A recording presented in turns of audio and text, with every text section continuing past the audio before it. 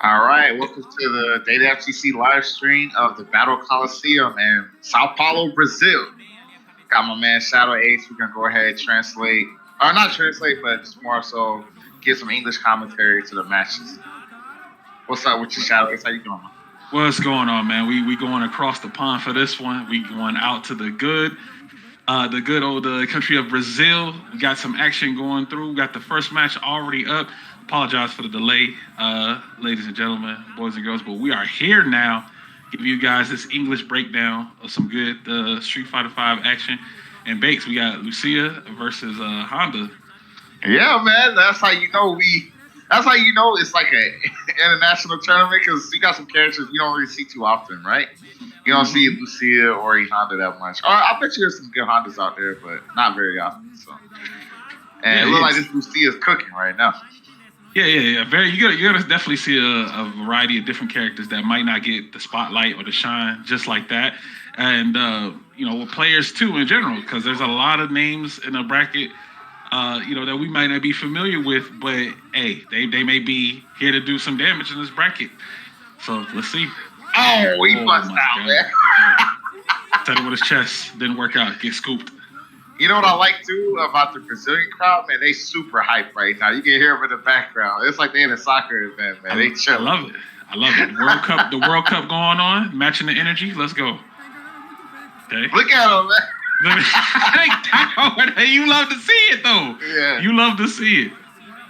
And that's the momentum you need. That, you know what I'm saying? Sometimes the background ambient noise is what you need to get the mojo going. Oh, that was a clean reset right there. Oh my God. I wonder if he can make that stay same side too. Hey, bro, look at that crowd, man. Look at that crowd. Look at that, bro. They are here for some action, man. My man, Phoenicius in the back. Okay. Shout out to Phoenicius, the TO, man. I think this event has 500 plus people, and the bracket has 88 players. It's actually it has the most players in the out of our brackets. So they turned out for the Street Fighter event. They did show up, and they showing out right now because we, again, the characters that you don't see that often, especially with Lucia. Lucia kind of went under the radar a bit, but she's doing really good right now against this Honda player, though. See? So, like, what does Lucia want to do against Honda? Like, does she want to, like, zone her? Is she a beat trigger specialist? Or, like, what's going on? She can't really establish the fireball game like that.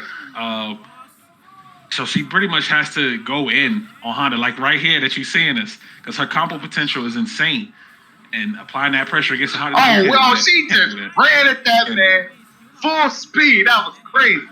That was crazy. Since her runs are full screen, especially with the EX, and it's so fast, it feels like El Fuerte, yeah. She that run command. Okay. Oh my God. Yeah, she canceled that to the special to close it out, but here we go. I guess the sweep. Oh, okay. Oh, that was a meaty heavy kick right there. Oh, hands. Oh, that's it. Bro. Okay. So, the Honda's coming back around. Matheusshi, this is CRT. Hey man, we're gonna butcher these names, man. I apologize in advance. I'm gonna apologize to the chat in advance, but we're gonna make it do what it do. Nah, man, you good. Matheusshi. I don't know. I wouldn't know how to pronounce it. I think you did a good job, Brendan. First, let's go. All right, here we go. No, they better these controllers. We got the controllers. I don't know what that says, but I know it cannot be good for whomever maybe unplugging or something. Oh, God dang. Wow, that was a good headbutt. Is he dead? Oh, no, it wasn't enough. The raw. Oh, that was really good. I like it. Was that a punish on the landing recovery, or he just wasn't ready? He just did it. Yeah, he didn't respond. Yeah, he wasn't ready. I wasn't ready. If he just had neutral, because that such has a lot of startup on it, so it's like kind of easy to react to. So if he had just held up north, he could have got a good punish. That was super clutch too, because that was for like the whole set right there. So he's still in it. He gets to fight one more time. Just one more, man. Oh, look at that. The nerves are real, man. You see all these people watching? They want it. They want it. You know? Look at this. Hey, I here to play some fighting games, man, and you love to see it. The culmination of everything. Oh, it's your boy. It's my boy. It's your instant kill. Yo, Ed in the mix. Not surprising, man. Ed has actually been the character that's been on the rise throughout this final season of the game because he got some quality of life stuff that just helped him out so much and kind of changed the dynamic of the character. And I always said that Ed was like one or two changes away from being like ridiculously good. And this is what we're seeing right now. So let's see what happens here. A lot more mid-range play right now in this matchup. All right. It's a grab here, but okay. Flickers, 1, 2, 3. Oh, no. The unblockable. Unblockable, yeah. Flicker into add unblockable. Yo, shouts to Tom the Mailman. Let's go. Yeah. I'm assuming. Cliffhanger, man. It's cliffhanger. We ain't missed too much, though. We ain't missed too much, so that's good. We back.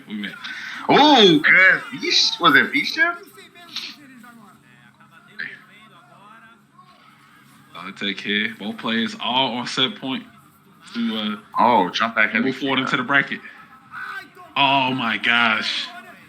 Oh, he did. Oh my god. Yo, that was savage. Yo, that was a that savage. V trigger is eating him alive right now. That V trigger is eating him alive right now. I want to see what he's gonna do. He's probably gonna look for the uppercuts to come. Yep, there was the EXL. That was a good answer. That's to get off me. That's to get off me. I don't know, man. I feel like I would have kept Lucia, honestly, because I feel like that was his character. It's going to take a bit to warm up with Ed. So yeah, he took a game off of him with Lucia, right? So. Right. But let's see what happens. All right, there's the headbutt. Oh, double dash. You did it one too many times, my friend. 1, 2, 3. Okay, into the corner. Oh, he cooking. The shimmy. He's cooking right now, Bates? He's cooking? He cooking. Okay, all right, get the ingredients. Yeah, that was very late. Yeah. That pressure in the corner was very late. There it is. Ed's corner pressure is pretty good. Yeah, it's pretty decent. But right now we are sitting on set point for both players. All right, let's see what happens. Brings him in. Good tech, unhand me.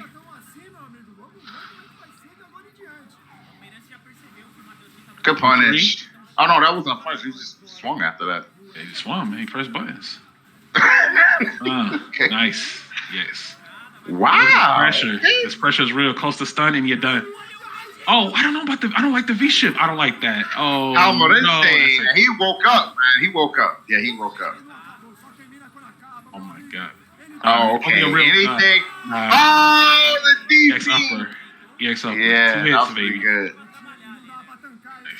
On, so it's not like hyper armor. It's just a couple hits and that's it, huh? Yeah, it's a 1 hit. Yeah, 1 hit of armor for the grab there. How many hits is SDP? 2. But good stuff, man. Congratulations to again Matheusshi. I apologize if I mispronounced the name, but they're going to be moving on to the bracket with that Ed. Again, 88 strong in this event here, man. And we got to get down to the final 8 Bates. That's what it is.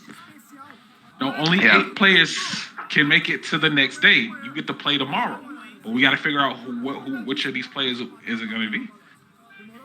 Yeah, and they look motivated too, man. You can tell this event means a lot to everybody. It's just this good energy at this event, you know. For sure, man. You can see, like I said, the crowd, the venue is going ham. And I would want to be in that environment. I would want to be there because if I'm playing a match and I hear the crowd going, you know what I'm saying? While I'm playing, that's gonna pump me up. That's gonna amp me up. Versus you go to somewhere else and this is all quiet and dry. Got people in the background just watching. No energy. There's no love. And he's like, Tisk. All right, so congrats to Matheusshi for moving on. Oh, Matheusshi. Okay, cool. Matheusshi at the tech. We got the tech. Played solid. Played. No, wait, I think Matheusshi lost, and Matheusshi lost. Yeah, to the Ed. I'm sorry, but he was looking good though. I expect to see him back. He was looking real good. I don't see. That's the thing. I don't know if that was winners or losers. However, let me get access to the bracket so I can make sure I'm just not whistling Dixie here. We already got that. Production's already on top of that. Shouts to 645 for sure, making sure things are running smooth for your English rebroadcast of the Battle Coliseum 2022. Yeah, right now this is pool C1. C1, I see you. Okay. C1, I see you. All right. The party's just getting started, man. It may be a little delayed. You know, I know, Bates, you wanted them ribs. You know, I did want some ribs, man. I had some ribs in my mind, but I wanted some good fighting games too. So that's the second I had to make a choice. Yeah. Executive decision. Executive decision. Man, it was crazy. That was just the first round. That was the first round of winners. Yeah, that was the first match on stream. Yeah, after our bit of a delay here, but we're in here. Hope you guys are doing well out there on your Saturday. It's a bit rainy. Yeah, it was raining pretty hard earlier on my side. So, you know, hope the weather's nice and clear for where you at. And let's see what the pick is for these two characters, for these two players here. All right, we're hovering over something. We got Birdie. Okay. All right, we got some Birdie versus some Kenneth J. Birdie. Oh, we about to get some buttons. That's what we about to get. We're about to get some buttons. Let's see. They just thinking about it. All right, we're locked in. We're locked into the characters. Here we go. It is. You're doing your breathing exercises, your woo-say-woo-saw. I missed that, man. I missed that feeling. All right. Gotta get your mind right, you know? It is. And of course, that first round is always the round you want to get data on your opponent, you know, just to see what their tendencies are, see how they move, how they function. So let's see if they can get that information here. So it's going to be Highwind. Yep. So Highwind versus Cabeludo. And again, I apologize if that was a mispronunciation. But we in here. Let's go. Highwind's pushing that early. He's pushing it early, man. He's pushing it early. Oh, see, I think he got a little too greedy right there, Bates. Yeah, he got a little overzealous. Yeah. Sometimes you got to slow down, man. Just watch your opponent's movement, how they react. Because I think what it is, and this is just a philosophy on just fighting games in general. Like, if somebody's getting pressured a lot, they're taking a lot of damage, they tend to kind of panic just to try to get the offensive back into the mix. So they'll either do like a really good reversal or just like do something like an unorthodox action to try to get the offense back. And when that happens, normally if you're being the offender, you just chill. You just watch them. You know, watch how they're gonna move. Because in that situation, had he not gone for the command grab, he could have had the stun. But let's get back into the match. No, you're right. No, I like that analysis because, like, you know, especially when maybe it's your first time playing each other or it's a tournament setting, you got 2 games, man. You gotta get some kind of information. You know, this is not a long set, so that tiny bit of information you give out could mean a win or the loss. You know, so being the aggressor, you're just kind of going off the assumption, you know, he's gonna deal with this. But once the opponent figures out, you better have some soft form afterwards. You know. It is. Right now, this Ken's just trying to figure him out, man. I think the intimidation factor from the birdie was working. Oh my gosh. Are you Dash of the gods, please. Shout out, they all got water too, they're ready. They know what it is. You gotta think a little bit harder, you know. Man, that was terrifying for the birdie because what if he just did standing heavy kick? He would have got the crush counter, huh? It could have been bad, but coulda, shoulda, woulda. He's like, bro, they sweating. It's like you just see the emotions on their face. For sure. That boy Highwind, he working. They working. But, you know, Highwind playstyle seems very in your face, you know, high speed decisions. Like, he's not, like, right here, he's playing the mid range, but he's trying to get his offense started. He wants to get his offense started. Oh, anti-air trade. Oh, here we go. It's Highwind. Oh, weak sweep. Okay. Oh, okay, good cross. All right, we back in the corner. We got to establish the pressure. That was a my good God. thing. Oh, that was well timed, too. That's it. Well That's it. We on to the next round. Cabeludo, please. He coming back with it, you know what I'm saying? Yes, sir. And that's what we were talking about, that momentum. You Yep. get that good read, you just get a good flow, man. You get a good flow. Yeah. Cabeludo said, oh, you want to play like that? I can play like that. Oh, good punish with the EXDP. That was very educated. Buttons. Okay. Push out sweet. Oh, he got Ooh, I like that jump. Okay. I like that safe jump setup. That was high. Oh, he yeah, he got the wildest of reads. Oh, this is gonna hurt. We got the setup, set play. Oh, he just. Oh, denies the potassium. Okay. Block. See that? Kill here. Should be able to kill here. That's it. All right, Highwind. The win sitting on set point. Bro, they fighting right now. This is a war. Oh, man. At start. Okay, so he didn't get the rest of the conversion. That's fine. Oh, he let Cabeludo get away with murder right there. Okay, good. Let's see what he does with it. All right, let's talk. Great anti. Spends it. I agree. Set the tone for the rest of the match. Man, he's using that. Cabeludo really has a good understanding of the mechanics of the game.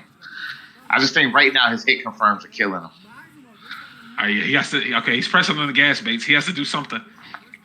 He's got 4 bars. So. The CA? Yeah, got it. He's got it. For what punish? Oh, okay. Oh, no, he's gonna activate. Oh, he's got another chance.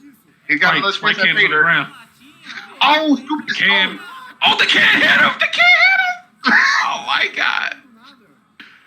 Oh my God. He just need to hit confirm. Oh, good play. Oh my Is it enough? Is it enough? That should be it. Oh my goodness. Cabeludo says I'm not done. Yeah, that was a great play. Oh, man. They both take the swig, base. They gotta take the big swig, man. They was fighting for their life right there. That was good play by both, you know, especially Cabeludo. He had a bunch of early mistakes, and to show heart, fight back, you gotta take a breather. This is stressful, man. This bracket is stressful. I agree, bro. Take some time. Don't, you know, man, you immediately ready up. Over here. Had to take a sip. I could see the heart beat through his chest. That's crazy. Okay, I got a question, man. I got a question. After a match like that, what do you do? Do you come out and you just impose yourself, or do you just play it safe? Look, when the match was over with, he did the hand raise. He had to breathe. They both took the big swig. That's how you know this is intense, and that's how you know this means a lot to both of these players, that they're committing to these options. All right. You know what? I can't be biased here, base. Because it looks like they both want to win. They both want to win. I like the contrast in play styles here, man. Like, Cabeludo is very technical. He understands the mechanics. Very educated. And Highwind, he's like a bulldog player, you know? So I want to see Bulldog really focus. Well, oh my goodness, he started out with the chain at the start. Okay, that'll start. Are we out meant to? Oh, backdash! What a backdash! This is Highwind's chance right here. Oh, no anti-air. He let him out the corner. That's not good. He's out. All right, we're back in. Cabeludo. I feel like if Cabeludo gets it, we're going to see a big pop-off here. But hold on. Highwind is not making this easy. And he's got V-trigger activated, man. Good block. Oh, okay. Back in the corner. Gets the grab here. Oh, this is what Highwind needs right here. Command grab. Oh, he jabbed out. Oh, he tried to. Oh, he got him. He got him. He tried to eat a banana between the match. Nah, you die for that. Are you putting out a banana? Don't pull out the banana right in my face like that. Now it's not the time to eat. Nah, it's not time to eat. It's time to throw these hands. He said, all right, I'm taking the jacket off. Let's go. Buff Birdie. Oosh. Okay. Man, Birdie's kind of swole, ain't he? Oh, hold on. Right, the stun is up there, Bates. He has to get rid of it. Oh, but he's on momentum. Cabeludo. Let's see. Oh, I don't know. Wow. I don't know about spinning the Bates, but hey, it works out for him. He says he wants to guarantee. He just needs to make sure he fights another round. I agree. He could have probably just used EX, right? And got something else, but I don't know. Here we go. Both players, last game, last round. See. All right, dash up back throw. He's so brave with that. Nice. The sweep. Good hit confirmed. Do we spend it here? No, we're saving it. Oh, okay. Next hit kills. Oh, he throws the EX headbutt. Oh, he's got him. Oh, he walks up with it. Let's go. Cabeludo. You could tell that last match, he gained a lot of confidence in that second match. Cabeludo, he gained a lot of confidence, and then it just snowballed him into just playing like an absolute monster. So congratulations to him. He gets to move on through the sea of sharks. and then it's a testament to the adaptation that all the adaptations that he made, because it's like at first it was kind of like second guessing himself in the neutral, and then it felt like Highwind just had the momentum. And then somebody, Cabeludo, he regained the composure, and he did the damn thing, man. So congratulations to Cabeludo. Moving on into the bracket here. Again, like I said, this bracket it's not going to be easy, man. That was our first two matches, and you can see the quality of their gameplay. Like these people, like these players, they came here to play.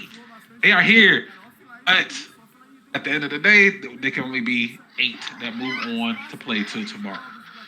You know what I'm saying? So I'm excited to see the road to this top 8.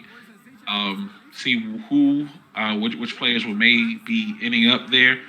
The progression of the bracket is moving along. Of course, a couple of matches being played off stream, so we don't get to catch those particular games, but I'm sure they're just as intense as everything that gets put up on the stream. So we'll see what our next match up on deck is, but I think this was Pool C1.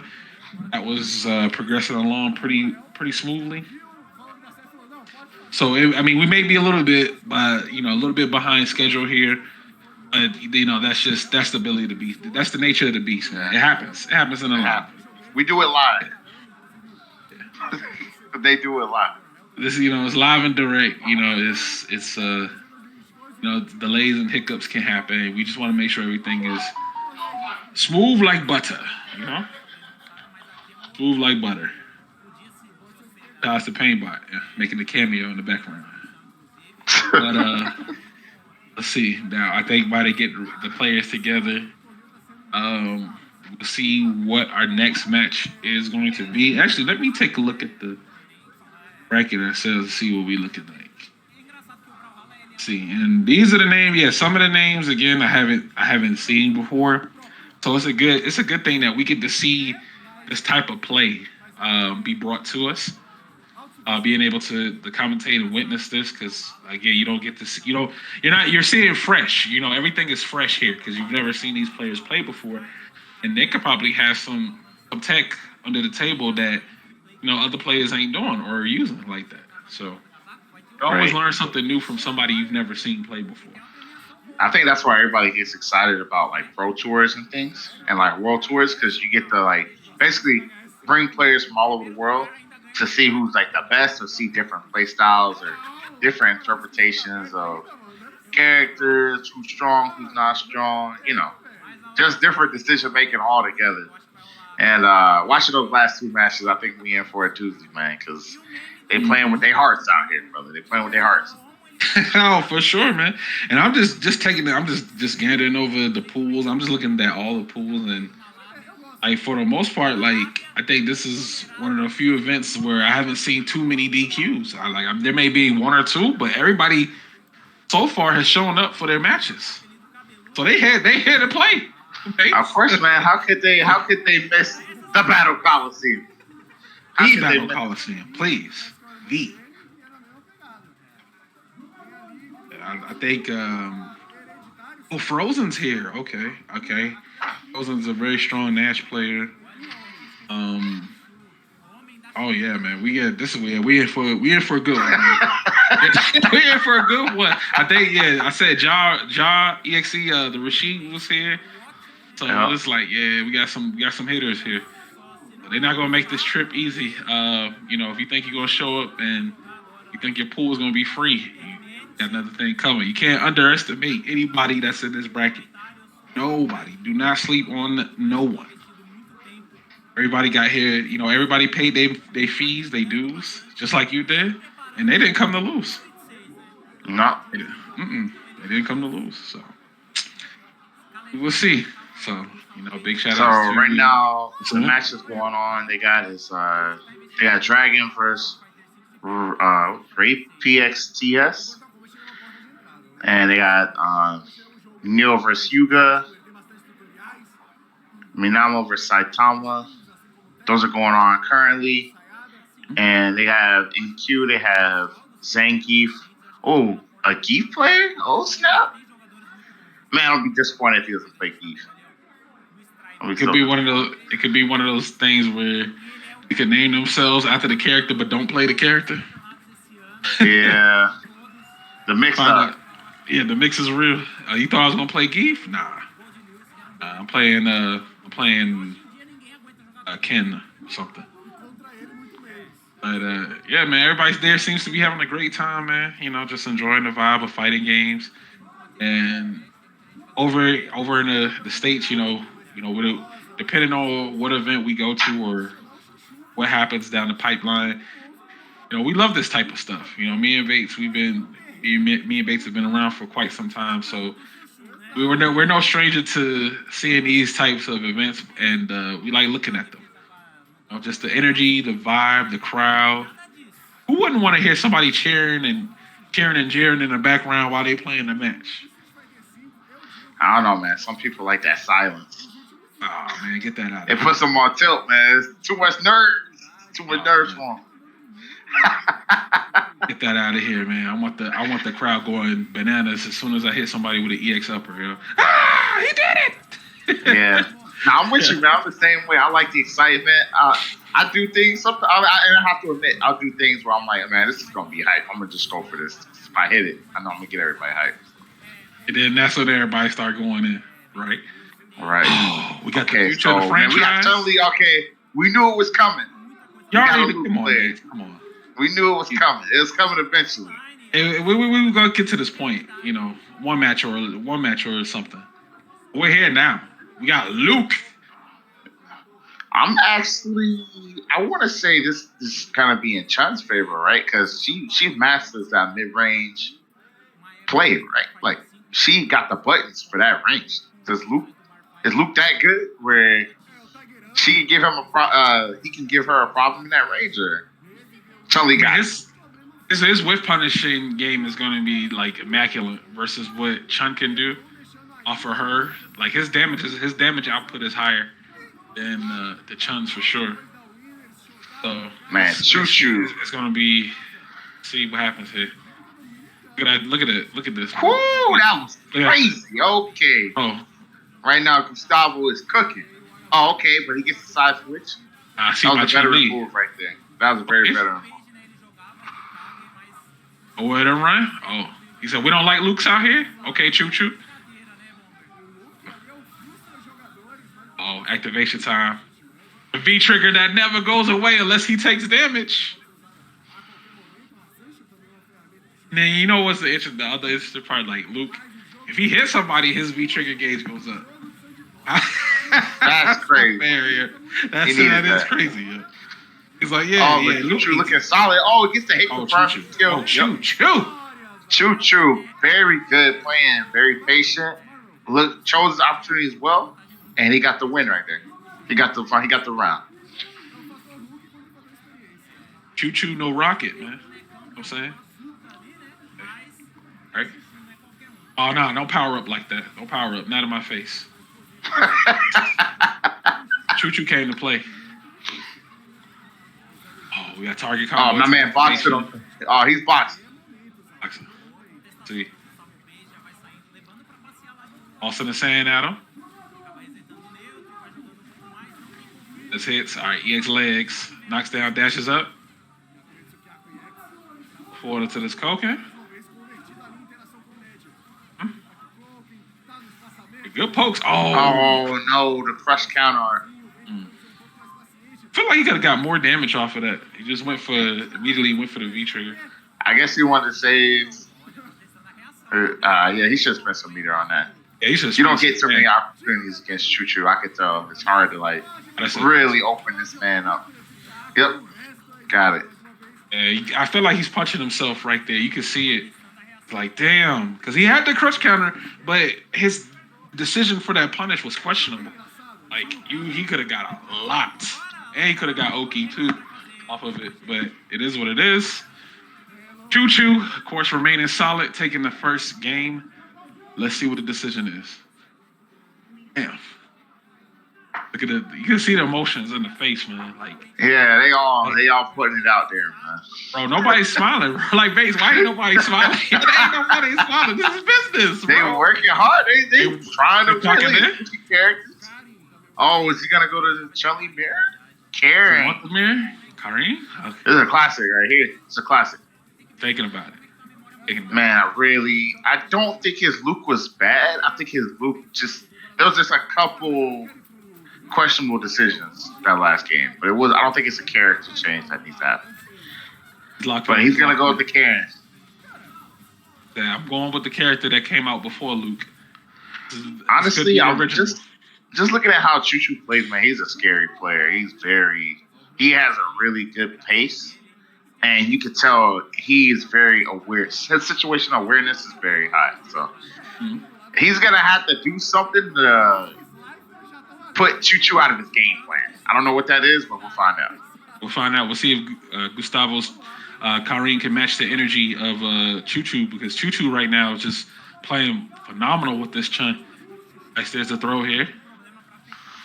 I like what Gustavo got going on right now. Okay. Get some pokes here and there. Nice. Wow. That was good. The EX. Is a life lead. What's he going to do with it? Oh, risky jump. Okay. Okay. Oh, no anti-air?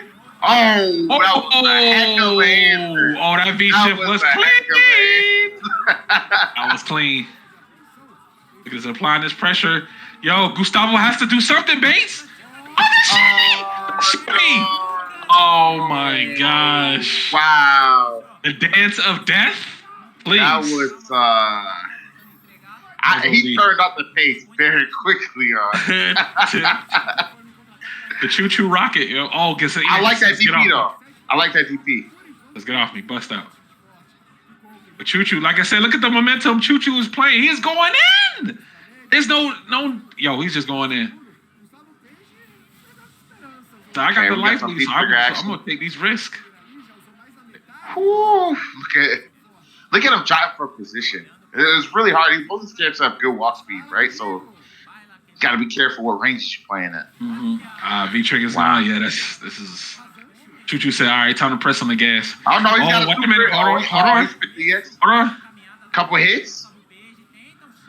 Oh, it's gonna kill him. Oh no!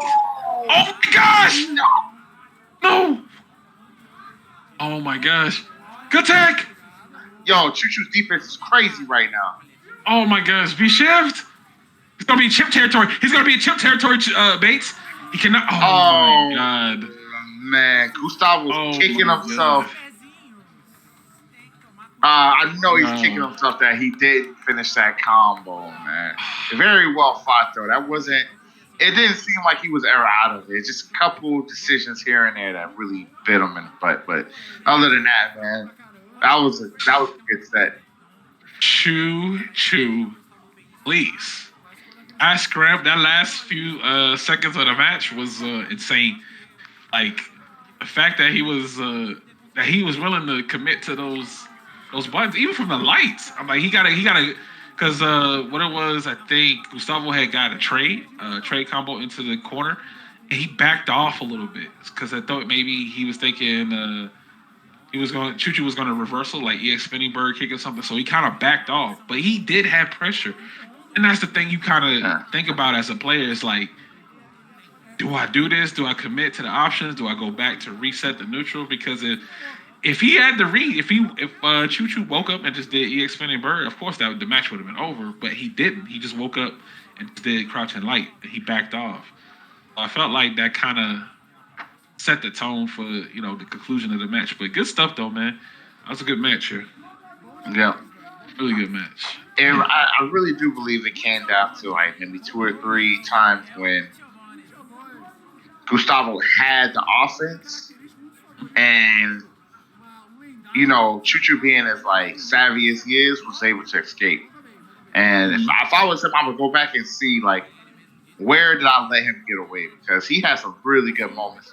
And that last drop combo, man, that's gonna hurt for the rest of the day. You just gotta brush it off and wear it on your sleeve and keep fighting through the tournament, man. Because he was looking clean though. That comeback was looking clean. He just one hit from that stun.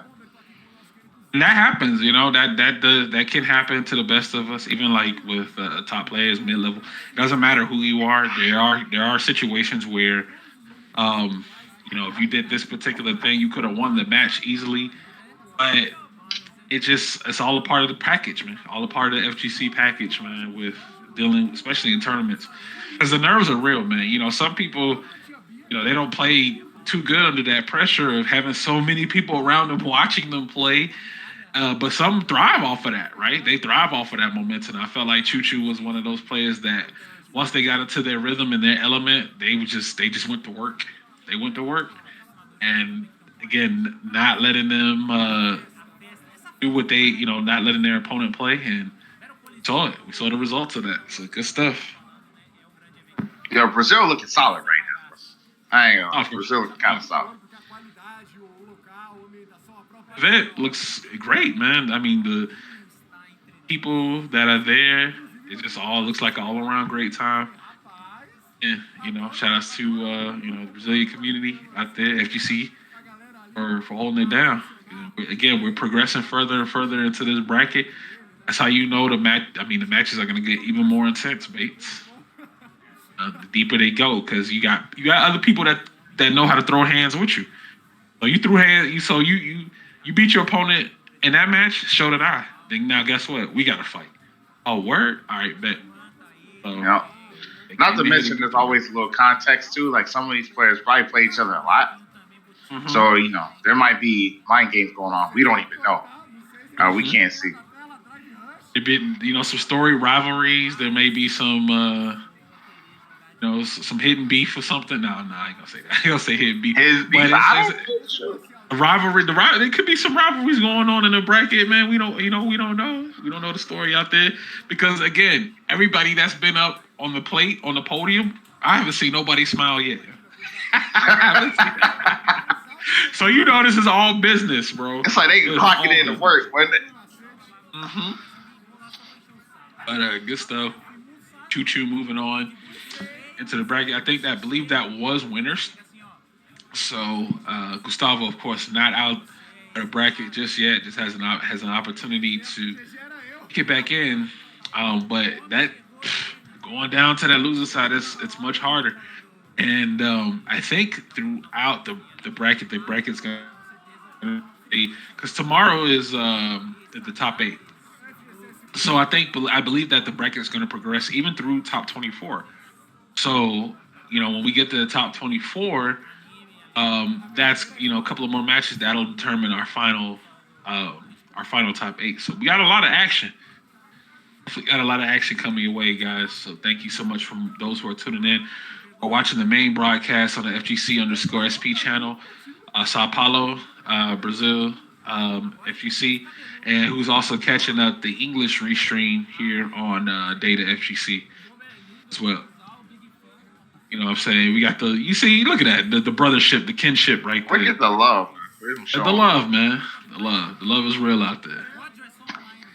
So that's what's up. So we're gonna I believe they're gonna get the next match underway, if I am not mistaken. Maybe locating the players, because the other games that they got Strive, they got Dragon Ball Fighter Z, Tekken 7, Pocket Bravery, Brawlhalla, and KOF 15. So they got a couple of fighting games here. I've never seen Pocket Bravery, but I believe they're one of the major sponsors for this event. And of course, the Brawlhalla, they doing their thing out there too. So it's a variety of different games. So the fact that this has over 500 attendance, especially for an event this size, is a great testament to how strong the Sao Paulo, Brazil FGC community is out there.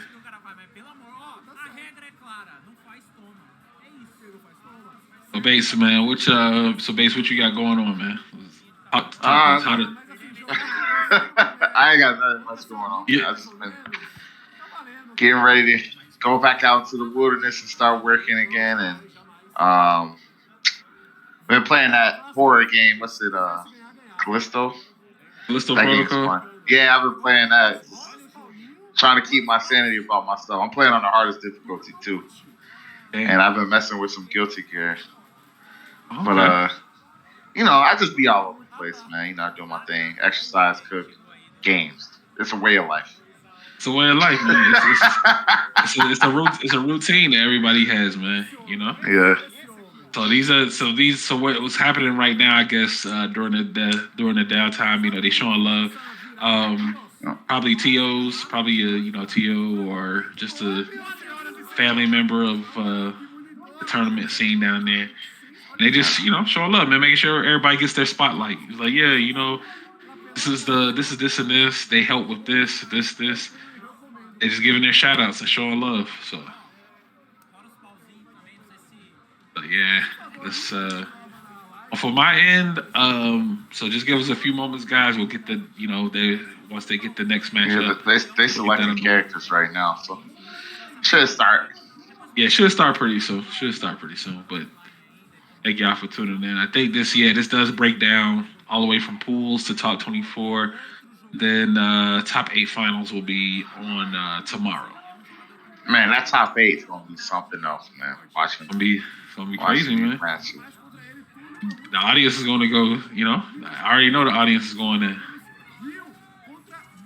I think I think later on after Street Fighter 5 pools is KOF pools. Okay, so we got Horus and let's see. Oh, Baldur. Okay, all right. Who you got, man? You already know who I got. Does that mean you up there? You already know. Come on, man. You already know what time. Come on, you be all right, man. I mean, I got the teacher over this one. The man taught. He taught. The student can surpass the teacher easily. So yeah, but not this game. They could take over the dojo. It's not time yet for him to surpass my man's yet. It's not. He's still rocking the Shadowloo game. Okay, all right. He doesn't have the gloves just yet, but this is HorusPaulin. This is actually one of the really strong ed players out there in Brazil. But again, like you said, Baldur was the one who taught him how to throw his first punch. So, let's see. Well, character super explosive, man. Yeah. And he's rocking V-Trigger too, for Ed. Mm-hmm. Yeah, definitely different fighting style here, for sure. Okay. Got button presses. All right, no punish on the -4.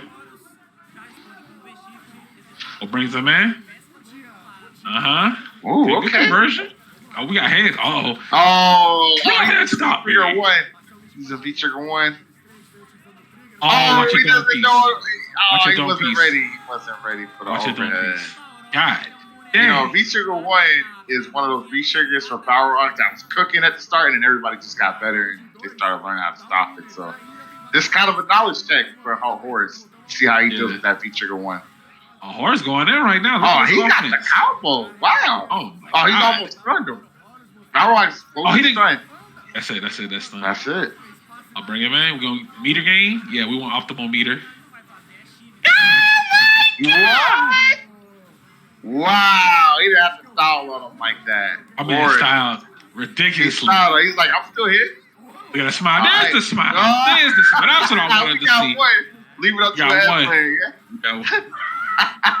My man did three full snatches. Oh my god! If he gets a double perfect, I have to walk off. I gotta let you. Okay, never mind. Oh no, we gotta punch in there.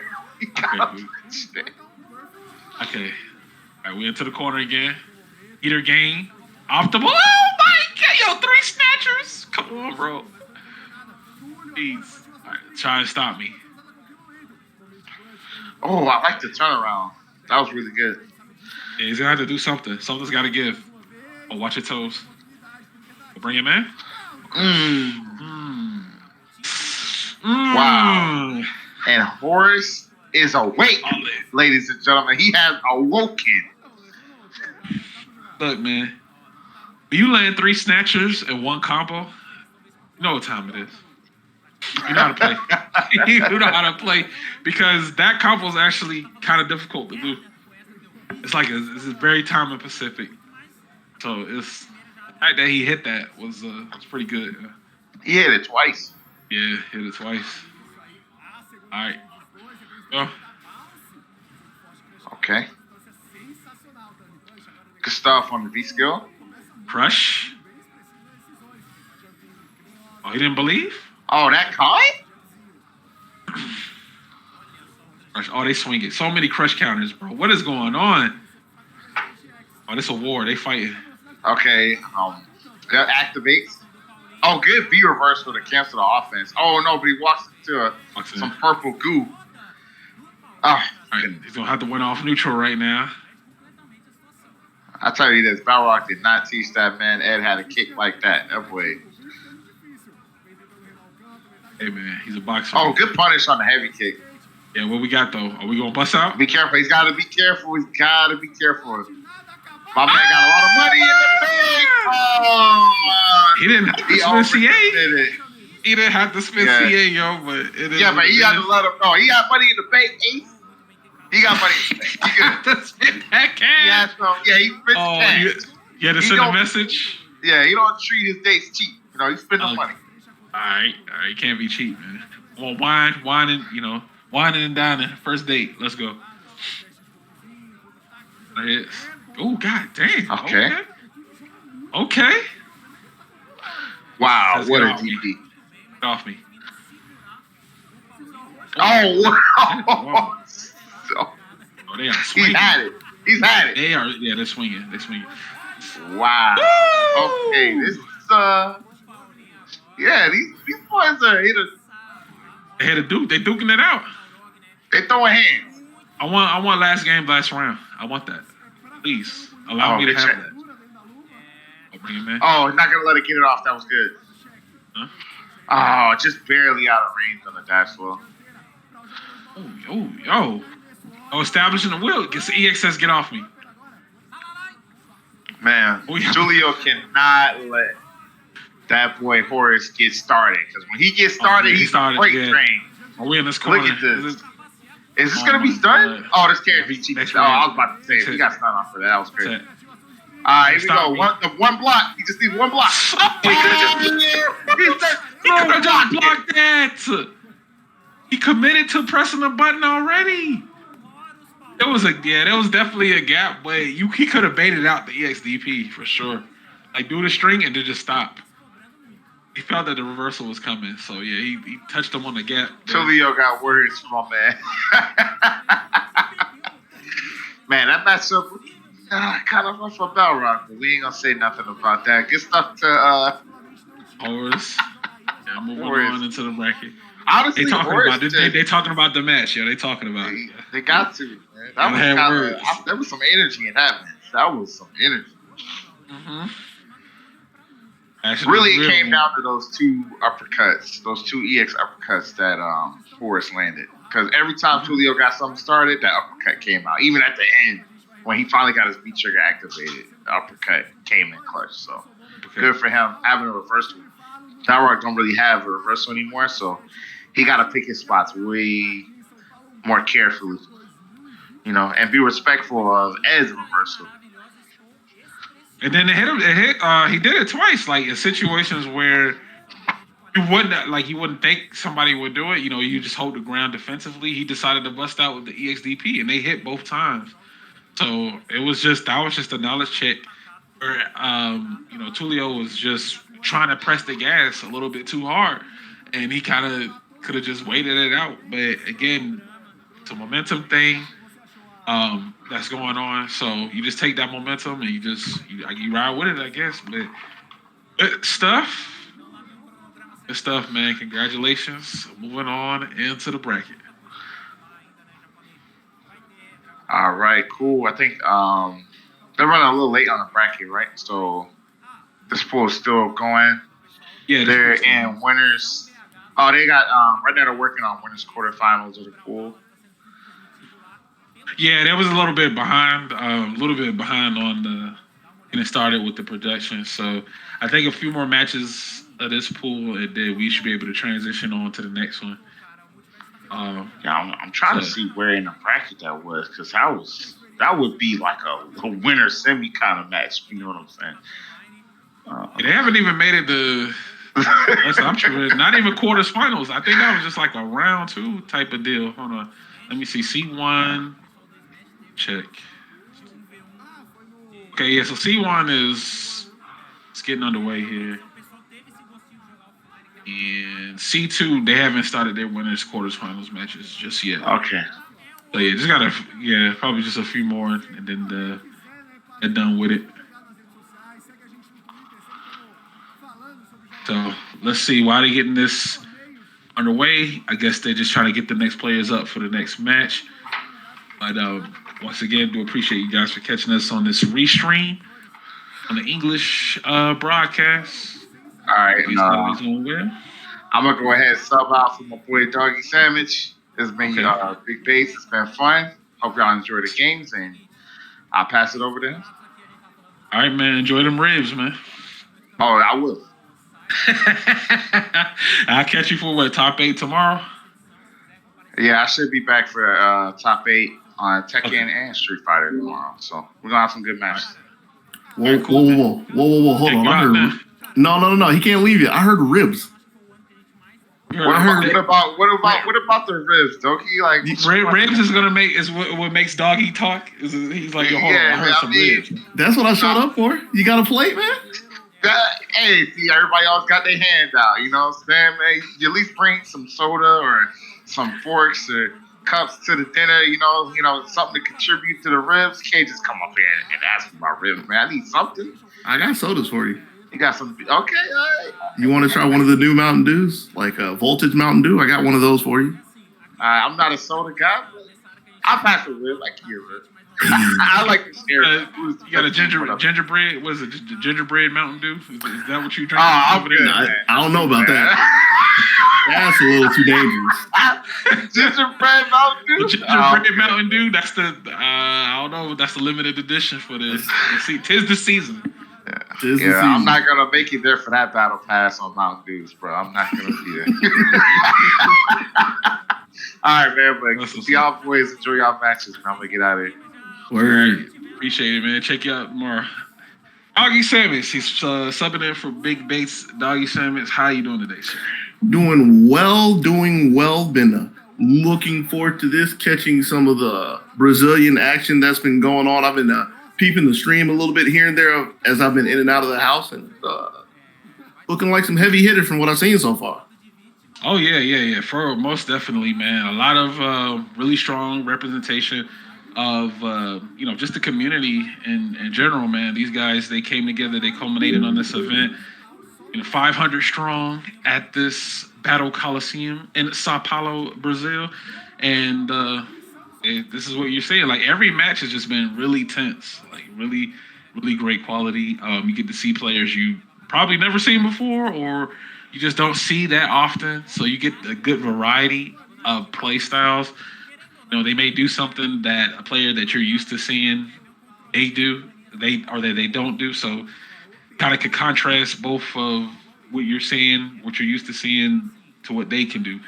But in the end, it's all about, the unity of these players coming in and putting on these great matches. Unity. Now, I got a question for you, because you've been you said that you've been seeing a variety of play styles, especially from a community that has not been tapped into by a lot of people outside of it. Have you been seeing a variety of characters so far today? Yeah, I mean, variety. Surprisingly, only one Luke so far. There was a Lucia, a character that I haven't seen in quite some time. All right. I don't even run into them on rank, so it's just we get to see these play styles, and you just don't know what characters they're going to bring to the table. So it's always interesting to see. It's a bit interesting to see what they're going to pick against their opponent. And of course, as we progress along into the bracket, that's when the meta starts to change a little bit, because now you're going against other people who have won their matches. So it's like, hey man, they just finished at a high stakes match. This other player that they're about to play, they just finished the high stake match, and now y'all gotta play. So these are players that have awareness, that have better awareness, better decision making, and we get to see those styles clash. We get to see them fight, because at the end of the stream and in this broadcast, because I think we're going through these pools plus top 24 all the way to top 8, and I think top 8 is set for tomorrow. So we're in here for the long haul. I know we did get a little bit of a delay there on getting the stream started, which is, that happens. Technical things here and there. No, we're no strangers to it. So, we're making up time right now. We get these matches going, and we get to see, which of these warriors get to move on into the top 24 here. Have you seen anybody, and I'm sorry to have this abrupt transition to this, but since you're talking about the warriors that you've seen, and you're so adamant about who is going to show the culmination of the skills at the end of the day, have you seen anybody that you would put, let me just say top 8. I don't want to cut you all the way down. Have you seen anybody that you would put a lot of stake into making it at least the top 8? Extreme bias on mine. Outside of Horus, HorusPaulin was the ed player that was up here. Being an ed specialist myself, I always like to see a character shine, so I can go onto social media and see the complaints about the characters, and have a good time. So that's kind of one of the players that I expect to make top 8. However, I can't. Again, this bracket, it's a toss up. You just don't know. I could be hyping him up, and he could lose his next match, and I get commentator's curse. I jinxed him. Thanks a lot, Shadow Ace. I'm like, nah. But we'll see. Of course, as I'm looking over the bracket here, I do see how the brackets are progressing. So they are being updated in real time, which I like. Yeah, that's always a nice thing to have. That gives us a lot of information to work with to see who we could expect to come up on deck. And this, as I say, is just as okay. So no, that's the stream. That's the next match after that. Okay, I'm sorry. All right, so we got 2 of our players sitting up here. Once we get their names up, we'll see how we are in the bracket. So I believe this is pool C2, but we'll see. Okay, Zeku versus the guy. All right. Ooh, interesting. Seen any of these characters yet today? No. Nope. This is the first match that I'm seeing a Zeku and Sagai. Since we got started. So again, a lot of good representation out here, and that's what you like to see. All right. Immediate question we're gonna have is this Zeku player one that likes to play old Zeku against Sagat and try to keep control of mid range, a little bit of the long range with the grams, shut down the tiger shots, and maybe look for the jump in? Or is this somebody who likes to play young and get a little up close and personal, try to find the free time to slide in or even dash in and get the party started? And that's the information that we're going to find out, because that first round is always that round that you get that data. And what a start. Yeah, just took a mix of both of the things I was putting on the table. Old with a dash in, got met with a neutral jump roundhouse. Big uppercut. And we got the tiger shots here. Let's see if he can shoulder through them. There it is. Okay, I was about to say, he was like, you just going to let those tiger shots rock like that? Yeah, I was trying to get a little bit closer for it and eventually found the way in. Going off the wall, staying front side. That was a little tricky. Okay. One more for the stun tick throw. There it is. Mm-hmm. I don't think it's not gonna kill, but it is a guess for game situation. We got the Zoo Atlanta on deck. Oof.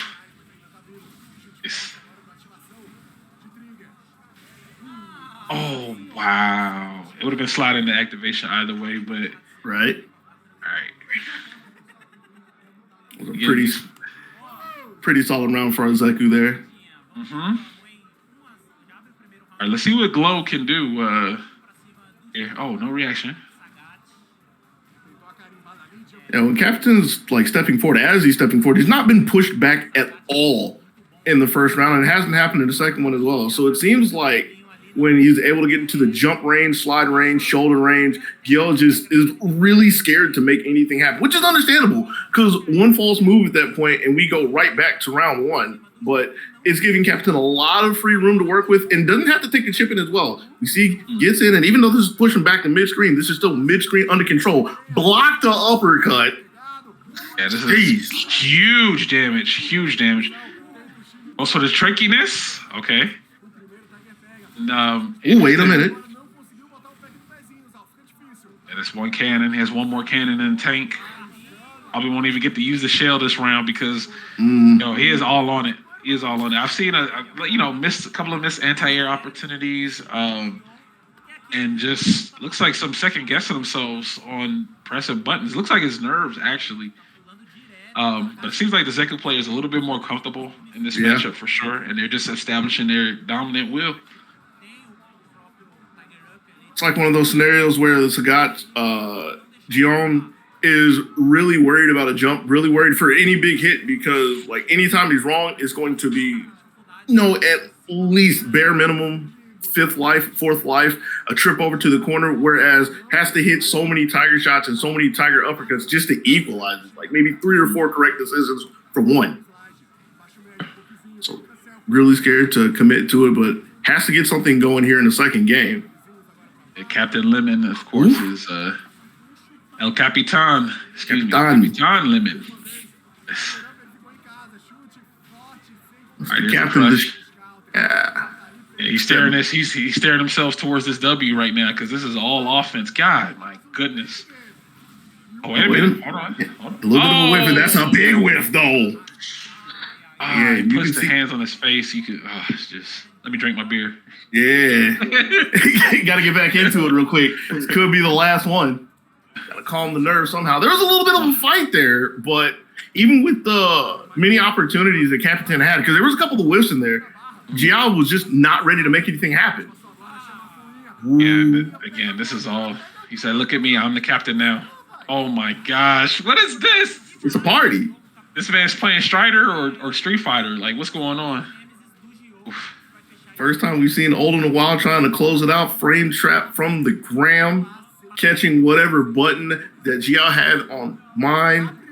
Capitanlimon. That was 4 straight rounds. Yeah. Just couldn't establish any type of offense, and it's just struggled a lot in the neutral area department. Just let the he took control of the ship. Yeah. The whole match. He was like, yeah, you know what? I got this. I'm steering the ship towards this further on in the bracket. So he's going to sail on to the next round. So congratulations to them. Of course, not out of the woods just yet. That was only on winner's side, but they're just going to have to make a longer trek on the loser side for sure. But GG's to that match. And yeah, man, we got a couple of more. We definitely got a lot of bangers coming up your way. I see the matches are getting queued up right now to be on stream here, possibly in Edmere. Maybe we'll see if that does happen. I can hear you foaming at the mouth over that one. Hey, look, it took us 7 years to finally eat, so we got to make sure we got to savor each bite before this game is quote unquote out the door, as the streets would call it. So you mean to tell me Bates' ribs are that good? They hold for 7 years? Hey, that's what it is, man. He was a man on a mission. He says, my relief is here, doggy's here, so let me go grab me a quick slab. But so as you guys can see, is the English restream broadcast. for BITEKOS Coliseum 2022 over in Sao Paulo, Brazil. Big shout outs to Prenicious, one of the TOs for the event. He came to a couple of our Atlanta, FGC events here. He was just recently at Climax of Night. He was in top 8 over there. And I think some more of those players are over there too as well. And of course, they came up here for some KOF. And I believe KOF is after Street Fighter. So stay tuned. If you guys you guys want to watch some Brazil KOF, don't worry. Got you covered here. Yeah, that's some good KOF. That is some good KOF. So as you guys can see, man, you saw a couple of people up on stream. Maybe TL, maybe staff. Just all good fellowship of just fighting games and the culmination of everything putting together for this particular event. And we keep getting subs out for new commentators, so we get to see some new faces every 2 matches. So they keeping it fresh with the variety here.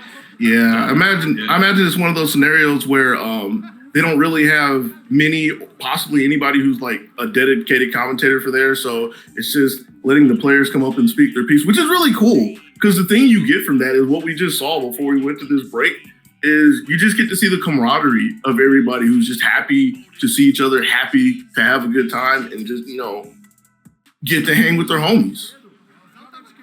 It ain't easy being cheesy. So, we'll see what happens. We get, again, our next match is already good. I think C1 and C2 are closing out. Not closing out. I'm sorry, because it looks like the winner side is catching up pretty well. Right. Side, there seems to be a little delay there, but for the most part, the brackets are moving on. And let's see. I don't know if C3 started yet. Let me check.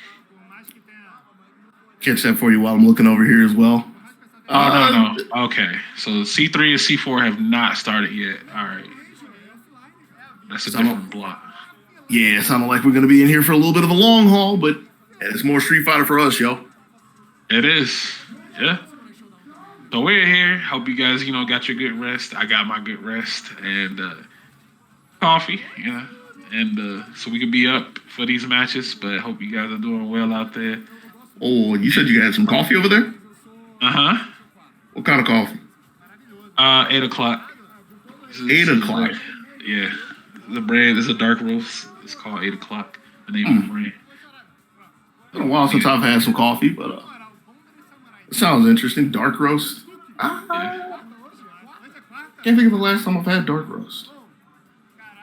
Yeah, man, just something to get you jittered up through the day. And just speaking of getting jittered up through the day, we're gonna get jittered up in this match up here that we got Honda versus Sim. Okay. Georgia Street Fighter gets jittered every time they see a Sim. This character, I'm fun to fight again. I'm telling you, it's always 5-5. That's what the South says. The match was always 5-5. 5-5. Game where Sim can rush you down, but let's see what happens. I think this is not going to be fun for the Honda player, but we'll find out. Yeah, I wouldn't think so either. Having to cross the treacherous trenches of some Sim limbs, but it's worked out for Gus so far. It took a little bit of damage to get in there. Hands on hands. Oh my gosh, look at this. Establishing the will. Yeah, hands. He's fighting back. Good blocks. Defense. Wow. I mean, it's one thing to say that because, my mom didn't press a button into it, but at that point, Gus is really just looking for the chip.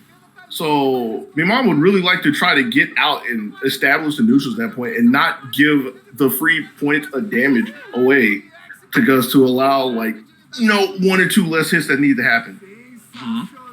Something like that. V-reversal, good look. Shift on the other side from Gus going over the top just to get in and try to get a few more chips on the table. And look at it adding up. Cocked the jump out as well with the EX nice. butts. Telling you, man, the chips. I say Chips chips. Ahoy. We might have to say Cheetos, which aren't exactly chips, but they're sponsoring them down there in Brazil, so got to give them the credit where it's due. I don't know. I think that was just an ad. We didn't have ad blocker on, so we got hit with the unblockable. Hey, shh, don't tell them that. Oh, don't tell them that. All right. Don't tell them that. About Cheetos. Yeah. Nice. We got the extra hot sim over here, though. Oh my goodness gracious. Sim's looking a little cheesy right now. And both sides of the matchup right there. And a piece on both players here. Just the headbutt. Yo, from downtown, though. What if? Oh my God, what a slide. And then there's the meaty slide for the follow-up, too. Yeah, still in pursuit, chasing down the V shift. Oh my God, this is... Ooh. I mean, the block is good. Oh my gosh. Yo! Oh my goodness gracious. And the drill. Oh, this is all me, man. This is all me, man. Please. Oh my gosh. You hear the head shake and sorry, Gus, but look. This man is breezing through this match right now. You know what was the most interesting part about that? He kept mixing up the teleport, so that kind of threw off his timing for his charges. Right. So that was so smart. Making sure to constantly go to the sides and take the charge away. And in the end, you saw Gus was desperately trying to stay away from a Twitter clip, but lo and behold, there it was, the slow ball hitting him in the back. And with the meaty slide. Throw as well. I'm trying to space the drill at the feet, but a little off the mark with the first one, still chasing forward. Couple of flames. Anti-air is good. Does it again? Look, Gus finally gets in there. And catches the shift as well.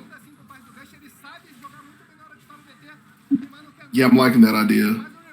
And the thing that's really cool about me, Mom, you pointed this out, is when he gets to space, instead of trying to just hold down the neutral, which you would expect with a sim, which you would kind of bank on, especially since it's been working out to some degree, is constantly and consistently going to the backside with the teleport just to keep on the pressure and just keep Gus off balance. And right now, okay, this is Gus's turn to play. He's firing back. Oh, he may have overcommitted there, and this is gonna cost him. Look at the conversion. Yeah, touch fuzzy. Got back out of the corner, back into it. Trading with the V trigger there. Yo, one more for the hit. I like the idea of V reversal again. Get the stun down. We got to get out of this corner though. V reversal for Mimam. And Mimam has been very consistent with V reversal. Has only used one V trigger so far. And the long range flame. Wow. And me-man just immaculate, man. Just like it was textbook. He knew the answer to everything. He look, it was like an open book test right there for him. He's like, yo, I got the answers for everything. I'm good. I am good. I am just AK. I'm just there. And then the fact that he is a younger player, he's on the younger side. This is just the start of his reign, man. Because according to the chat there, they say he's a young 17-year-old player. So this man, and he's playing sim at this level. Okay, it's a bright future. That's a bright future. That is a bright future for sure. Dare say, sim it to win it. That's what's gonna happen. Sim it to win it. I mean, and then we got Street Fighter 6 on the horizon, so it's like they could be looking at sim in that game too. Starting out. So definitely, especially for younger players too as well. You'd like to see their come up, right? You'd like to see their come up because this is their generation. This could be their generation's first fighting game. Of course, back in our younger days, our first fighting games were Street Fighter 4 or Street Fighter 3. So this is kind of their story, right? This is their origin story. So this is a testament to the growth and skill of those players, and they can only get better from there if they're willing to put in the effort. So good stuff, man. Really good stuff for me, man.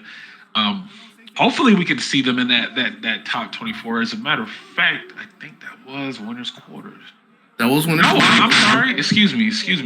That was to get in the top 24. So me, man, qualified to get in the top 24. So congratulations. Hey.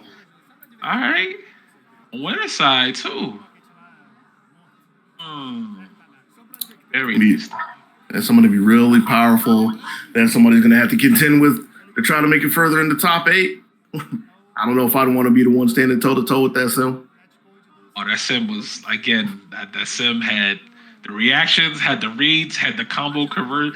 Like, the fact that he did the instant like, standing medium kick from the Yoga V-trigger into the V-trigger there for the activation off of a mix, like, that was kind of OD awareness. So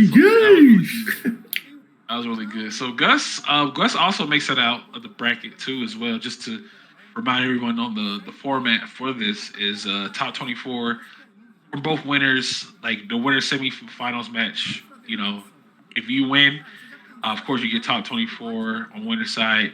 But if you lose that winner's semi match, you'll go to top 24, but on the loser side. And so you'll start off in top 24, but on the much lower end of the spectrum. Right. For bracket, right? So you still got a long way to go before you can even take a look at what top 8 is doing. Jeez. And good stuff. Well, on the bright side, they don't have to, take a trip down to the bracket of alternative success in their pool and try to claw out from there. That is an award that only one person is allowed to have. Whoever gets dropped down the loser's bracket in their pool has to fight all the way to the end to still be on the loser side on top 24. Yeah, and of course, the longer you stay afloat, you don't have to worry about the sharks that are down there. As long as you can keep the Capitanlimon that we saw earlier. Capitanlimon. Capitan.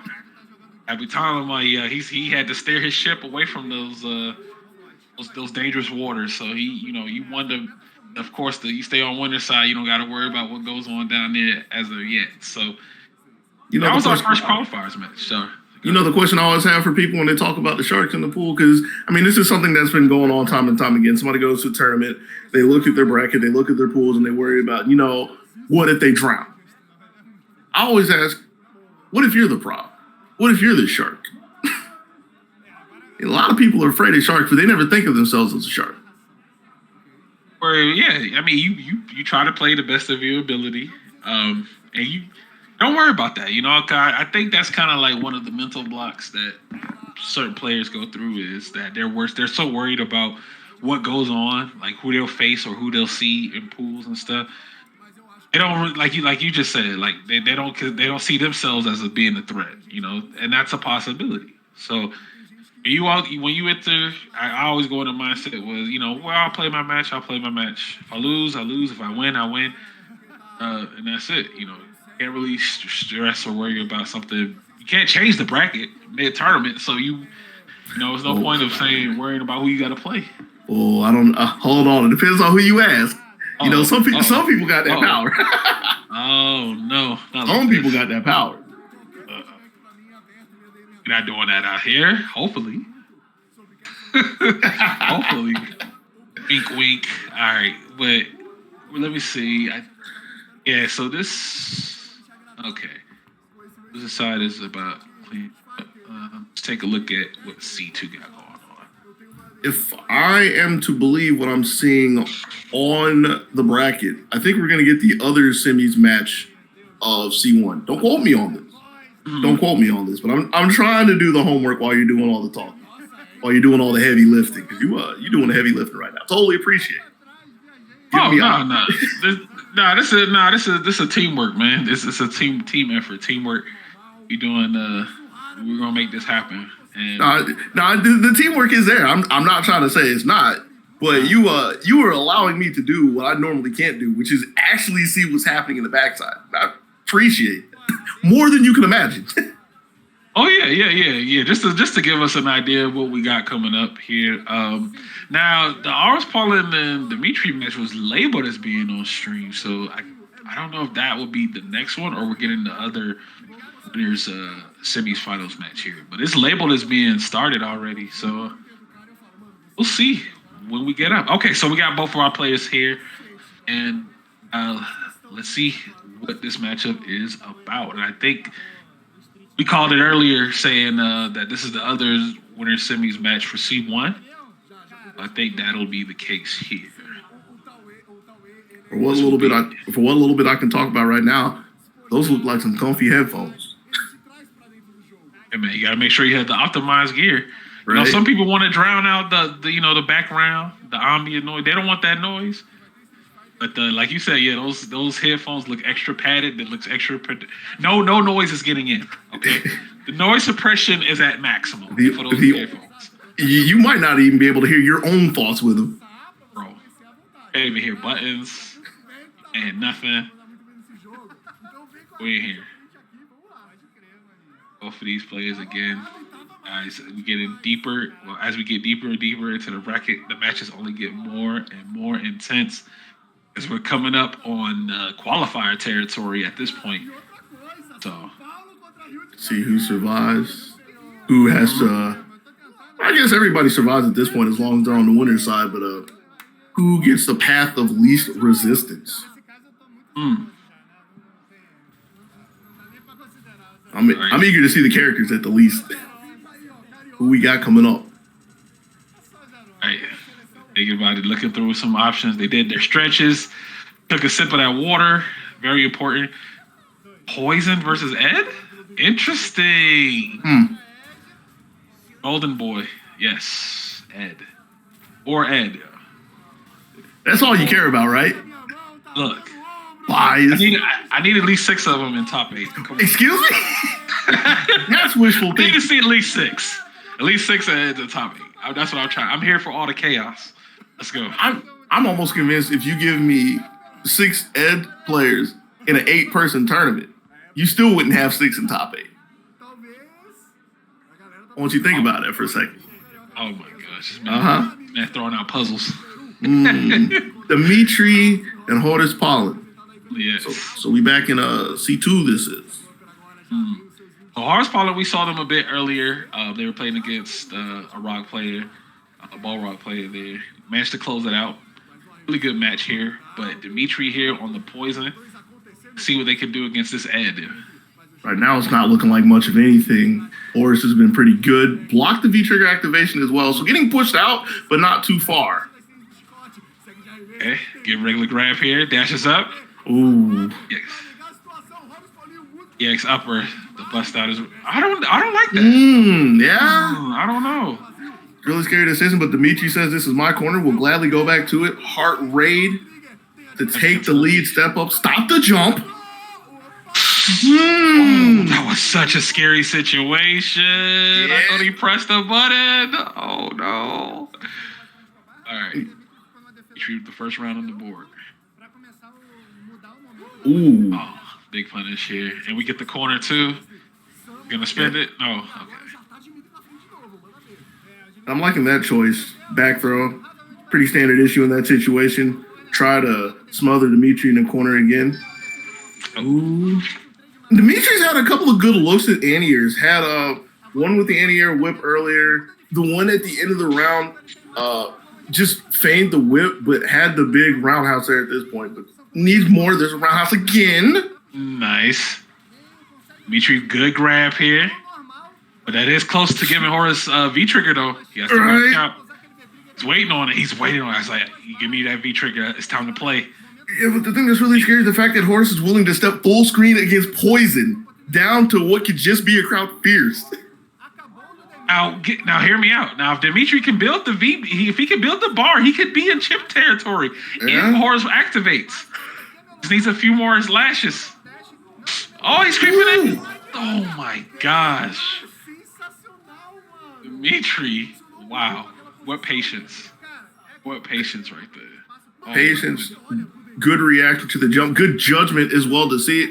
And instead of thinking about trying to challenge it with an anti-air, just took the safer route to, at the least, get the cross under and get the first game. All right. That button presses here. See, he didn't let it go. Okay. There's the flicker. We haven't seen him do too much flicker here in this. It's been a while since he's been in there, you know? Yeah, Dimitri's doing so good at just keeping him out. Right. And in situations where they're starting to break, but it's still possible for Horus to dash in, you see Dimitri immediately backdashing to try to reestablish that distance. But here's Horus again, stepping up and getting a throw. All right. Respect the grab. Woo! Woo! That was a little spicy. And you reach, I teach, step back, hit the crouch strong. All right, we got to shake that off. Shake it off. I can't imagine Dimitri's too worried about that. I mean, that was a strong round for Horus and everything, but Dimitri has shown that he's able to keep control and keep Horus out. So just needs to find the timing and find the angles of attack again. With something to point out, Horus has been grounded, so that might have taken a lot of defensive prowess away from Dimitri. This time the meaty, so that's going to be a throw for Horus. It's out of range here. Gets a conversion here. Nice EX, 1 bar. Image. Okay, decides to save it. Good V reversal.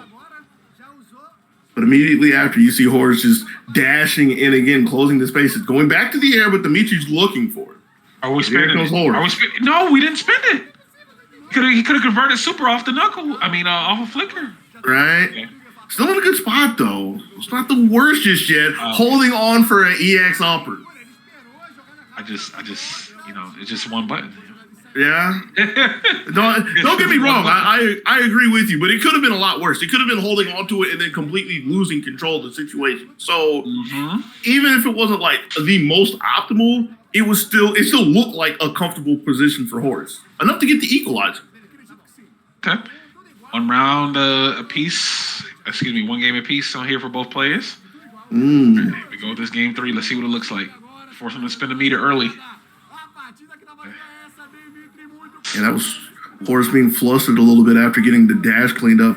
Has a lot of life to chew into to get back into this game, but it's looking really good. Gets another knockdown. 1 more for the stun. Good tech from Dimitri. And the anti-air to get out of the corner.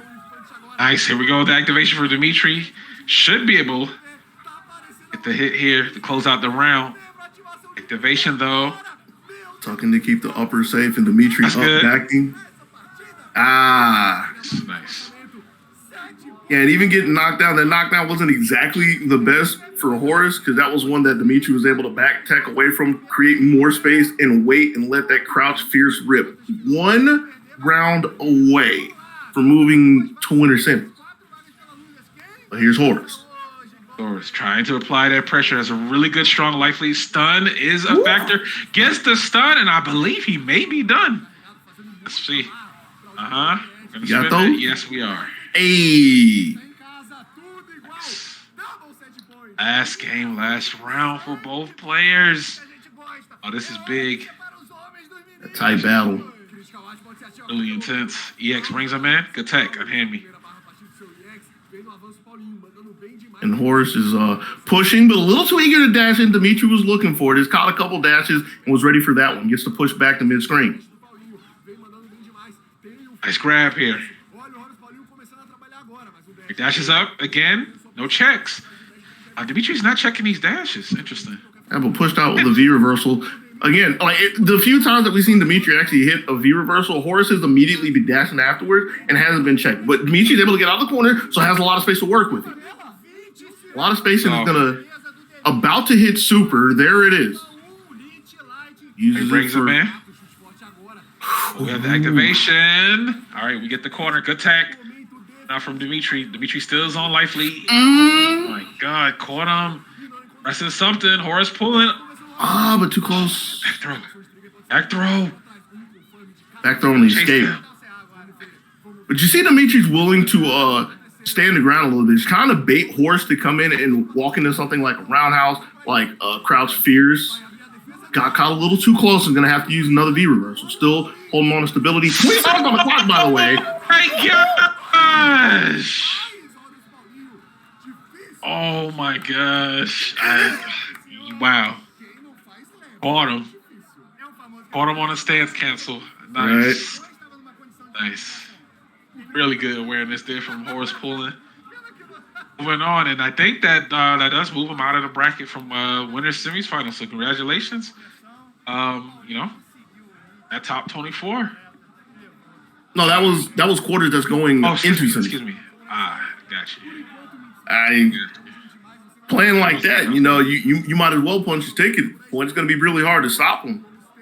So really heads up playing that situation. Again, looking at a character that has a lot of tools in that range, the mid to long range, and is from a player that has been constantly and consistently looking for you to close the distance, and just to have the reaction to see that the awareness to see that they're antsy, they're eager, they want to try to close it out, and the reaction to strike at the one moment that they overstep their bounds. That is what we just saw from big HorusPaulin. Very, very good awareness. Had it been a frame or two a bit later, it could have went downhill so fast because of the recovery on Snatcher is pretty bad. And he blocked. He could have had a jump in and got a good punish on it, but HorusPaulin moves on into the bracket. DEMITRI, of course, not out of the tournament by any means just yet, because that was only our winner's side. Still has an opportunity to bring it back to get into this top 24. It's just that their track to get here is just going to be a little bit much harder for sure. Took a detour on the road of alternative success. That happens sometimes. Oh, we're playing more musical chairs over there. That's what's happening. That's what sometimes you just, we switch it out every 2 or 3 matches. Right. Rest from break or what have you. But we've been getting a lot of different faces. So, it's good to see that the community is so involved with, getting people up here. Another good thing that you get from doing this is you keep the energy really high. Really, really high. And the commentators fresh too as well, because they, you swap them out and they're still good to go. They don't have to do 8 to 10 hour blocks and stuff. So jeez. Like some of us have to do, but hey, it is what it is. Veterans, we signed up for it, and we'll make it happen. So, I don't know if we entirely signed up for it as much as we signed up and then it happened. We signed up and then it happened. Let's put it. We signed up and it happened. But this is where the coffee meta came into play. Shouts to 8 o'clock coffee. Shouts to apparently Flaming Hot Cheetos, or what was it? Cheetos mac and cheese or something. It was Cheetos, but they were flaming hot at the moment. we had the sim player me man, so it's got a lot of really good energy out here, man. So I'm glad everybody was able to come out to make some make these plays and press these buttons. So as we get queued up for our next match, again, C1 and C2 are progressing pretty well. Here I don't think we'll be getting loser side qualifier matches. I think we're only staying top side on winner side for this event, because I think this Street Fighter 5 had the most entrants. Really? Yeah. So it had the most entrants for this. So this is their breakage bracket. So it makes sense for it to take a little bit of more time to complete. With gathering players, trying to find players and stuff. Hey man, I'm going to the restroom. I'll be right back. And then they disappear for like the next 30 minutes. You gotta try to like go to different games to try to find. I'm sorry, I just had a flashback. You sound like you reliving some bad history over there. I reliving something that reminded me of having to locate players and find them, and then all of a sudden, when I'm trying to find the player, they're outside talking to somebody or smoking a cigarette. So it's like, get back in here, man. We need you for the match. I'm sorry. No, what it sounds like is they need to be dropped down or dropped out. You know what I'm saying? That's when you got to be the bad guy. That's not being a bad guy. That's making sure the event runs smooth. But they'll call you the bad guy because you DQ'd them. So it is what it is. But whoever their opponent is calls you the good guy. Right, because you did that. Right. You ain't have to go look for them, but you know. But enough about the bracket running and everything, because that's not what we're tasked with today. Nah, we on the commentator side. We get to commentate. We get to do an English restream broadcast for this lovely event. And this is an interesting one. Luke versus Geef. Okay. This is what I was looking for earlier. This is the second winner semis match of C1. So whoever takes this one, top 24 in the winners. NieL looking pretty good. Already has Zangief, Baldur in the corner with them big flexes. Something about players named NieL that do well in tournaments. I don't know. It's a powerful name. Powerful name.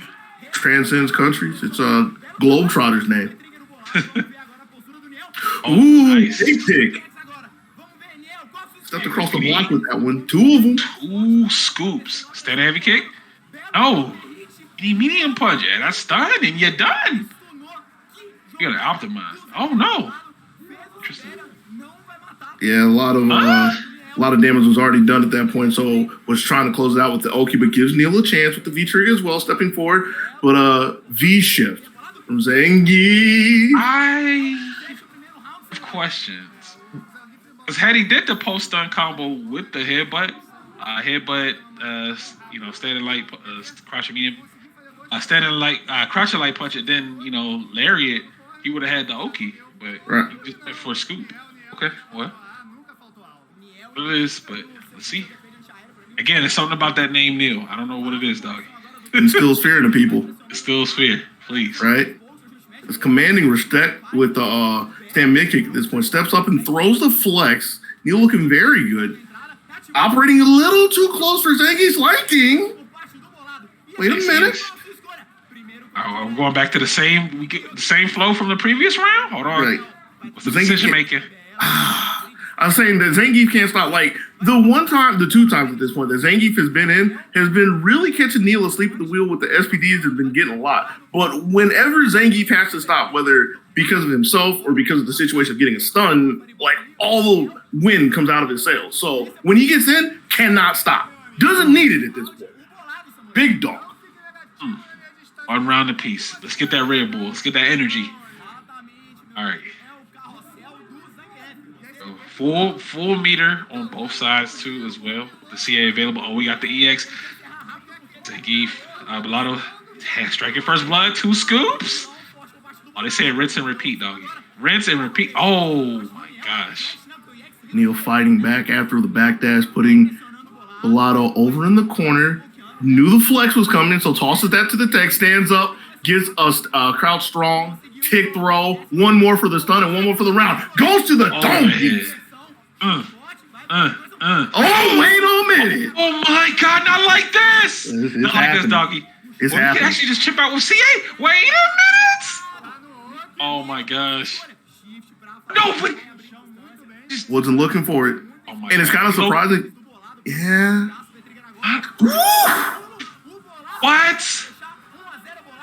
What?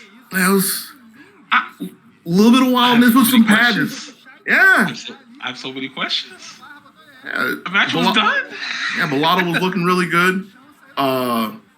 Really just had to look for V-shift, which, I mean, you can't exactly put somebody on it, but NieL has used it to get out of a couple situations before, so wouldn't be too surprising to find it at that point. But taking the bold jump at the end, which cost the first round, but NieL wasn't looking for it. Baldur was able to get in with the splash, so it's a wildness at the end. But here we go. We got a collector social game 2. Oh my gosh. All right, well, let's see what happens here. I mean, oh goodness. What a round. All right. Yeah. Shake it off though, because this is it's looking like a slaughter here, but the Fierce, I think that's the first Fierce we've seen well on the mark with the conversion afterward, the activation. EX here from Zangief. No. Dashing a little too close for my liking, especially with a Zangief dash. All right, activation time. Go. And I like the idea. I don't know about the target combo in there, but seeing that Baldur was far too close for the liking, was probably just churning on the DP. That was a little risky. I will add that DP was very scary. Yeah. But yeah. All right, those are the risks you take. How to take as a player. About that life, that's what they say. That life, man. All is life. Nice. Okay. Flex to shut down the. Ooh, beautiful EX. They're pretty consistent with the anti-airs in that spacing. But here we go. 2 scoops. Activation time. Oh, that's Thanks, the man. adaptation. That's the adaptation. Baldur has been very consistent going with 2 SPDs. I think he's done 2 SPDs throughout the set. But again, it's picked up on the habit that NieL likes to V-shift in that situation at some point in time, attacked it with a jump. All right now, Zangief sitting on the set point here and on 2 bars. Gets the good crush. Oh, this is so scary. Where you going, bro? Don't backdash. I just want to talk. He just wants a hug, that's all. And that corner is getting so much closer for NieL. Good V-shift, letting it rip from Baldur to shove NieL back into the corner, trying to kick him out of the tunnel at this point. Just pacing himself, just waiting. Like he has so much life to work with. So much space, too. Just knocking on the door with the fierce, and there it is. All right, Baldur moving on in, I believe, if I'm not mistaken. Yeah, that's top 24 on winner's side, so good stuff. Hey. Baldur. NieL also moves on to top 24, but he'll be starting out in the lower half of the bracket, path of alternative 6-6, as Doggy Sandwich would say. And yeah, his trek is going to be a little bit much harder down there. So, good stuff. Congratulations to, I believe it's Zangief and me, man. They're both in top 24 on winner's side for C1. So pool C1 is getting, just about to wrap up. They just got a few, play a few more matches off on the losing side to determine the 2 entrants to get out of that pool on loser's side. And I think if we take a look, let me take a look here at the C2. We got 2 of those qualifying matches, I believe, are coming up next here. So C1 and C2 are just about wrapped up here, guys. That'll be our first block, first block for these pools. We got 2 more, C3 and C4 to go. So definitely do appreciate you guys. Hope you guys doing well out there. Hope you guys are enjoying this English rebroadcast for Battle Coliseum, hosted live and direct in Sao Paulo, Brazil, 2022. Shouts to Data FGC or agreements for the restream and production 645 on the back end, making sure things are running smooth like butter. And Doggy Sandwich joining me on the mic to give you guys this action. Hey. Out here. So while they gather the players for the next match, let's see. Well, we got a cliff note. According to this. It's according to production here saying that unsure if top 24 will be streamed. I think it is supposed to, but then I think after this is KOF. So I believe if they were running behind, I think they may transition over to KOF, but we'd have to make sure. I know we were like an hour or 2 behind here on getting the broadcast started. Yeah, a lot of playing it by ear today, but it happens. And it's part of the business, it's part of the community, part of the culture. Nothing is really gone awry just yet. So just like you've been saying time and time again, thanks for you all out there now and in the future, just chilling with us and hanging with us while we wait and see who is going to step up to the station next. For sure, man. We do it. We do appreciate you guys, man. We just love the energy that we're seeing out of the Brazilian FGC. From everybody from coming together, from putting on this event. We've had a fresh rotation of commentators every 2 or 3 matches. We'll see a new face, so it's good to. It's real out there. They got the revolving door, letting anybody.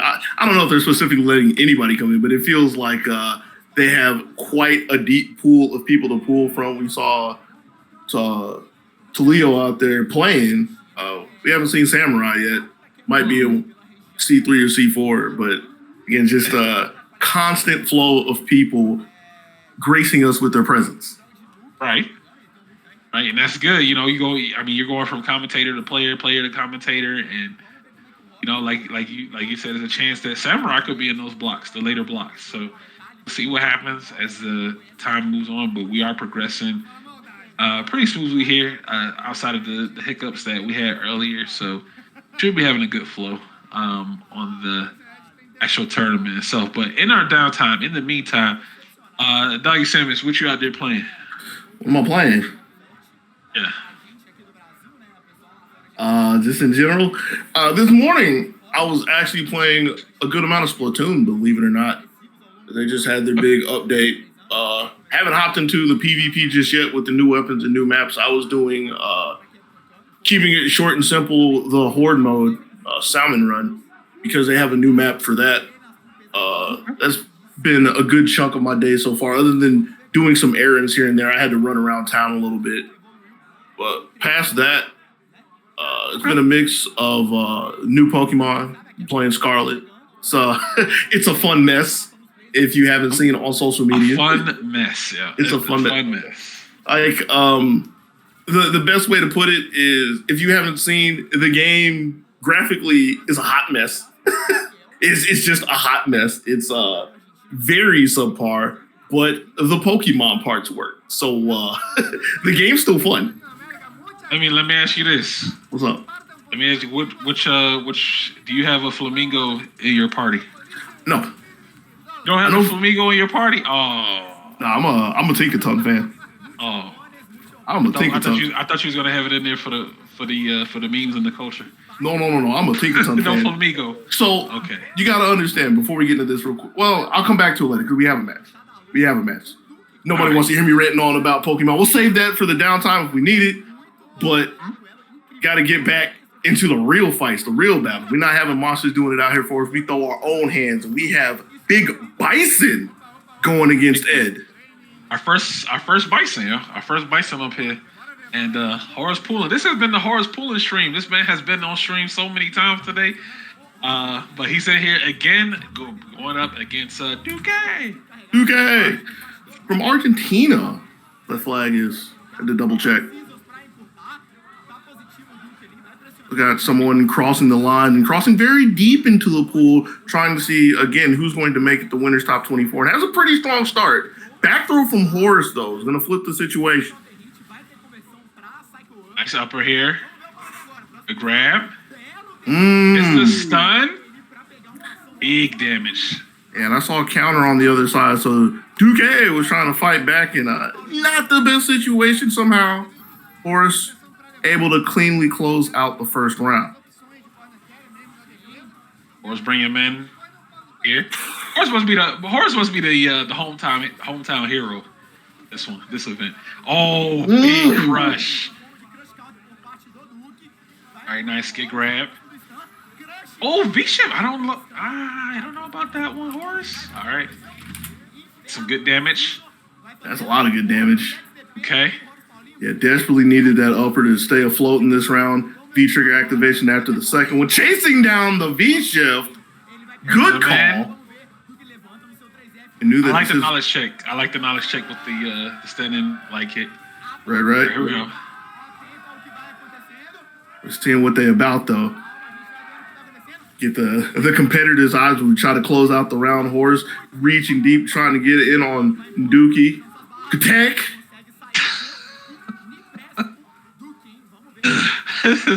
All right, nice. What a jump. Good awareness. Good awareness, yo. That stuff. Again, keep it together. That snatcher is just such a risky move to just throw out there in neutral. The reward is good, but it just has tons of recovery.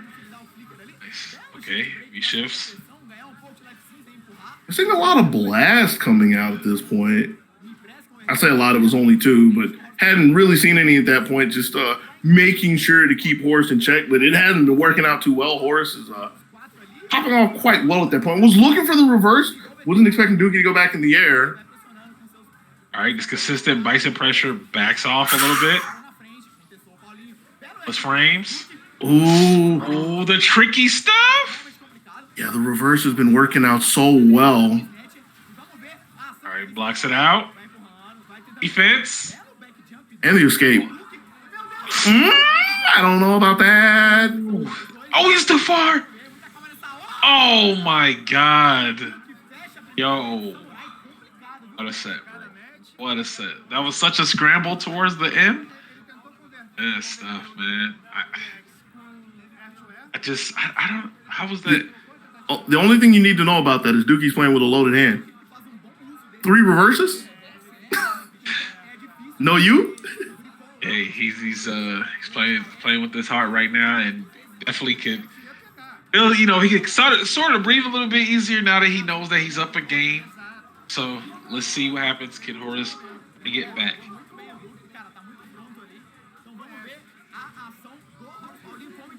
Okay, standing fierce here. Just a little bit of a check. But Horus's folks are adding up to be a lot more playing on the right side of the stick. The heavier buttons, if you will. Yep. Pushing that pressure here. Blast. Ooh, the stagger with that, though. Looking really good for Horus. And just with nickels and dimes, it's taking well over half of Dookie's life, but there's a slide. No activation from it. Didn't need to keep it safe or anything, but might not get a chance to use it. There it is. That was the third time he went for that, and it hadn't connected there from the standing. It is a link, but it's kind of like tricky to hit. All right. Bomb. He has to watch out for the bomb.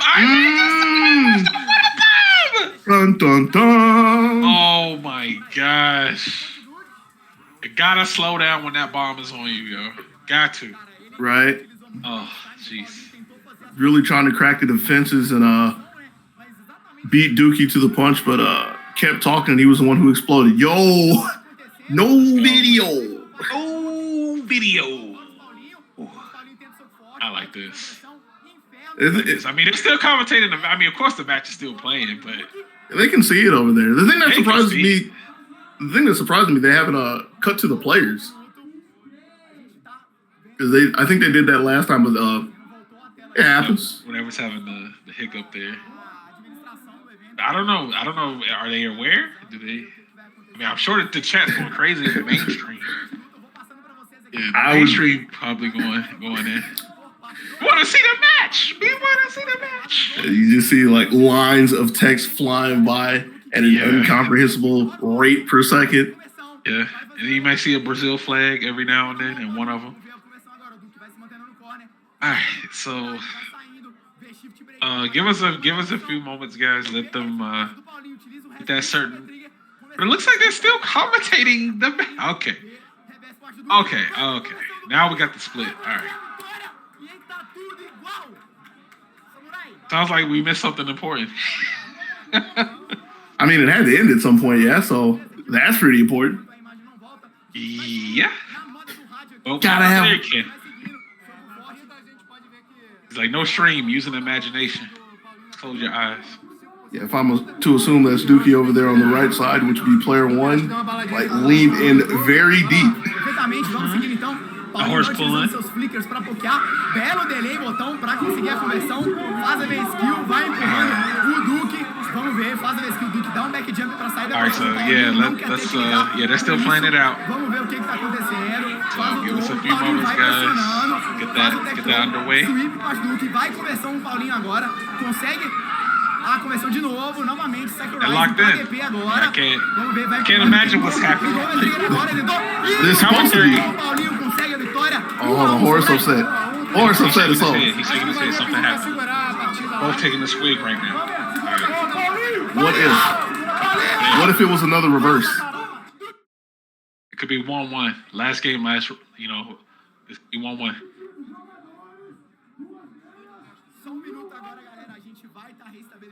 Okay, all right. We're back. So once they're gonna go ahead and work on that technical difficulty, maybe having to restream, and we got somebody's hair right in front of the camera, and good times.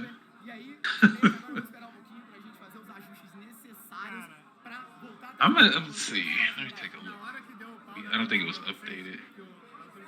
Yeah, the score from what we get in the chat, Horus won that. So Horus got it. Right. So. All right. So Horus moves on then to top 24 on winner's side. All right.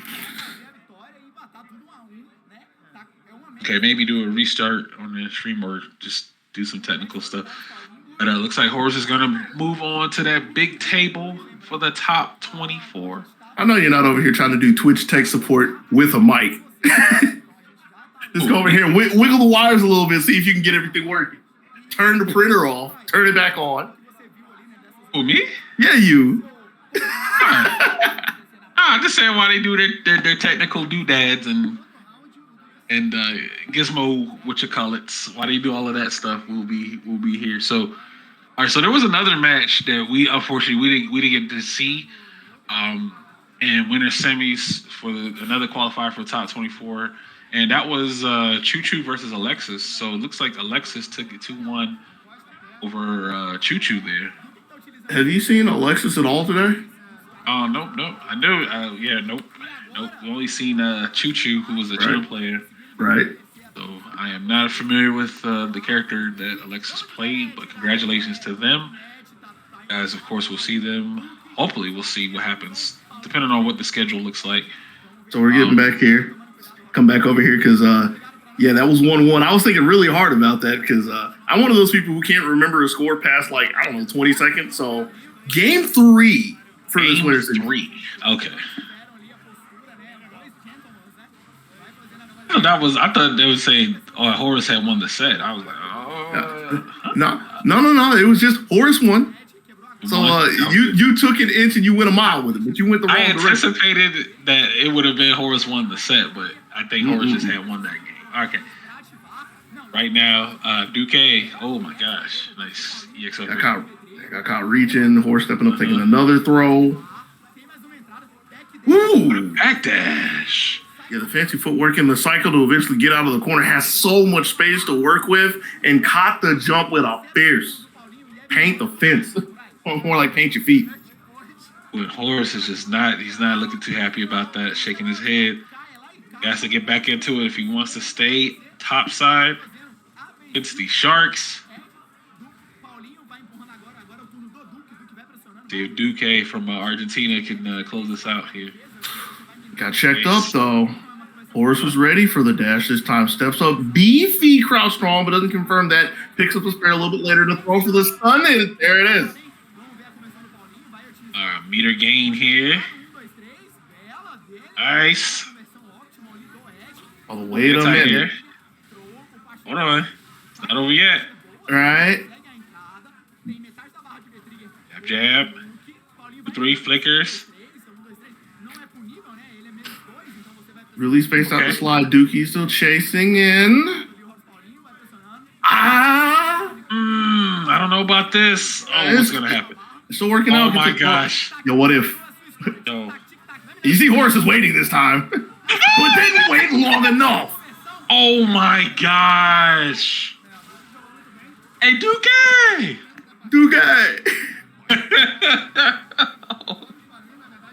Very, very, very good stuff there. Wow, what a comeback, yo. What a comeback. That's got to be so frustrating for Horus. For the comeback itself, but just for the fact that had the cycle bomb on him and once again just hung himself.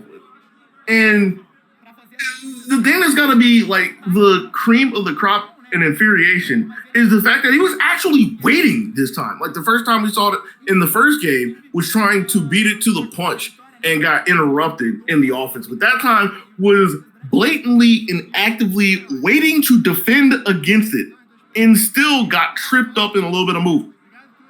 And that was the V shift that sort of caused that sort of reaction, because he could have blocked it out defensive wise, for sure, but he had already committed to the action, and UK was already 2 steps ahead with the cycle reverse, and caught him biting.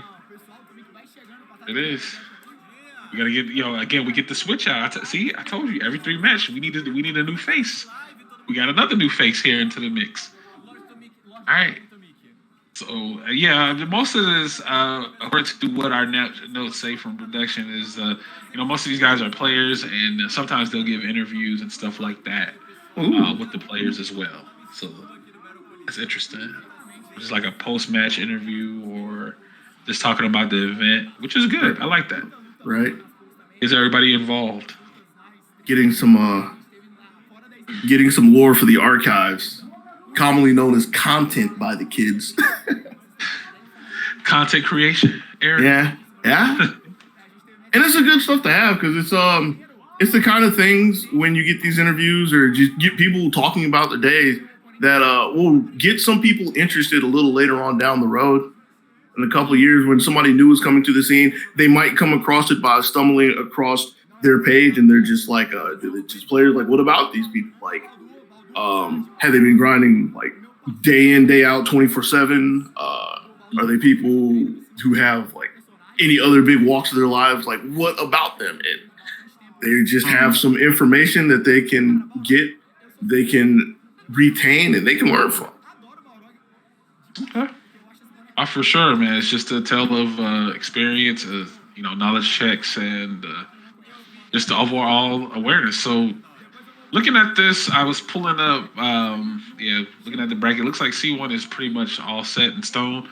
Right. I think they just got one match that's just been playing, and that's going to wrap up that particular pool.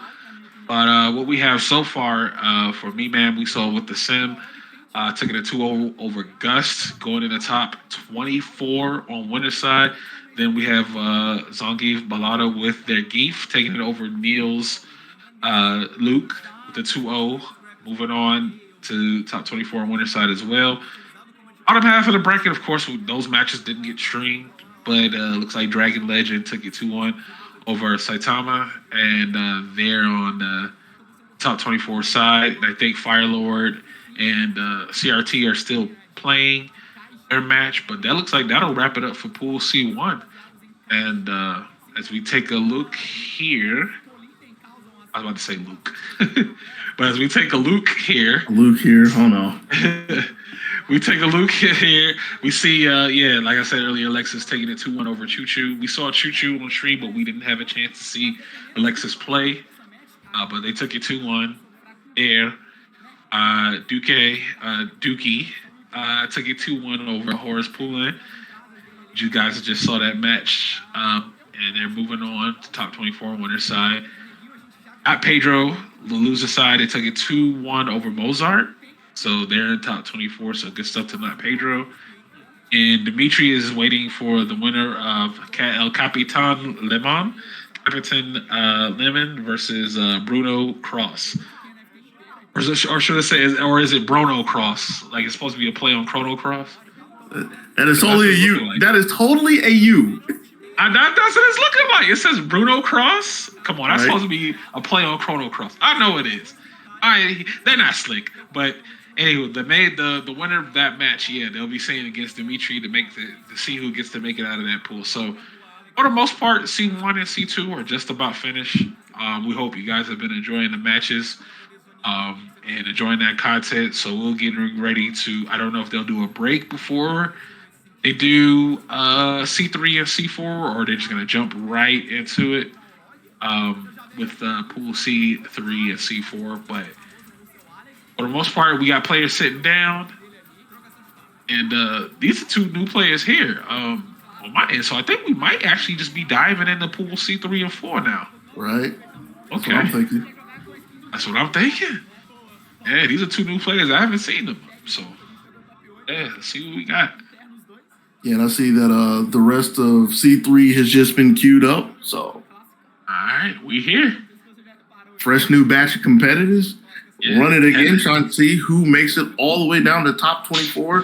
Placements as well in the top 24 bracket. So, here we go.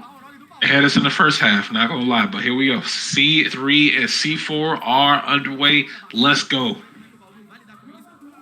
Well, Baldur with the ROG and Neguinho here going in with the Alex. He's trying to go in. Baldur's not making it really easy, pushing a little bit with the dash straights, EX straights to get a little more. It's been poking so far. And he air fierce. Staying fierce. It works. Button kind of good, I suppose. I guess the power bomb, first one of the set. Just winning off of pokes so far. Right, which is why I like the idea of Neguinho stepping back after the fact. Baldur going to take the space, step in with the V-trigger, get off me. Yo! Wow. The big headbutt. EX. Put some stank on that one. Yeah. Wow. First round for Neguinho.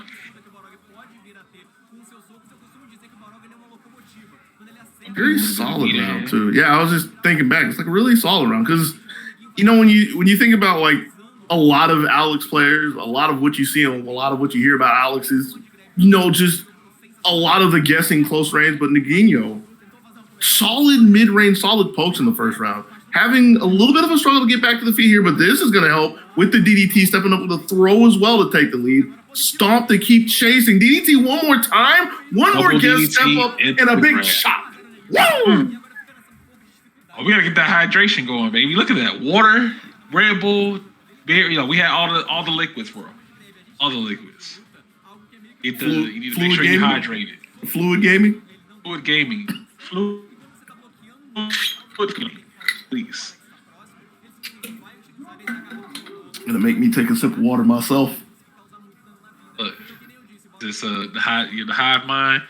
Just a, you know, refresher. All right, but here we're going to set game 2. So I have to point out real quick, Neguinho with punish the first straight, interrupted the second one, is cooking a little too far for the towards fears. So that's a missed free throw. But if he's able to reestablish, like I kind of think this is his round at this point. Wait a second. Yeah, Baldur right here. Gotta fight back. Oh, we can't fight it back against these unblockable ads, though. Oh, we can't fight back against that, though. You know what I'm saying? Tis the season, doggy. Tis the season. Tis the season for another ad. Little Timmy's looking quite sad here. Let's see, what is Dad gonna get him? A paper shredder. What? What's happening? Oh, we got a lighthouse. Okay. Oh, there you go. Merry Christmas. So that's witty. I was so we're using shredded newspaper as snow. Maybe it doesn't snow in that area, but let's see what happens here. Okay. We got Neguinho, who took the first round and is well on the way to taking the second one and taking this entire game. Big command lariat to the dome piece, catching the movement and catching the match. So good stuff. Neguinho moves on into the bracket 2-0 over Baldur. Of course, Baldur will have that much harder track down there. We may see him later on. We may not. But looks like matches are underway here in these C3s. Looking, taking a look at the bracket for the names that I'm seeing that are kind of familiar with, or I may have seen somewhere. Here, I've heard of Dark. I've heard of Frozen. Ronaldinho BR, I've heard of them. But those are the only 3 names that really would stand out to me for C3. Look Not at to take C4. anything away. Yeah, look at C4. Take a look at C4. There should be at least one name you know. There's one name I know down there. Oh. Didimokof? Mm-hmm. Didimokof and yep, so Didimokof is there. Jai.exe or Jai.exe, I believe is a Rashid player.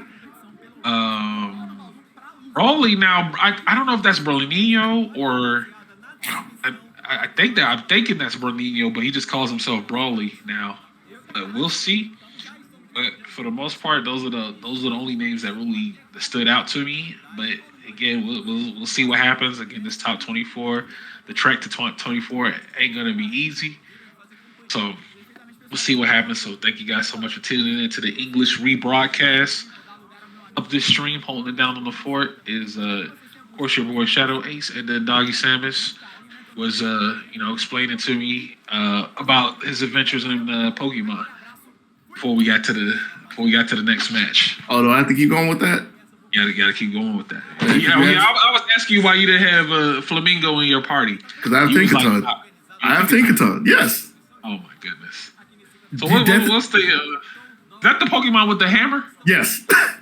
that has a unseeming, unhealthy hatred of that other bird Pokemon that keeps trying to hit it out the sky. So in its second evolution, Tink I think it is. It makes a club from the parts of Ponards and B-Sharps. which is a steel Pokemon, steel dart. And then when it's Tinkaton with the hammer, yeah, it just hits rocks at Corviknights. That thing is a literal menace. That is pretty dark. That's pretty dark for. Oh my God. I've been convinced at this point that anybody who doesn't like Tinkaton in any capacity probably has Violet, because if you don't know, the descriptions in the games are different, and the Violet descriptions don't have anything like that. Like, those are the Scarlet descriptions. I just happened to be glancing through my Pokédex and I saw that. I was like, wait a minute. This is like the wildest thing since Drifloon. Right. Like that's really dark. Like I thought Drifloon was like one of the darkest ones, but that still is. That still is. I mean, I probably should have to look through the decks and see if they put anything crazy in this year, but Drifloon is probably still the king. Okay, yeah, but the Tinkaton is definitely up there. Then, if that's the case, if it's using parts of other different Pokemon for its weapon, come on. All right, so speaking of parts, we're gonna go back to this particular part here of this bracket. It looks like, I believe, more action coming your way. C3 or C4. Oh, okay. Lar versus Rashid. Interesting. I believe this is BrunoMasters and PITEKOS. PITEKOS. If I'm not mistaken. If I am, I apologize. But we're trying to get close. We're almost there. We'll see what the names look like. But both of these players, they got on jerseys, so that means they used to throwing hands. Seen a lot of jerseys today. A lot of different gaming, organizations and groups that have, represented it. All right, here we go. If you wanted any indicator for how this match is probably going to go, dash up throw at the start. Tell me how you feel about that. That means you might be thinking they ain't going to do nothing. They both just going to sit back, but nah, the man ran up and chose violence. All right, so that's going to tell us that's going to tell us what the whole set is about to be. But even with the run-up throw, the rest of it after the fact has been Bruno's pretty consistent in the neutral for lore with a whiff punish around the stand forward as well. Only needs one solid hit as PITEKOS is literally flying in the air trying to find a way in. This is not Marvel or Dragon Ball. Like, what is going on? Wait a minute. Here we go. We get a good conversion here. Oh, nice. Got the crosser? The tricky stuff. It's not over yet, though, baby. Right. It's not over yet, dog. All right, these are... Ooh. God. Invalidated your mix. The life lead was just way too much. You needed one more sequence, but needed to keep it safe at the least with a smart V shift from Bruno, able to hold on for that one. It was a wild ride. And the thing that's crazy to think about is that entire sequence started with Bruno had PITEKOS in the corner, saw PITEKOS in the air, and knew that something was coming, but wasn't expecting a dive kick at that point. Was expecting another V skill. So Bruno has been very sharp in keeping track of where PITEKOS is trying to attack from. Nice good hit here. Nice catches the V shit. Oh, okay. He didn't go for the damage. He wanted to mix instead. And, PITEKOS is just flying all over the screen. Yeah, but flying a little bit too close to the sun. Got hit out of the skies with the stand strong. Mix got blocked. And that's going to be the first game for Bruno. Bruno has, of course, really good offense, really good awareness, and just hitting these gaps on the PITEKOS Rashid. Now, his Rashid has mix, but it doesn't seem like his defense isn't too great. He has mix, though. A lot of the damage is really coming just from Bruno's defense. Again, it's just defending the avenues that PITEKOS wants to attack, which has been a lot of in the sky, which is why we're seeing a lot of good crouch strong or stand strongs in the last game, So if PITEKOS can find ways in and finds it early in life, will have many opportunities to keep Bruno on his back. However, should this mistake like this happen right here, where PITEKOS can't close it out, not looking good. Unfortunate. Caught the V shift, added on that extra damage, man. And that was like what, two sequences? Once Bruno finally got stabilized again in the corner. I think it was just 2, maybe 3. Nice EX here. Into the corner. Now, PITEKOS, he just has a really good start. He's just not able to finish. And he needs to get some nickels and dimes in neutral so he doesn't have to guess so much or make so many guesses with the mix-up. So, like, if he ever gets any clean way in at this point, it's done. But could possibly just look at nickel and dime. Case in point, just has to be careful not to run anything big and could just whittle Bruno down. I don't know about the corner, but the corner is where the first round was looking kind of good. Dove down to the thunderclap. The sequence here. Oh, he done converted. He could have converted. What happened? Spaghetti. I honestly don't know if I would say all that. Like if the intent was to kill at that point, yes, then that was a big drop. But based off of what's been happening, I really believe that Bruno was thinking, I just want to make sure he doesn't move. I want to go back to neutral where I've been strong. And it didn't pan out. Okay, good. Anti-air is real. He went for it again? Okay. If it ain't broke, don't fix it. Like that. Here we go. The activation here. It's time to get a little bit extra wild. You saw how Bruno was like, get away from the walls. Definitely do not want to be in that corner when Rashid has that V-trigger activated. Ooh, over the top. Big confirm from PITEKOS. But a trade that Bruno was able to come out on top of. Nice. Nice. There it is. The fist pump into the air saying that, yes, I did it. I'm moving on into this bracket. And Doggy, that was only the second round of this pool. Like, yeah.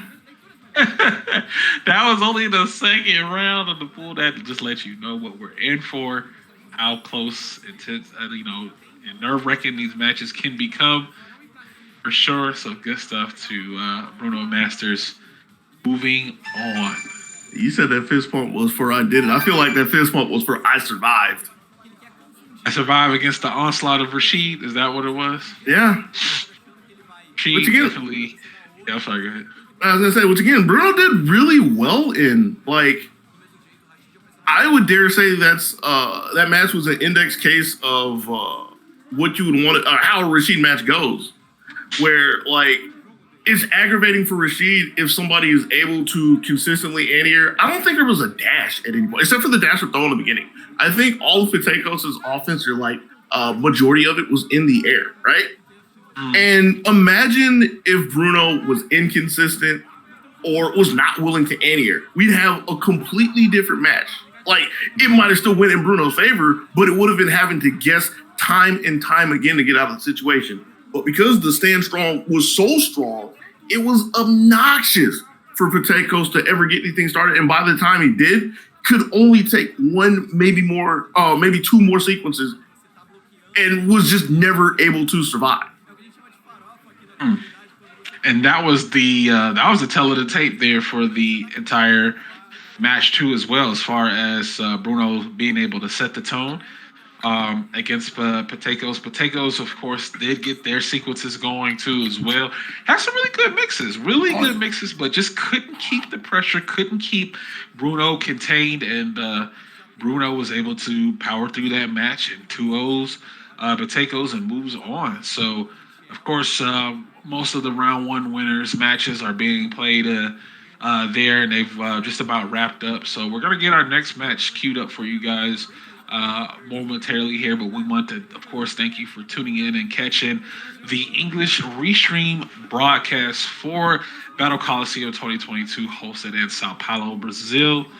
Hope you guys have been enjoying the matches, have been enjoying this high-octane content, because, this is some really good stuff. You get to see players you don't get to see that often. And this is a platform for them to showcase their skills and their talent.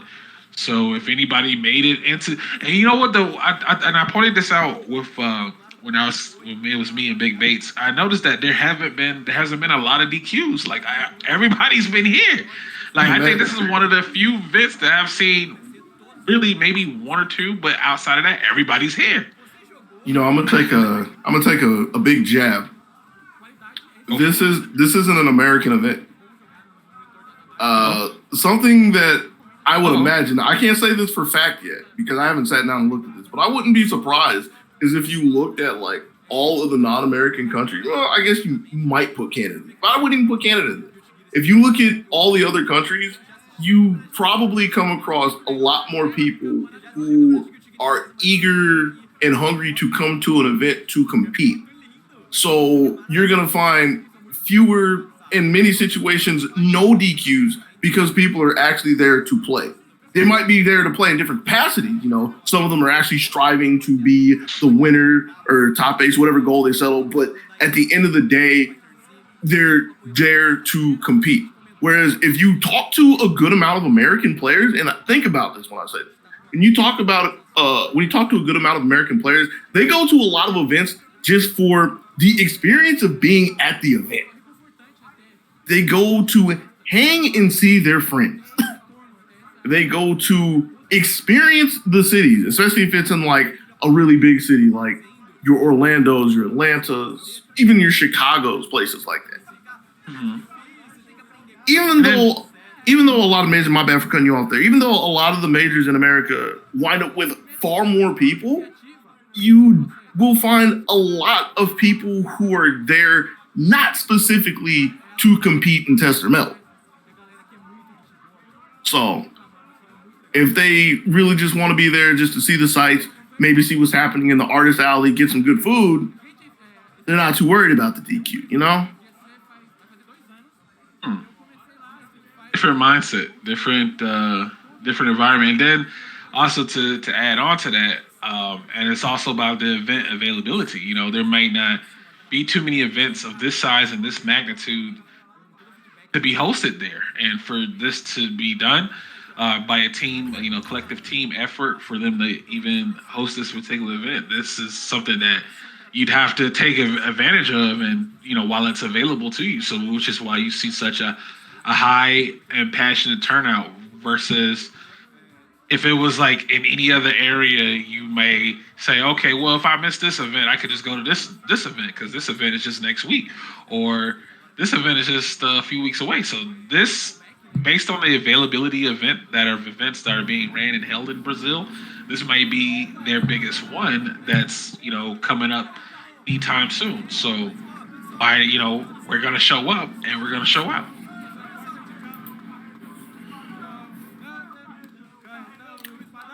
I got something for you. I was thinking about that as I got something for you. The memories. Memories? We got more memories? No. The memories. You know what I'm talking about? Oh. Oh, that. Yeah. And you saw what my response was after that, right? Did you see what I said right under it? Yeah. I said, you know what? I'm going for it. And I went for it. And, hey, it is what it is. I put it out there in the air. This has been a long time prophecy or a vision. Or a dream. Army. Or wishful thinking. It was the dream. You can't. What does John Cena always say? He says, "Never give up." That's one of his mottos there. So I'm pretty sure it was "You can't see me," but I mean, I'm not a wrestling fan. Not from that day and age. Okay. That was one of his many little catchphrases that he had, but he said he never gave up. He never gives up. So look, until, like I said, okay, we'll talk about that at a later time. We got a match coming up here. We got some Zeku and we got some Laura coming through. And some Laura. This is more Laura. More Laura. Some more Laura. S'more Laura. Now, I would expect Laura to have representation. This is Brazil. I had it on the tip of my tongue. I didn't want to say it because I was like, that seems a little too easy. But at the same time, it's not that Laura is a weak character or anything. So I'm with you on that, especially Samurai. Hold up. Yeah. We saw Samurai on commentary. That was Samurai Z. I don't know if it's the same. No, I'm sorry. It's a different Samurai. My bad. Okay. Yeah, the steel is strong down there, though. running through all the samurais. RymaruMaster with the Zeku going up against SamuraiEdge's Laura. Which would surprise me. I mean, she's a pretty strong character. Right. Pretty dangerous. And with the first round, we've seen both sides of Laura so far in this pool. So different play styles, like you were talking about earlier, diversity. This is one that is trying to smother this first game, but Rymaru was up for just a little bit. Wait a minute. What? Oh, that has got to suck, yo. I'm sorry. Yeah? That's gotta suck, yo. Yeah. Oh no, say it ain't so. So here's the thing. Here's the thing to cope with, all right? It wasn't the game. Yes, it's obnoxious that SamuraiEdge did not take the game, but didn't lose the game off of that. And still has a CA to work with, so it's not the absolute worst. It's just kind of bad. Yeah. We'll see how this shapes up here for this round. But we could have potentially been on the second game by now, but the timelines have been split and merged, so here we go. It's not the worst just yet. EX clapped to take some space away from the master and got to the backside with the cross off. We get some hits here. Couple of taps, no big hits or any conversions here. We get an activation. V-Shift stops the momentum for a second. SamuraiEdge coming in, making contact. Maru not breaking just yet, and in fact, getting a big conversion into the critical art. Is it enough? It's not going to be enough. As a different game situation here. Let's see. Too far for the stand, short for the second one at least. So the pixel in a prayer. Slide. Safe. What is Doggy? Safe. You put everything on the table for that slide. Everything was on the table. Right? Wow. I think he saw the flash and he was like, nah, slide. He instinctively did the slide. Right? Good reaction to have, good response to have to the situation in the spacing as well. So one that panned out, and I guess we did divert over to Earth too. Rymaru getting the first game there, which, like you pointed out, could have easily been SamuraiEdge's, except for a miscue there. So that might start to compound into an aggravating second game, which Rymaru is looking really good. Gets the stun here. It's a stun. It's confirmed it didn't matter. Does get the pick up there. Nice. What a turnaround from Rymaru. Yeah, it all started from that drop. I think that's what. Oh my God, what is going on? What is happening? If I remember my Laura inputs, that's supposed to be Thunderclap, yeah? I want to say those are both on the same side. I'll have to double check that. Oh, they are? Yeah. Ooh. Inputs. But he's not going to let that slow him down. SamuraiEdge is going in right now.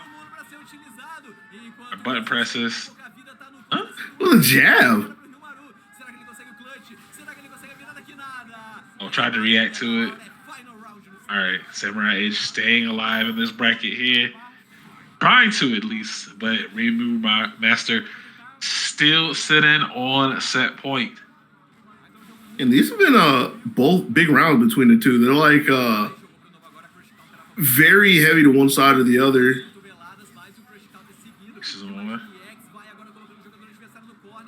Stepping under this time, the SamuraiEdge, gonna take the corner, but RymaruMaster is continuing the assault until there was a good crush counter roundhouse to thread the needle. But so the round is finally going back and forth. Sweep activation.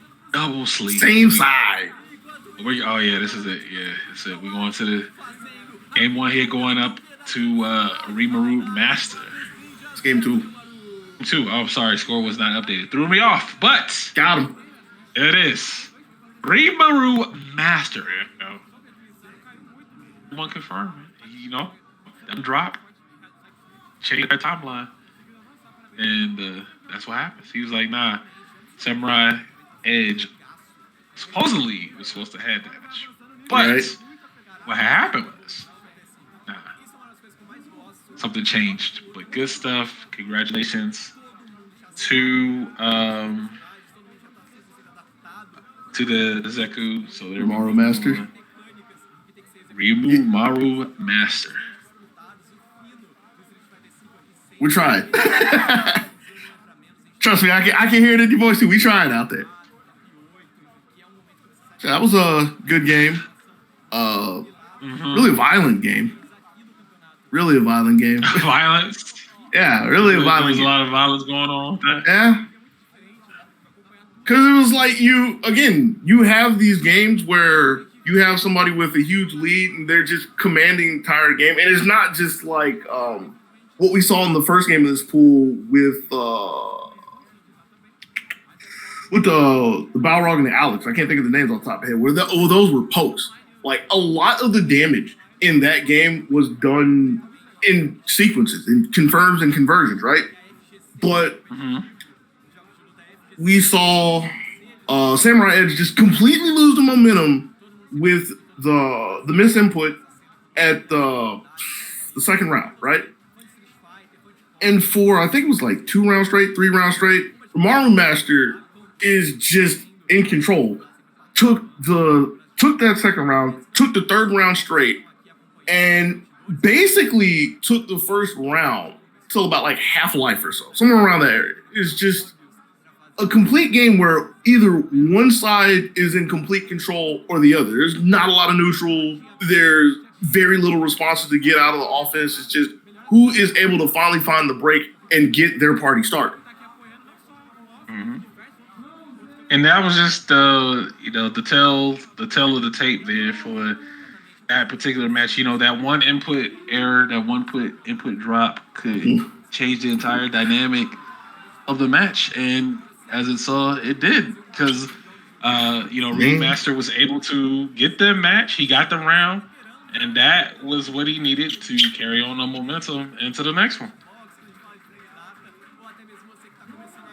But once again, we got more matches being reported here, coming in on our side for Pool C3 and C4 up on here, just as the names that I called out earlier as far as being recognizable in the bracket, progressing really well in the bracket as I foretold. You want a pat on the back for that? Huh? Is that what I'm hearing? You want a pat on the back for that? I foretold that would happen, just like I foretold that something else could happen too. Good job, Ace. I'm proud of you. Memories. Doggy, the memories. The memories. Okay? That's the only thought. Oh, you know what I'm talking about. You guys might not know what I'm saying, but guess what? I'm predicting that the memories is going to be the thing from here on out. Yeah. That's all I got to say. You crazy. Hey, man, look. They wouldn't have recognized it if it was, on the drain. But we'll come back to that. We're gonna move on into the next match here. We got both of our players. More jerseys. Look, everybody came in up here with teams, squads, alliances. I don't know if this is convenience or intent or an accident. So that's what I'm getting. I don't know if this is intent or accident, but I kind of like that. Since we have a new block of pools, they switched the player cam and the commentator cam on the stream. Because the commentator cam was on the left side earlier. Now it's on the right side in that display. I don't know if I just happened to notice that, and again, that's just convenience. But if they planned that, that's witty. That's very interesting attention to detail, right there, I would say. Because remember when they had the little technical mishap, and maybe they had to move around some equipment to fix things. Right. I'm thinking that is, but you looking deeper into it. You're like, hold on. We're in a new block. We're on C3. We're on C4. They did this and this to make sure to let us know that we're on this particular block. I'm like, doggy, I think maybe they did some technical stuff and had to move some things around. See, two different mindsets there, but.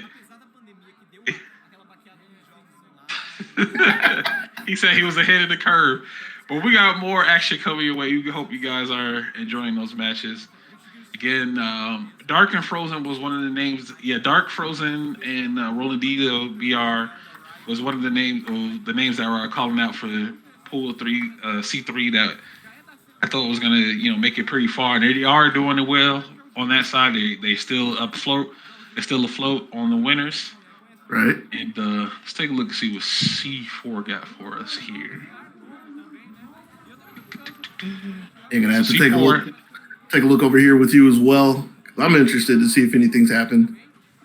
Oh, no, nothing on C4 as of yet. But it's like we'll just take a look at C3 for the most part. Both players are down here. Different gaming companies, I believe, but the same color scheme. So it was kind of throwing me off. I'm like, bro, are these teammates? Yeah, they're like you said, same colors, black and red. Pretty powerful colors, pretty prevalent colors, especially in. I want to just say gaming companies, but I think I could go on a limb and just say in competitive walks, if you will, like just competitive communities all around. It's black. It's more of a neutral color. Of course, black can always complement other colors too as well. Right. Red is a very aggressive color. Wait a minute. Who is this character? Laura, come on, bro. This is like our 4th one we've seen so far. It's the 3rd one. Not this other guy. Oh, Nash? Oh, okay, yeah. That one with Charlie. Nash is in here, but Frozen right here was one of the players I was kind of like remembering from Argentina. Of course, out here representing their brand, but let's see what they can do here. Frozen looking really good. Tia having to V-reversal out of the corner. It's a good reversal to use. Stay same side somehow with how the collision boxes worked out. It was really great. I was looking for the thunderclap, but it's so slow, doesn't get it, still gets the conversion afterwards, chasing Frozen into the corner, and was ready for the jump cross under. That was hot. That was hot. Yeah. Okay. Point blank too. That was good awareness. That's Frozen. Yeah, that's Frozen. Yeah, it's like dot. Yeah, that happens. Yeah. Just like that fierce happens. Cross counter. So that corner, easily one of the best Nashes out there in the game. So this is no stranger to the danger here. Oh my gosh! Got the stun from stand short, crouch short. Stand short was blocked. The idea was like ticking a throw, if you will, or faking a tick throw. Kind of alluding to it with the stand short, caught an up back, caught some kind of movement, and was able to get just enough damage out of the follow. Because, I mean, that came down to the last hit of the site. Let's be real. That was sheesh. Those were knowledge checks. And, man, if you know your character, you know your character. Man, that was about some Nash, because that was some really good knowledge to know that was actually going to happen. Really swapping out to the poison here, coming out from the opposition. I don't think Frozen's too worried about it, though. I think this is a character where he's fighting against a character that kind of excels at that mid-range, long-range keep-away game, and you got to keep Frozen out. And you know that Frozen is a very aggressive player. All right. So let's see how this works out. Ooh. Uh-oh. You're in the corner. Yeah, but still Frozen is... And Frozen's patiently waiting to see how much Tia wants to adjust to playing poison, like how willing he is to press buttons, how active he is and everything. Just getting information from the adjustment before trying to commit to an offense here. And it's a quarter of B reversals. It's 2 of them too, so... How's the 3rd one? Ooh, but got whiff punished. Oh my goodness gracious. Got reaching too. Yo, Frozen, hold up. Reach, I teach. Frozen right now sitting on set point here against Thea. And I think one of the really big tells of this match so far is I don't think Frozen has been pushed back at all. Like, I think this is the most Frozen's been pushed. The entire set. It's just one sequence so far in the block sequence. Wait a second. There's a little bit of life coming out at the end. Yeah, but it's not going to slow him down for sure. Frozen still going to go into the approach. That was a sharp crouch strong to stop the axe. He gets the throw here. Spider swing. Spider swing the thing? Apparently. Just that move did get adjusted, so it is a bit better now. It's looking a lot better. There's enough to keep Thea in this game. And the crowd strongs as well. This might be potentially the pick here. Yeah, just need a little bit of time to get adjusted, which was the first round. And since round 2, we've only been talking about Thea at this point. Yeah. Big tick from the crouch strong. Oh my gosh. You feel it. You see that? You see that handshake? That's that passion right there. Yo. That's what you want to see. I'll say do a miniature pop-off, but still a lot of work to go. It's only game number 2. Man, I thought you said we weren't worried about this poison. Hold on a second. Looking kind of good out there. Poison. That girl is poison. All right. Are we going back to the portrait gallery, though? Is that what I saw? Are we getting the counter for the counter? Maybe think about it. Take a few moments to regain your composure and think of it. See, unless you want to go to another character. Rashid. Okay. Not sure about this, but he was obviously having difficulty with the poison on this Nash. So I imagine you're not so sure about this because the first question that comes to your mind is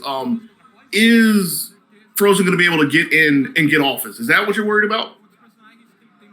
He doesn't have his set play anymore with his original character, so it's a whole new ball game now. He has to readjust to fight against poison. But something else that Frozen gets with this, right? He gets a reversal, which isn't like the main reason you would pick Recede, but with the way the games were going, at some point in time, Dia's going to have to consider an EX mixer, right? That might be the wiggle room that Frozen needs to get back into this. But I mean, a Stand Fierce, that works just as well. Nice, and they're just keeping the ground game, man. Ground game's looking immaculate here. That's fine. Oh gosh, you reach, I teach. Oh, you reached again. And all of that in the end came from Thea standing up and just boldly hitting jab off of his back.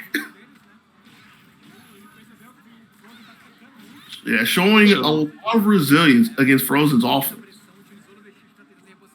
Game last round. Frozen can't get in.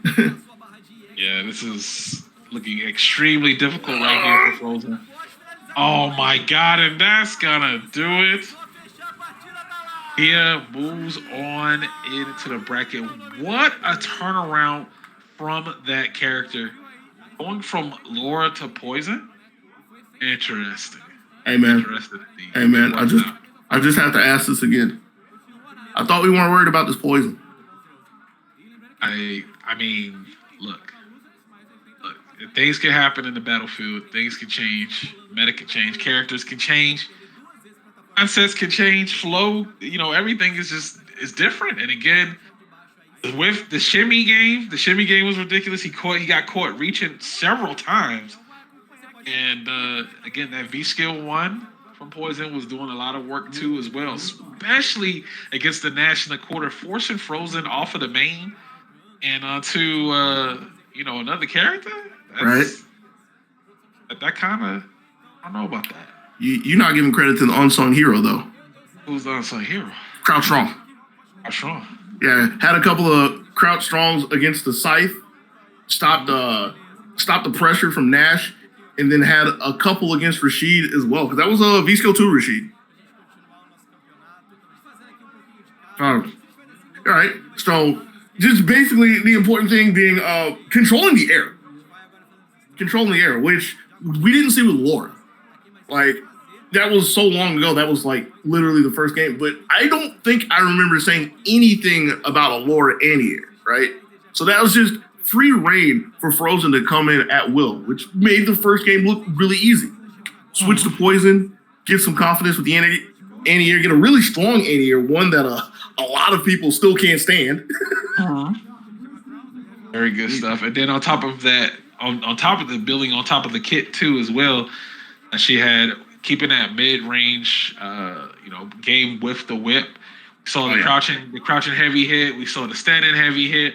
One of the characters, one of the few characters in the game that can whip punish you with just standing heavy punch, and that's a lot of damage for whip punish, and she can convert off of that too as well. So it's a telltale sign, man. That was a really, really big change, and that Thea made and was able to produce. So good stuff.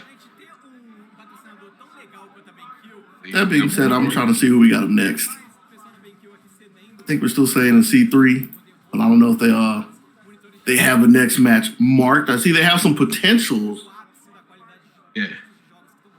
I don't think we're looking at the loser side of the break. I think we're only staying top side here. The cream of the crop. Yeah. So potentially, because the winner of this match, if that's the case, Thea would have had to stay down and play the winner of the Dark and Zeka. So I don't think they'd have it like that. But again, we haven't had any updates coming out from. We haven't had any updates coming out from full seed 4. So let me refresh. I want to eat my words. Okay, all right, yeah, no updates out of. Now I checked it. C4 yet. All right. For the most part, C1 and C2 are done, so we're good on that. C3 is just about to wrap up, and I don't know, depending on what their schedule is looking like, I think KOF was supposed to be right after this. Yo, hold on. Yeah. Wait a second. You see this? Yo, this is the real stuff right here. Is that the streamer? Streamer? Was that the streamer? Because he's been sitting over on the side for a while. Yes. That's probably the boss, the big boss of this. One of them at least. Yo, everybody gets to have a say around here. I like that. Everybody sitting in this seat. Like you said, the door was open. People sitting down, and they're enjoying themselves. They're enjoying themselves. That's what you want to see. You want to see that camaraderie and that fellowship of just people coming through to play these games. And again, this is one of the few brackets that I've seen where literally everybody is here. Everybody showed up for their matches and played. I'm thinking of what tournament am I thinking of where there was so many DQs that somebody just had to play like 1 or 2 matches to make it out of their pool. Pick one. Pick one. Pick one. Dang. But hey, everybody's here. They ready to throw some hands, and got our next match queued up already. So let's see. I believe this is, if I'm not mistaken, Thea, Dark, or Zeka. No, I'm sorry. Okay, so it's gonna be HKDASH and RymaruMaster. All right, here we go. Seth. Yo, that's that 4 Seth. There's been so many gaming teams and groups and organizations that into this. Right. I've seen so many organization tags. Like, they're here. The genre's growing up, man. It's growing up and blowing up. Ooh, good throw check. Hand check from RymaruMaster. Trying to get back into this, but... Oh, wait, he did the wrong combo. Yeah, but we still went over the top. Good axe kick. Nice. Put everybody back in their seats. Relax. He said, I got this. Those axe kicks are looking very obnoxious for RymaruMaster. HKDASH has used quite a few of them, close range, mid range as well, just to completely alter the timing. And made it really hard to find the beat on the movement. They're able to get up, get a sweep. What are these dashes? Oh my goodness! Right, was that like Niners hittable? Yep. Good check. Didn't get the full conversion though. We'll take the V trigger. Same side. Impresses. Oh, nope. Interesting. Could have had something for the crossover. Do we spend it? I don't know. I would have spent that. But I'm not playing the match. Okay. Yo, grab the toes again in the second V-trigger in the round. Shift to get away from it. In any solid hit. Chip territory. Right? Wow. What a button press there from RymaruMaster. It's got to be scary to see all the hands out there, too, but... Exactly. I was like, dang, that could have clipped his fierce. Here we go. Yeah, HKDASH with a really strong start here in round 3. One more hit for the stun. Can't find it just yet, but this is off of 2 jabs. Yeah, this is gonna hurt. No, it's not. Punish. Yeah, you gotta make it hurt. X off. Attack. Oh, we gotta learn a hard lesson. Oh, we didn't finish it. Caught the dash. Nice. Showdown. Shodown Gaming Zone HKDASH. It's looking pretty good out there. Pretty immaculate. We're watching and witnessing. And here we go.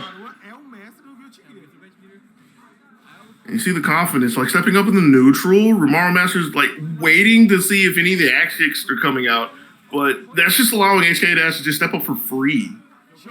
Gets punted back to mid-screen though. Punish here. That's conversion. All right.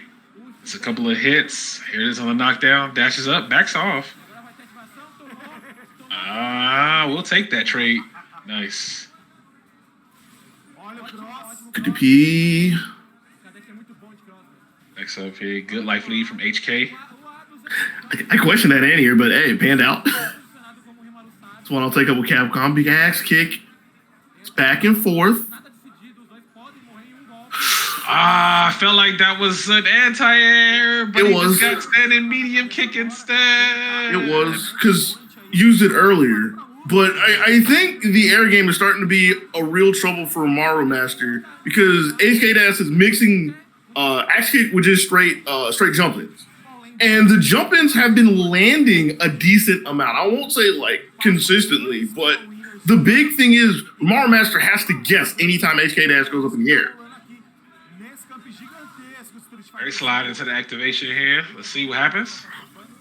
Oh, you got the hit. Pop, Yeah. pop, pop, pop, pop. And the side switch as well to shove RymaruMaster in the corner. Where we go? We can't find the button there, but still continuing the pressure. Good back throw, though. It hits. Woo! Nice. Is that? I think that should be enough. Yeah, Close that better down be. now. Yeah. Bro, that better be. Crouch roll straight into critical art right there. That better be. Should be. Hello? I'm on now. All right. Round of peace. HK is still sitting on set point here. Right? RymaruMaster is in trouble. Corner. Nice throw. Oh, he dashed right into that. Interesting. All right, we got the birds. Also not the animals. Nice anti-air there. Rymaru's, he's fighting back. Rymaru. Good slide. Yeah. Ooh. Oh, Deep gosh. uppercut to get out of that, but RymaruMaster is still keeping control for the most part. Nice. Good EX. HKDASH. We're going to spin that. Oh, of course we are. Have to. Of course. Have to. That's going to send it, spin it, and send it. GG's. Good stuff. The HK. Win into that bracket. And I think that's top 24 on winner's side. Yeah, that was a qualifier match. It's a tight battle. So RymaruMaster, they're in top 24 as well, but they're starting out on the loser side. So congratulations to them. But of course, like we always say, you want to stay afloat. You want to stay up there as much as possible for your chance to get into that top 8. Still up in the air if top 24 is going to be streamed or not. I'm not 100% sure. If not, then I think KOF will be the next game up to be streamed. But, yeah, that's what it's looking like on the schedule.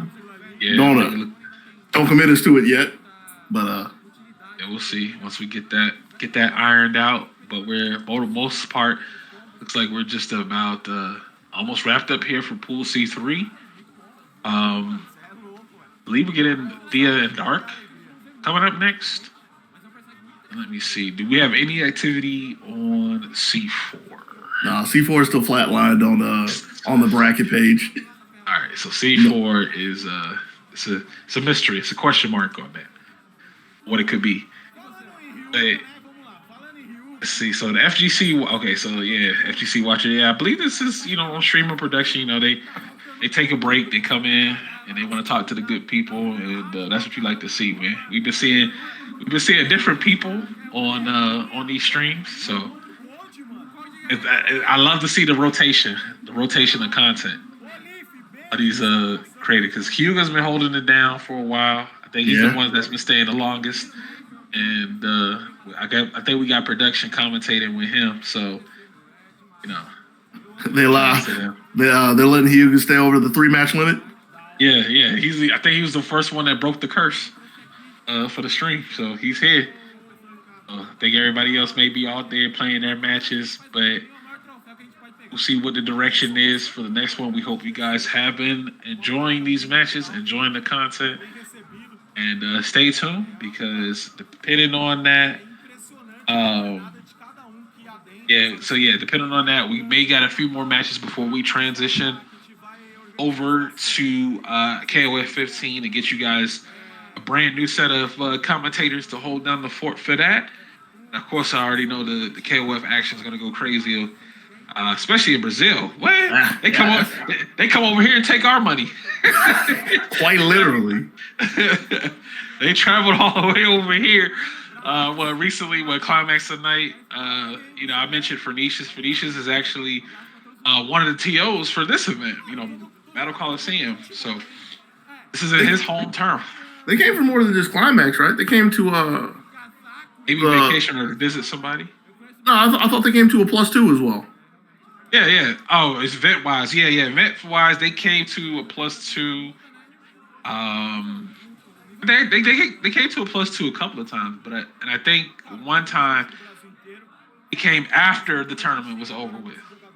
They were visiting, but they came a little bit too late. Yeah. But for the most part, yeah, they've been to a +2, and they've been to Climax Tonight here. And I think one of them was supposed to have been at DreamHack, but I don't think they made it. But regardless, they're in there. The home turf right there. You see, look at the venue. Look at the view. Why does this remind me of such like a linear hallway, like a really long hallway that you see? You just see nothing but people. Starting from here and going all the way to the back. Sheesh. I'm just looking at the lights, how big the room is. It's like really long. It's not a wide room, but it's like a long. Yeah, it's really long. Yeah, that was something that was standing out of my mind every time they show the player cam, is that really, really narrow, like you said, really deep. I guess this is day one, so this isn't really something to talk about too much, but they have all the lights on as well. It's just a small detail that stands out to me, because, a lot of times you see these shots, especially from tournaments nowadays, they have a really, I don't want to say completely dark venue, but they tend to have a lot of the lights dim. Lighting, lighting wise, you would say? Yeah. Make sure to see everybody's bright and happy faces out there getting the games in. And so we got both of our players. I see the TO on the right hand side using the phone, and looks like a bracket there.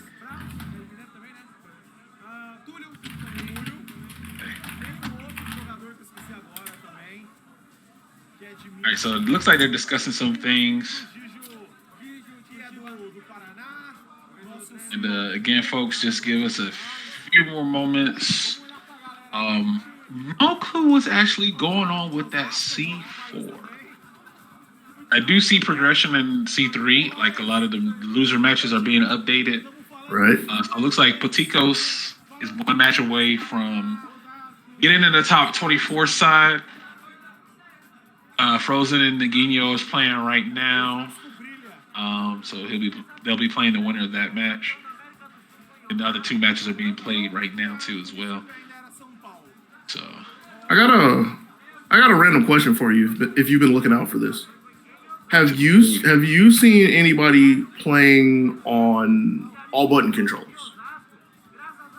I've seen a decent amount of pad players. I've seen a decent amount of stick players, and specifically, I think I've seen a good amount of people playing on Pantheras.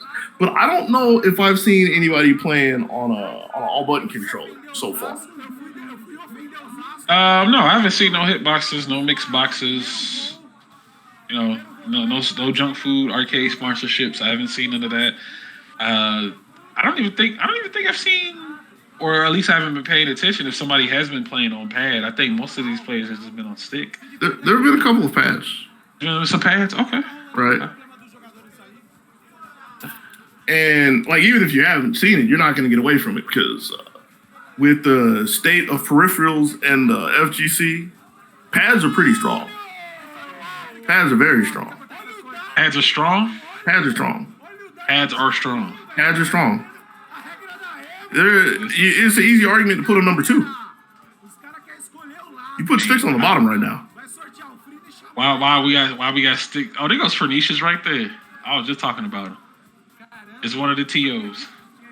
So it looks like they're talking about something, arranging, some configuration there. At some point I was thinking, what if they were calling for a double blind? But no, okay. I thought I saw RPS going down for a second. Oh, the classic? That's what I thought, but no, he was just getting them psyched up for something. I kind of wonder what that was about. Yeah.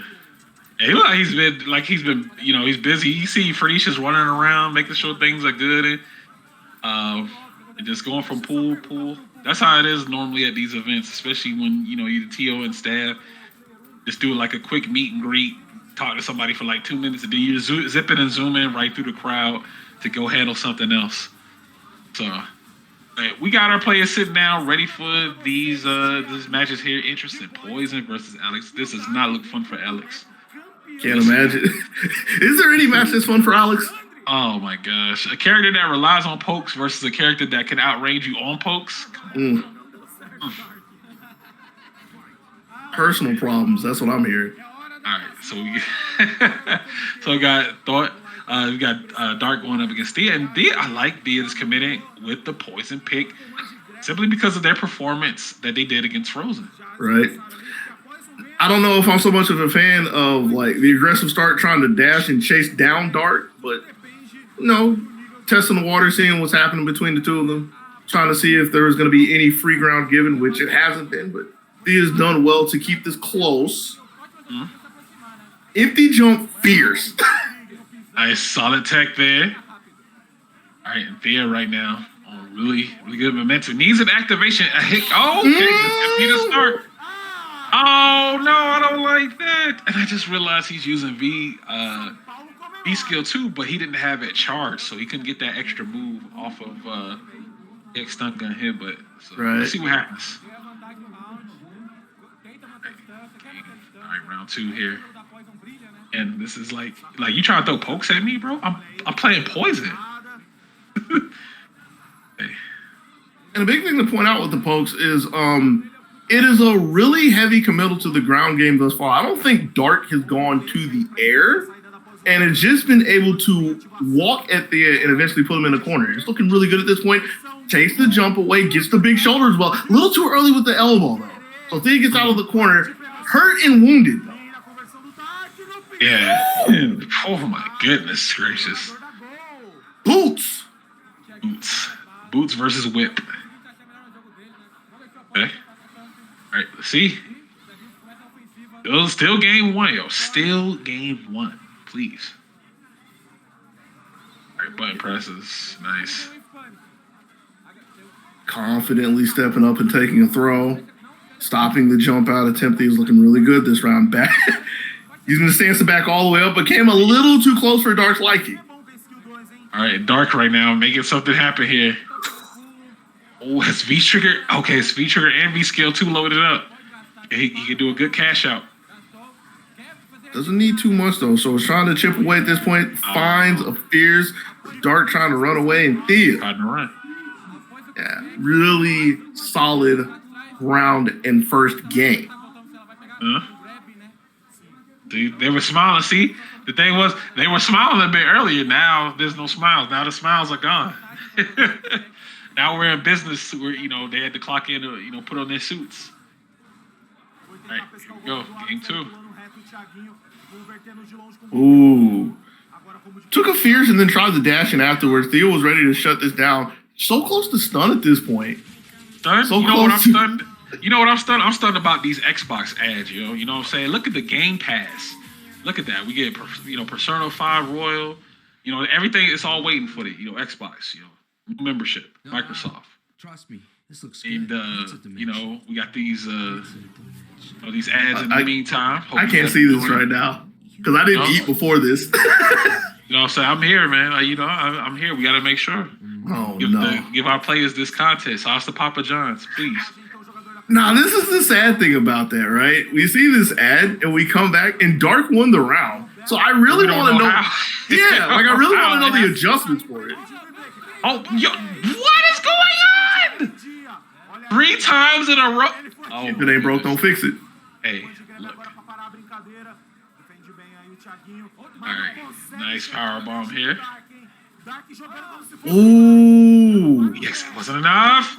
There's the power bomb. All right, one apiece. One apiece. And aside from the high wire act that went from coast to coast, that was a really strong round from Dark. It's able to put Thea in the corner and flip the coin time and time again. It's a two-sided coin, though. I mean, when you out here doing multiple V skills in a row and they all hitting, it's like, what's going on? But here we go, game 3.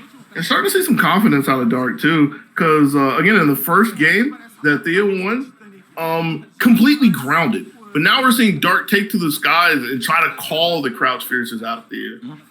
Walked away from the fierce as well, but the second one finds the mark. Does hit. It's the throw. EX. Gotta push that off. Tried to use the second one, but that got shut down. There's another one from Dark. Oh, I don't know about the cross chop there. Yeah, that was a questionable decision, and he's biting himself on that one. That's unfortunate, but Thea right now 1 round away from closing this out. Taking a good back throw. Yo, you can hear the crowd back there, too. I hear the crowd going in. They're loving this. They are loving this action. See, Thea's looking for slash chops with the neutral jumps again. That's been prevalent. I can't say prevalent. That's been a thing really on the back end of the round. The 2 stand strong. Slapped in the face. Nice. And right there, you can see the excitement. You can see the crowd rooting and cheering for Thea there. So congratulations to Thea for going into top 24 on winner's side. And for more or less on that part, that's also congratulations to Dark as well. So Dark also makes it to top 24. But again, they're starting in on the loser side. So they have plenty of more work to do to catch up. For sure. So we got the rest of the loser side matches that are playing here for C3. Neguinho and PITEKOS is they're playing right now, and then Ronaldinho, BR, and BrunoMasters are playing their match too as well. So winners of those matches are going to top 24 on the loser side.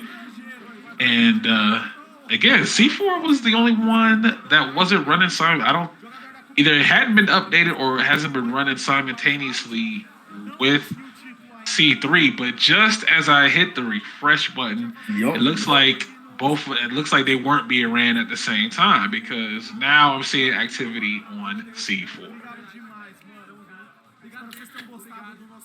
I kind of wonder when I'm thinking about it if they staggered 3 and 4 so that they can have some stations to finish off the bracket of alternate success for 1 and 2.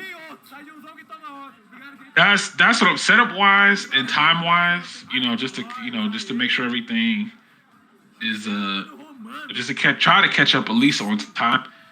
I would think so. Like, we got to finish this pool now, so let's hold off C4. Let's all try to wrap this pool up as quickly as possible. Then we can dive into the pool versus possibly having to split up, pools for this station, that station. Let's all use the same stations.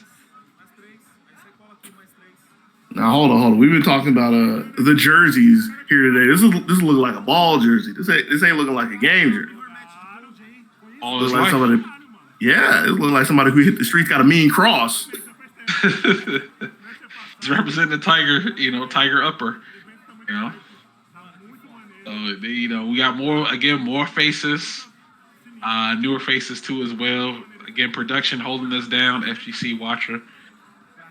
So he's we saw him on the side a bit earlier. So I'm assuming the production is right next to him. But he said, you know what? Let me get on this commentary and talk to the good people. Romano's a new face, so Romano may be a face that's in pool C4 then. That's the case. I just wanted to fact check you on this real quick. No. Not unless the start GG is different. Yeah, not unless his gamer tag is different. Right. Yeah, might have been somebody over there. He might have been somebody over there in the admin pool a little bit earlier, playing the RPS Romano. Maybe. Quite possibly. Yeah, quite possibly. But we do have a match that's queued up. Looks like it's KnightSoul and pofesso. But yeah, the names that we were talking about this earlier as far as names being recognizable bracket wise at least was from my end, of course, Didimokof, Brawley, who I'm thinking is Bruninho, and Lexi or .exe here. So we'll see what happens with this one. My bracket prediction kind of went out the window because I didn't think Frozen was going to lose to Thea, but Thea ended up winning that match and won the match right after they made it out and win the side. So good stuff to them. I thought about asking you for some lottery number tonight. I'm gonna hold off on that. I have to go elsewhere. Man, didn't I already make? I made some correct predictions. Some ain't enough. I need them all. You need them all correct? Yeah, I'm greedy like that. Look, trying to make bank. I got 2 words for you. Yo, hold up. You can't be saying that. not over here. Hold on. Oh, the memories. Those are my 2 words. The memories.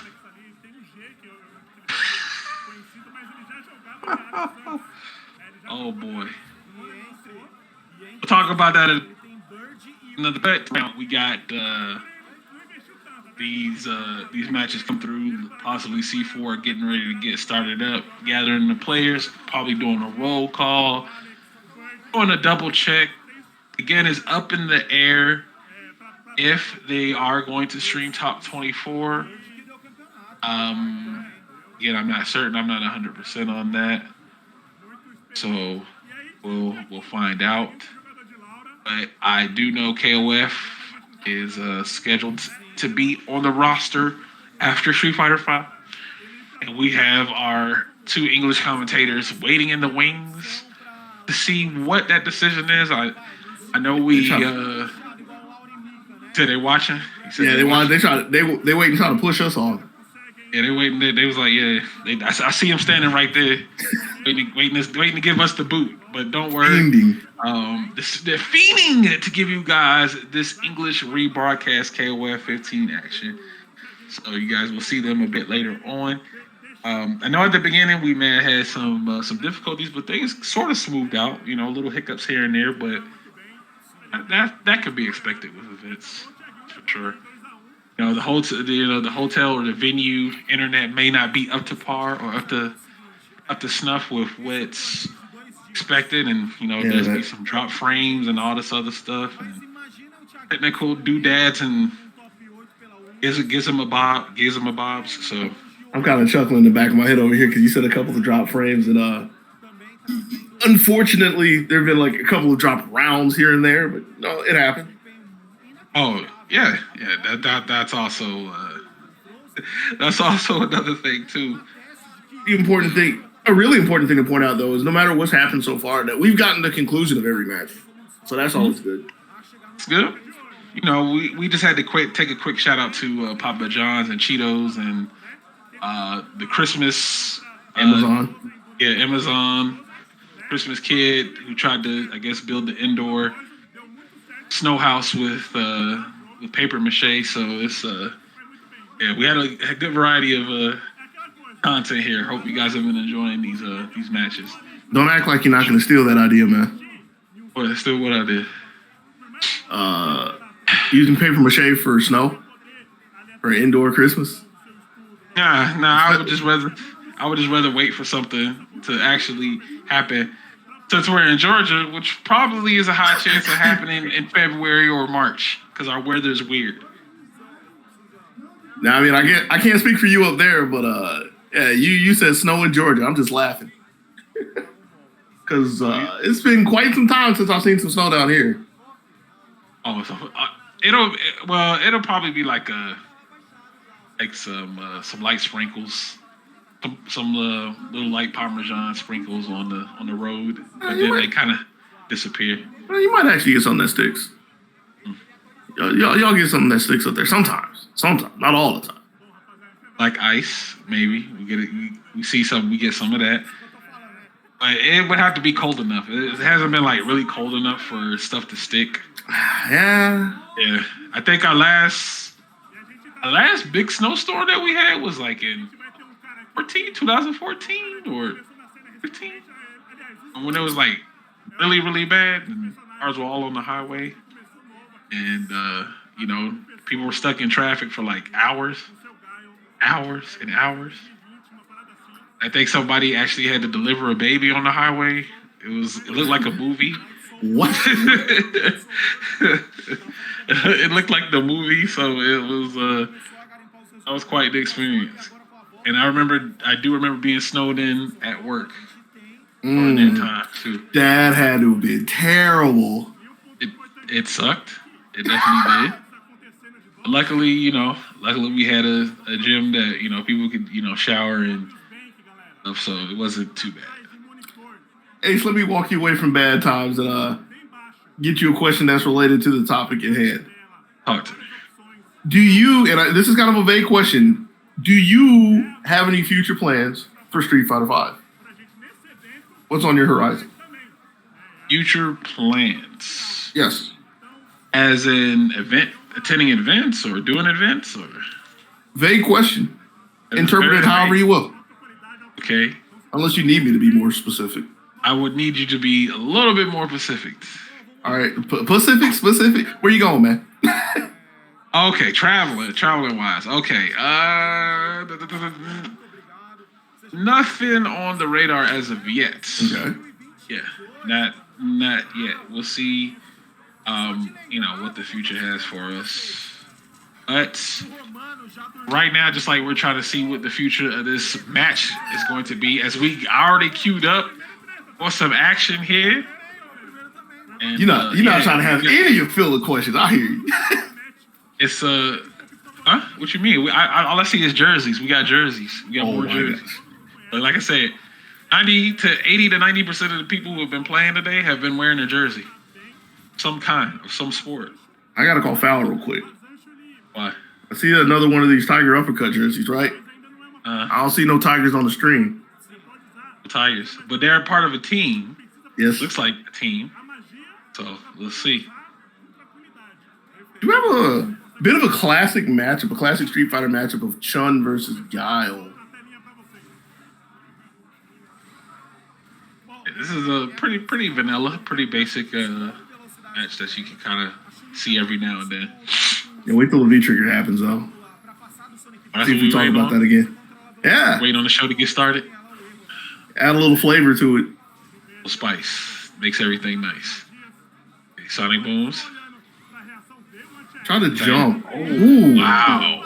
Yeah, this is Professor Argyle is pretty aggressive. Does get a punish on a misconfirmed or misconversion. Spinning bird kick kind of flopped out of the nest there, so a little bit of a reprieve, but still too eager to jump. And KnightSoul has been ready time and time again with the roundhouse to shut that down. Taking round one from KnightSoul. Let's see what Professor does for an adjustment. Right, low forward. Ooh, nice with punish with the sweep there, yeah. He's not making sure he's getting out of the sky. EX throws it over. Second hit of Crouch Fierce. But yeah, KnightSoul has been pretty comfortable, pretty confidently pacing at Professor. Placed in the corner as well. Missed another confirm though. All right, activation tried to. Wow, he's just running to a lot of straight hits. What is going on Professor's side? So eager. Let's slow down. Oh, a lot of unnecessary damage. But this is looking really good here until the charge was dropped.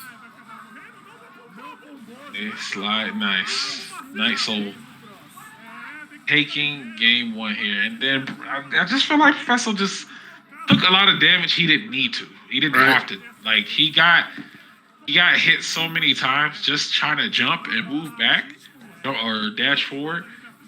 So he definitely needs to slow it down and just be a little bit more attentive and aware of how KnightSoul is playing. Like KnightSoul, I feel like they're playing a bit. They're definitely playing reactionary.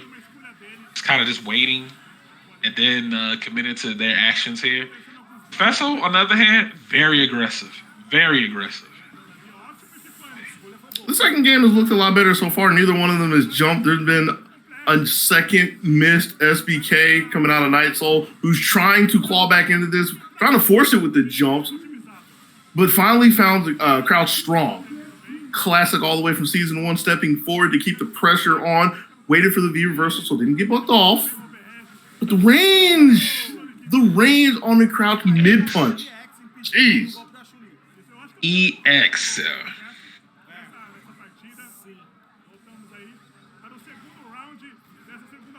Upside down kick. Whew. That jump was a little bit deeper. That would have been so good for KnightSoul, but able to pick up the anti-air and despair afterwards. So close to the stun, was looking for a flash kick. Professor doesn't give it up just yet.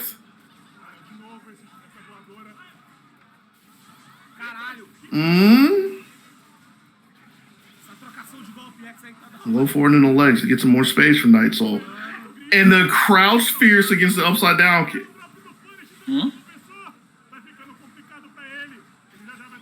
Okay. All right, EX there. Nice back throw. Good tech. Azanchu over the fireball. Wow, what awareness. What awareness coming out there from KnightSoul. He only needs one more of those. Professor looking for the break, though. He's not really looking for the sweeps. There's been a few times that KnightSoul has been in that range, mid-range, and has found a whiff punch. Professor, on the other hand, has really been looking to just push the issue with upside-down kick, coming back to haunt them as they've been stunned again. No big conversion from it, though, so a lot of damage left on the table. Looking about as even as Steven as possible, but KnightSoul really do well with that anti-air. There it is, activation time, gets the throw. Ooh. He has the captain. Yeah, it's got to be in the CA. You wanted it, you didn't get it, though.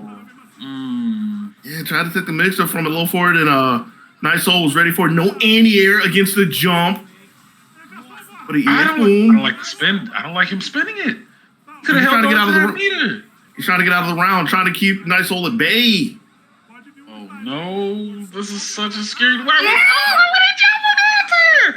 Oh, my gosh. The double dash? This is crazy. Oh, my gosh. This set is insane. This is a crazy set. Yeah. Yeah. That jump, I was terrified. The thing that really gets me about the jump is Professor Sato. Yeah, I got this.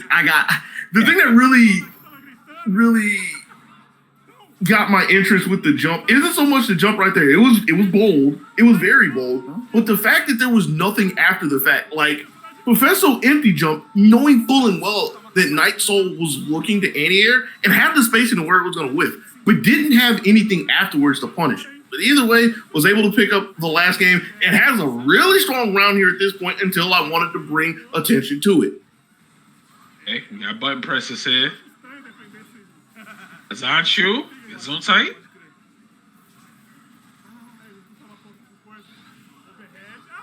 Yeah, it's gonna hurt. He's gonna make it hurt for that. Pofesso! I thought the set was over with. Pofesso says it ain't over till it's over. Taking the round, now setting on set point here. And something that's really been haunting KnightSoul time and time again has been big conversions that need spinning bird kick. I feel like that's the first one that's happened the entire time. And he sees that Pofesso has cracked 2 flash kicks and eventually walked into a reversal SBK, and that's going to be the round. Locked up a piece, next round moves on. He just threw all that solid play from the previous round out the window. And all right, here we go. Trying to get them all. Last round for both players. There's a flash kick there. Again, I don't think Pofesso has anti-aired at all throughout the set. I want to say if there was ever a time for one, that would have been it, but just really aggressive minded, really offensive minded. Tried to flash kick there, but didn't have the charge. Was not available for it. Nice, here's the throw. Ooh. Trickiness. Huge. Caught him pressing the button. We got the roll. I tried to walk away from it, but didn't get far enough away, so KnightSoul has a chance to try to get back into this round. Oh my gosh, these jumps. Okay, there it is. I was like, anti-air, please. Thank you. All right, so good stuff from Pofesso. I thought it was said and done. Yeah. I thought it was all she wrote, but Pofesso, what a turnaround. Question mark a little bit, I'm not gonna lie, but they managed to close it out with that particular set and on into the bracket. And there was a couple of drops from KnightSoul that I pointed out earlier that left the opportunities wide open for Pofesso, but I think the thing that really helped out in that scenario or in that department is the fact that if you think about it, Pofesso was hitting some pretty big conversions time and time again. Like we saw the big one at the end, big extension in the corner. We talked about the V-trigger conversions earlier, which you wanted to go into CA, went into a mix-up afterwards, but you have to at least acknowledge the fact that the damage had already been done, or a notable amount of damage had been done. So the point that I'm getting at is that Pofesso was able to time and time again keep KnightSoul in places that he wanted him, even if he was unsuccessful after the fact. KnightSoul, on the other hand, was good with the anti-airs. Like, don't get me wrong, like, was ever so prevalent with all the anti-airs except for the scary one at the end of game 2. But when the time of need came for the big conversion, especially in the spinning bird kick for the momentum, they weren't there. They weren't there. That was, I mean, just off of the way they were playing, like I think it's the last round where the double wake up EX flash kick. I kind of felt like, okay, you I mean, the way way KnightSoul was playing, he definitely was not going to get hit by that, just because he was playing on a more observative, grounded base style of play. So he went for that Hail Mary twice, and he got punished for it. So I thought at that time, okay, well, I think KnightSoul has this in the bag, but it's just, again, like you pointed out, there was some adjustments. There was some changes into that mental shift, and good stuff for Pofesso for closing it out with their gal. So good stuff, man. Moving on into this bracket again. These matches have been pretty much, down to the wire. Like, we've been seeing a lot of really close games. We may have seen a couple of 0-2s here and there, but a couple of 2-0s here and there, but it hasn't been like a consistent thing, right? A lot of 1-1s, and so that's what you want to see, like the close. You want to see that competition. So good stuff. Yeah. And even with the few 2-0s that we've seen, a lot of them have been relatively competitive for the most part. So, yeah, like what you're alluding to, like there isn't anybody who's really getting blown out for the most part in any of these games. Like, if there has been that we've seen on stream, it is like maybe one, and it's one you have to argue for. Ah, for sure, man. Again, like I said, we got the rotation, the 2 to 3 game rotation commentary on this. The stream has been extra clean and crisp. Again, we get to see new faces from Brazil, FGC, and we've also saw some other representation. You know, we saw Argentina. I think there's even such players that went there not for Street Fighter 5. I think for Dragon Ball Fighters Z, but as far you get representation from surrounding countries and areas, so it's good to see those types of players make the trek out here to enter this type of event. Sure. And according to the stream here, it looks like we're getting Mao versus Takeshi coming through up next. So once again, hope you guys have been enjoying this action. We're getting real-time updates as far as how the stream is going to fluctuate between the next matches. So from the update I saw in there, saying that they may have been swapping over to KOF and KOF 15 in about like 15 minutes. So we're just waiting on an update to see what that is. I know they were behind a little bit on pools, so I think that might affect the streaming schedule, especially for top 24, because we haven't even started top 24 yet. So my guess, and I'm just guessing here, is we'll get through the T4 pool, and I think they would play top 24 off stream into top 8. But we'll see what goes. We get updates from production, so they'll let us know what the status is as we come down. And I know our KOF boys, they're waiting in the wings to get in here and deliver some of that KOF goodness to you guys. So you know, at this point, I think they might be chilling with Bates over there getting a slab of ribs. That's what it is. They're on the ribs, yeah. Yeah, I mean, they can't step into the booth, right? So why not get some good eats while they wait? There it is. That's what it is. I know Bates probably having the ribs right now, watching the commentary. He could be doing that on the side as well. So you know, I think earlier was Tekken, but I don't think they had the stream up and ready for Tekken earlier today. So.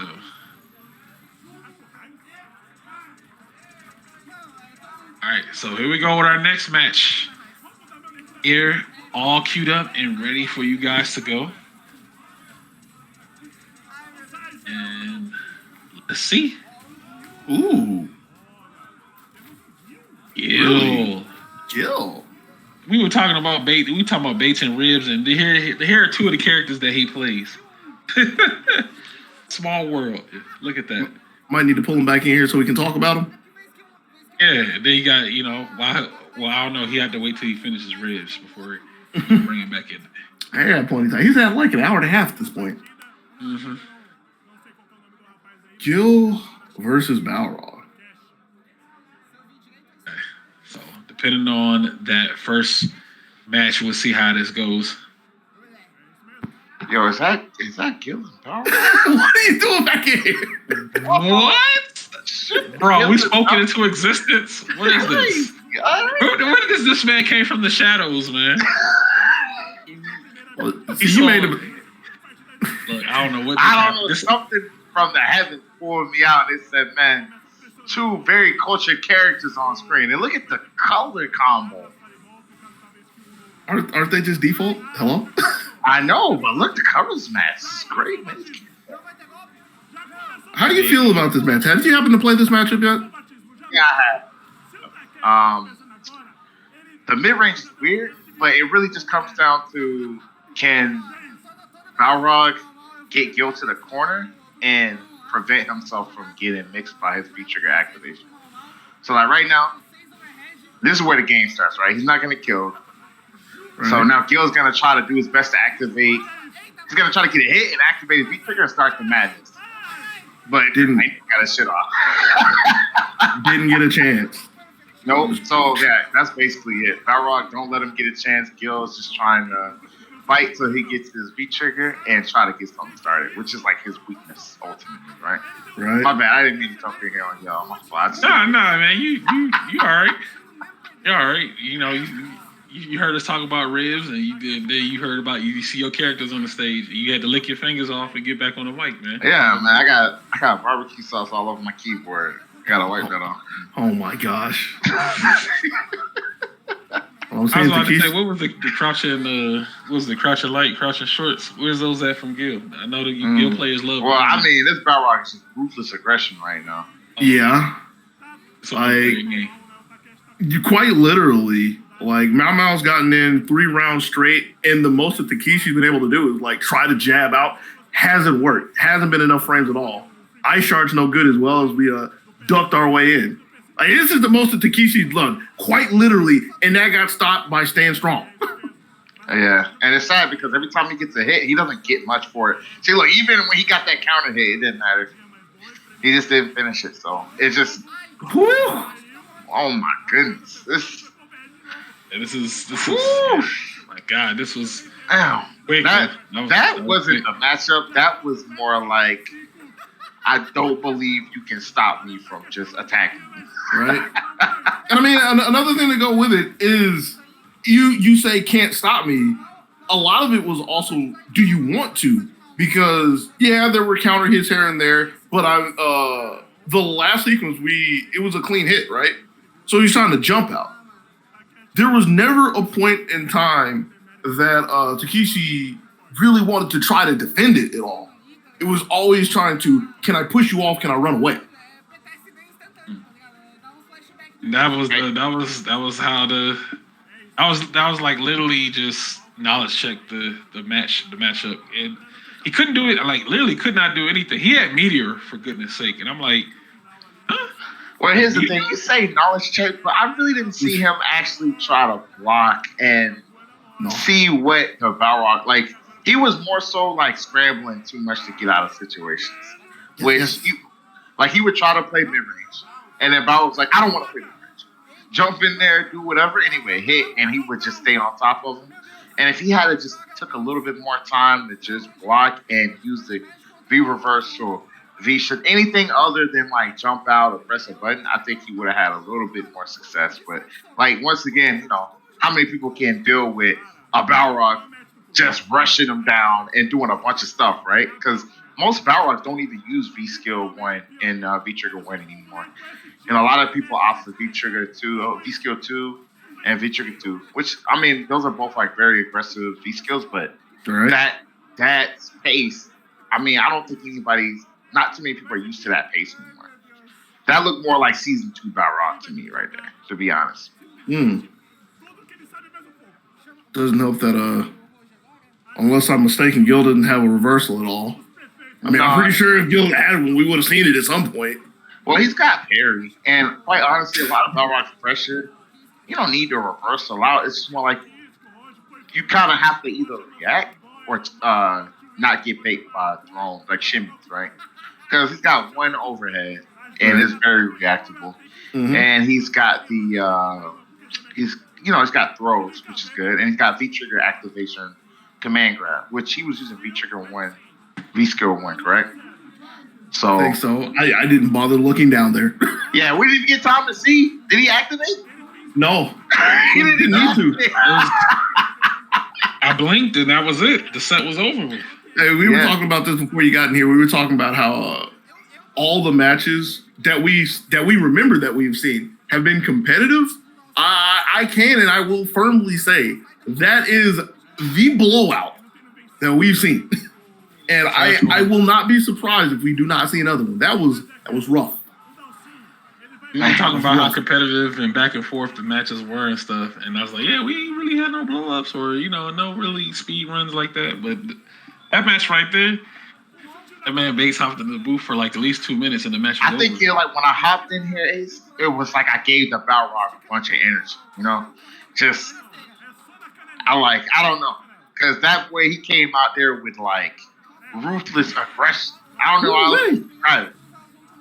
Man, I hope his name was Mau. I hope we get to see some more of him. Ooh, this is who I think this is, right? Yeah. It's Didimo. That's Didimo. I know somebody here. The one and only. Not a complete fraud. Now here's the problem. That's a sim player. Yeah. What else did I say? Didn't I say we got more jerseys? Everybody got a jersey on. Phoenicians wears those jerseys too, man. They're all team. Yeah. So literally 90% of the players have been on stream have a jersey. Squad goals. Damn, everybody's sponsored. Squad goals, yeah. Squad goals. You don't get to get on stream unless you got a jersey? Yeah, a jersey. You gotta have a jersey on. They look at you and they say, you don't see a jersey? Nah, can't get on stream, man. All right, so we got Didimo going up against Browns. Odie.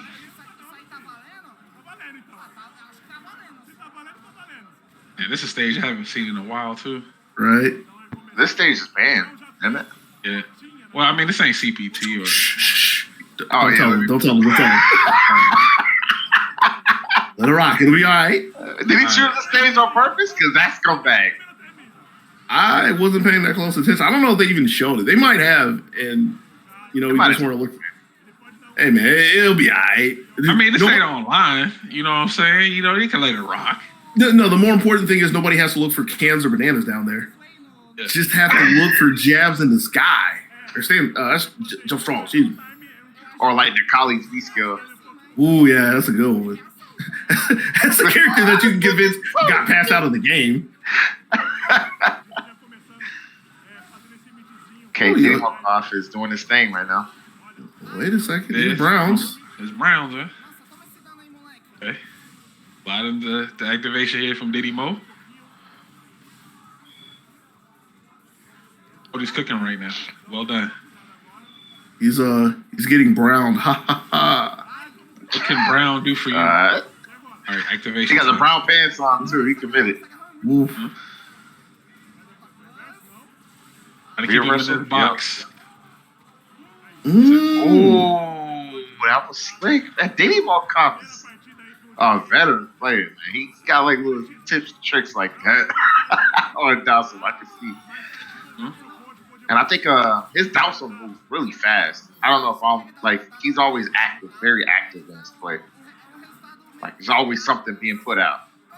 Always something being pressed. Is that what it is? Like just buttons. Whether it's a normal or a teleport. I think I tripped up on the ruffian kick right there. A little too much more blocks than he was expecting. Didn't get the punish. So Brown's still looking pretty good here. Brown's got a lot of counter hits. So why did Didimo swinging? Trying to. Seen a lot of counter hits. What's going on? Trying to make the space. Just trying not to be an easy target.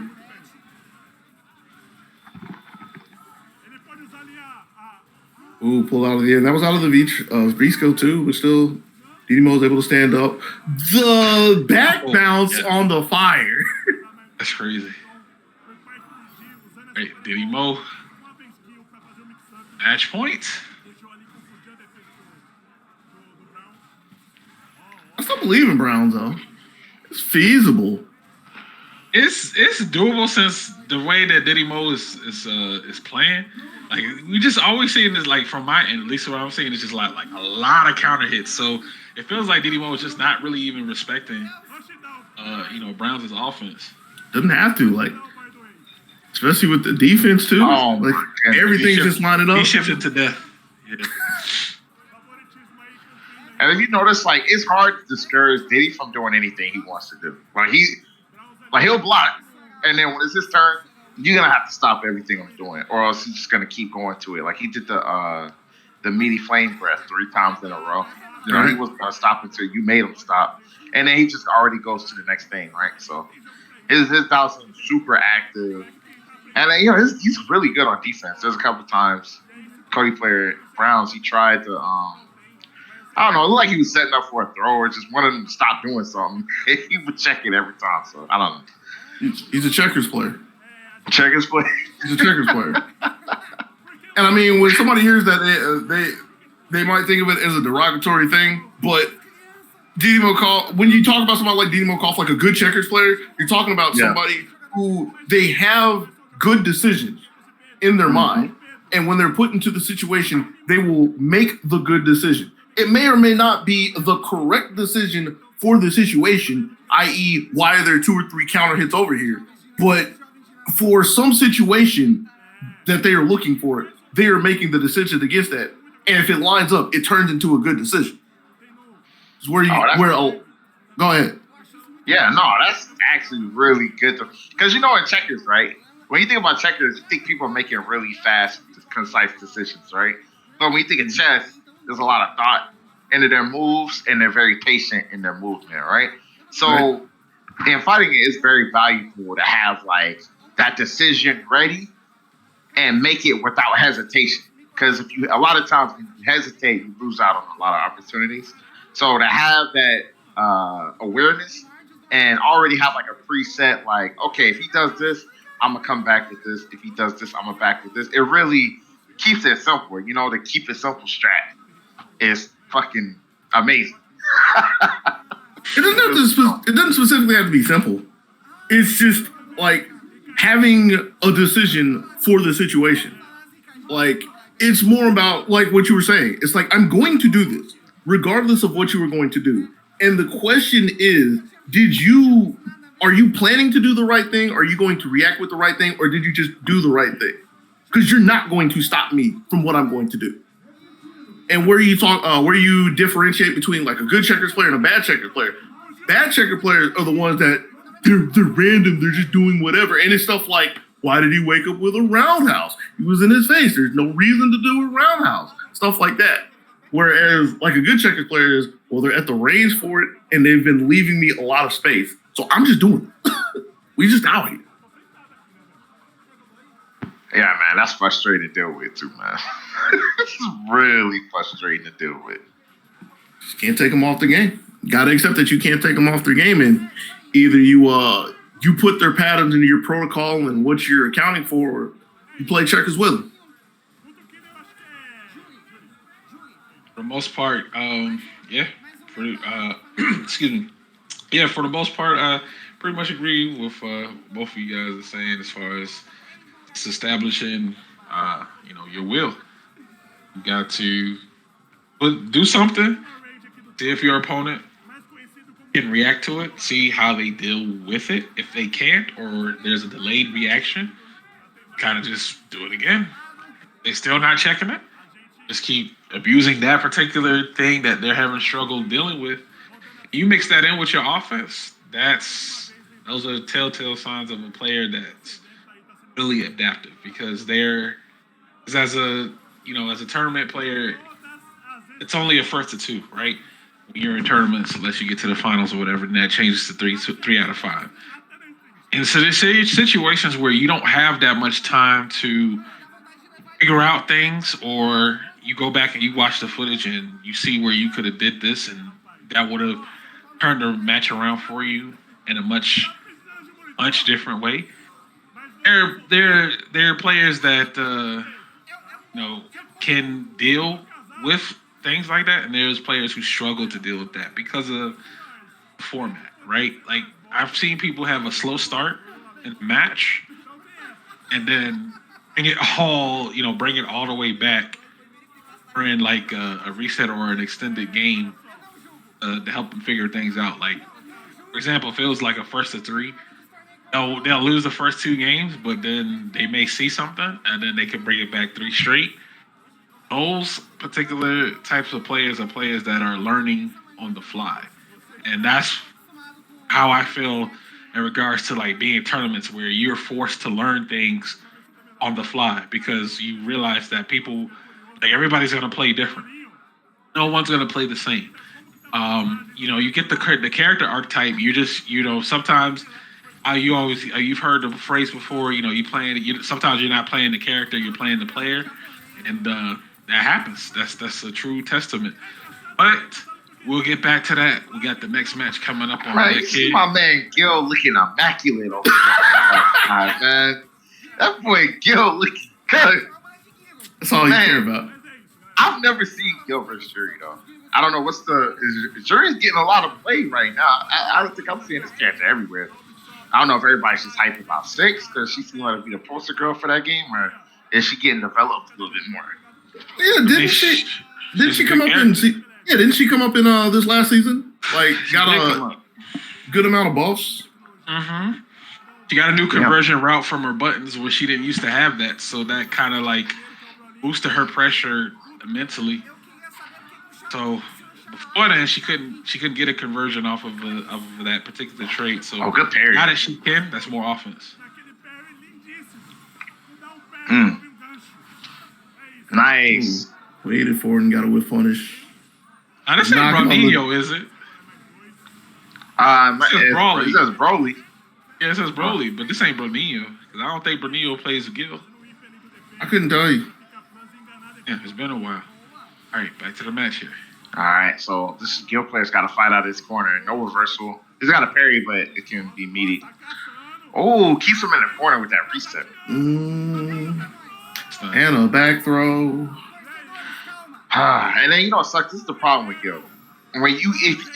Most characters, they can make you block something and activate, and then you gotta hold a mix up. He has to hit to get his mix up started on his really? Yeah, he has to hit. He has to hit you. Yeah, you gotta hit. But he's gotta hit you because he doesn't have like an overhead or a lower command grab mix, right? Right. So, but my man said, "I'm just winning with neutral." He's peppering him right now. Gets the stun. That's a big drop, though. Big drop for so many reasons. Damage in the position as well. Able to jump out. Looking good for Brawley here. Yeah. Kind of scary for a second with the drop, but it was all right. Yeah. Both men got money in the bank. Never seen a tournament where there are more Gale players than there are Ryu players. This is crazy to me. Wait, who playing Ryu like that anywhere? Hold on a second. I was about to say, are we that down bad? Is Gil that there's more Ryu players than Gil? Look how cool this character. Nah, I was like, yo, there's more Gils. Oh wow! Oh, this man is mad. I said, she said, get off me. EX. Well, a back throw. It's time to play the jury game. Time to play the jury game. Who's working the double overhead? Oh, that was the hit he needed. Hey! Armor. He's the ice to get the retribution started. But Doggy, how did I know though? How did I know? Saying memories. I still don't want a lot of numbers from you. You know what they say, Ace? Have you ever heard the phrase that a broken clock is right twice a day? And why gotta be the broken clock? What's going on? All right, so we thinking about it. Let's see. Dang. Wow. Hey, man, they say if it ain't broke, don't fix, man. Broke, don't fix. All right, here we go. This Gil, please. But yeah, Gil, like Base was pointing out, like the flaws of the Gil's design, because he has to have his own. Since he has his own special counter system, their execution has to be on point to like touch this character. Right. Yeah. Oh, good whip punish with the tackle. He needs more of that. Yeah, but stepping a little too close to the low forward for the check back throw as well. Piece of parry. He didn't parry many times. Oh, that sucks. Right. You got to keep doing the parry manually. But I mean, you also have to know that the second one is even coming at that point. Yeah, that is true. See, this is where Gil shines right here. See, he's gonna do the ice setup. He had to get out of that some kind of way. Damn, that was clean. Yeah, that was very. He had his options covered. He's like, okay, if you try to do anything out of this, you got to hold it. Gil definitely not an easy character to play, man. Oof. All right, right here. Oh, we out. Yeah, that was cool. That was cool. Oh, they are swinging. God, look at this one. Sheesh. It's high-paced neutral. What are you talking about? High pace or panic neutral? High-paced neutral. Here we go. Guild time. Party time. Yep, it's party time. Put the ice on the ground. Yeah. You pinwheel right into the ice. You can't challenge the ice, man. You gotta let it sit there. You gotta let it simmer. That was so good for that stage. Had a jury ice sculpture ready for Christmas. Yeah, for Christmas. Yeah. Yeah, so that was interesting, man. And then you saw the jury player. He wanted to like push the issue, but it just seemed like Broly was just one step ahead on his defense. And then when he got started, bro, that's it. That's the charm. Like, yo, like once you get started, it's party time. Like, that's it. You gotta hold it. Yeah, I wish I would have actually kept track of this, but of the 4 rounds that Broly won, at least 2 of them were in V-Trigger. Yep. Oh right, man, we got hype. Something exciting. Pop offs. I don't know if World Cup did.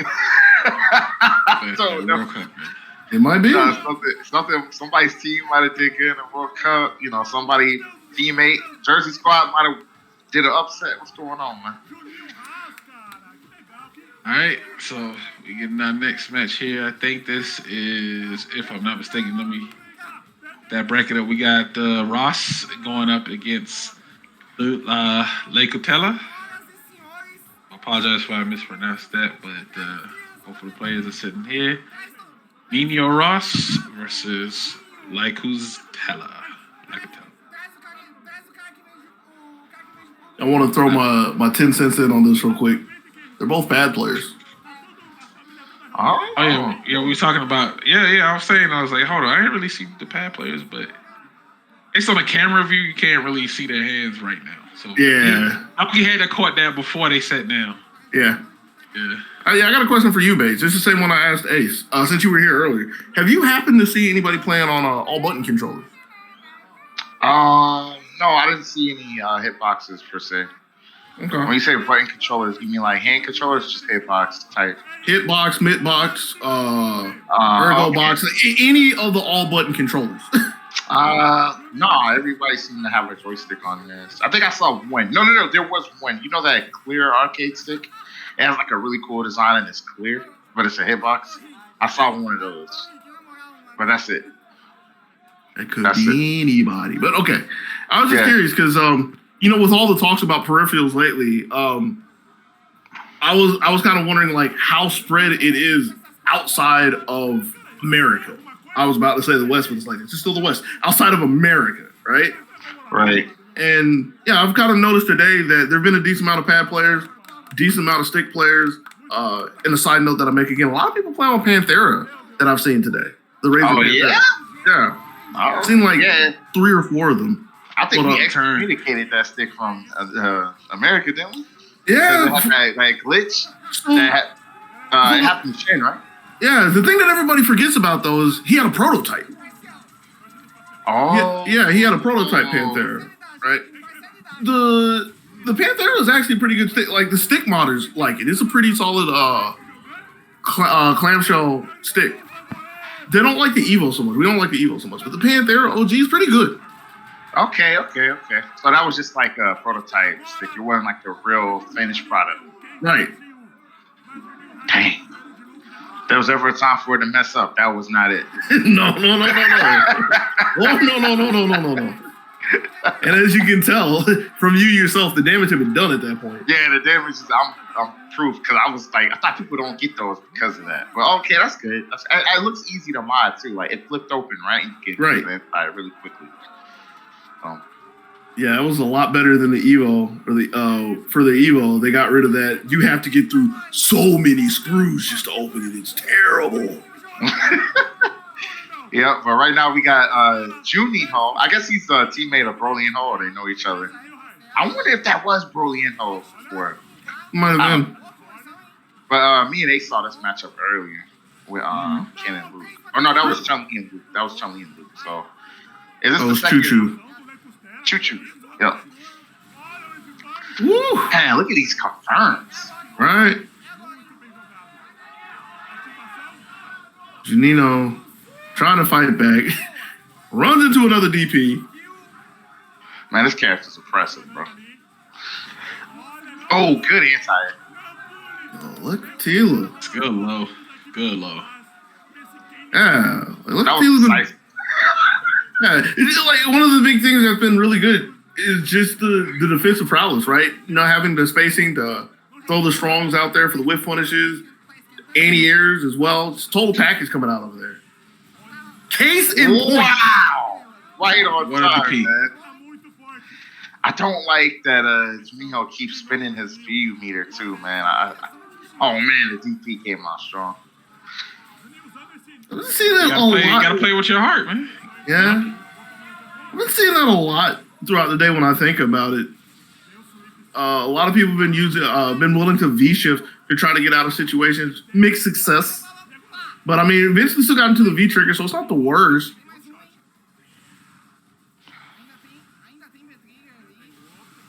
Ooh, Sam. Man. Damn. Hey, so please, you can't get in. You can't. Oh, that was it. Oh, he had it. This is the chance. Oh, yup. You're right. You gotta play with your heart, brother. You're right. Ace called it. You gotta play with your heart. Yeah. Still got another round. Doesn't have any meter right now, but you know, still has hope. Wow. Okay, target combo here for the knockdown. Character that the world complains about. Nice, good tech. Trying to hold on to the spacing. And it's not trying to charge in now. It's throwing a lot more sandblasters just to get the chip and trying to see if he can catch Tila trying to step too far in. Tila getting too close for that target combo and get some space for Ras. Throw. Chase down the V shift with the Lion Tamer. The only target here. Wow. That was. Oof. Oh, he got another shot. Oh, it's the back door. He's gonna activate. Oh, we threw. Oh my goodness. Yo, let's go. Give me the Ojo. Oh, he's spinning EX Fireball. Why? Oh, okay. He wanted to activate V-Trigger. Is Hey, that the you only way? Oh, my goodness. Oh, he popped off. That's A, man. Look. Ooh, Take a that swig. was Take a swig of your beverage. Like I said, everybody make sure they hydrate. Let's go. And you saw who Nino was out there. Good. You saw who Nino out there with the jazz. Like, please just run into one of them. Just any one of them. Help me, please. Yeah. The crowd's warming up again. Look who's trying to walk away from that. My God, Nino's making sure to keep him close. Oof. Sharp First fear. guy, Correct. and he got a bunch of V-Trigger for that. Right. Got a whole bar right now. Straight up jump. Wow. Oh, man, the uppercuts. Has anybody's uppercut got blocked yet? No. And the thing that's really amusing about it is if you think at the end of the last round, the one time that Junino was looking for it, that's the time where Lucatilla went for the back throw. So yeah, like checkers player on defense. Willing to flip the coin. But the more dangerous thing is Junino's willing to put himself in that situation. Didn't really get blown up for it in this round specifically, but it might be something to keep track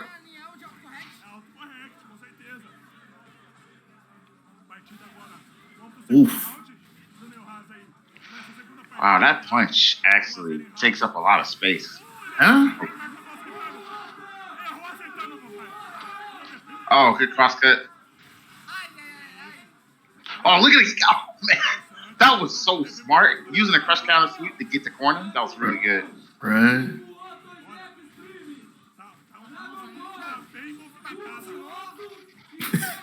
They chant in the back. Got a whole chant in the back going.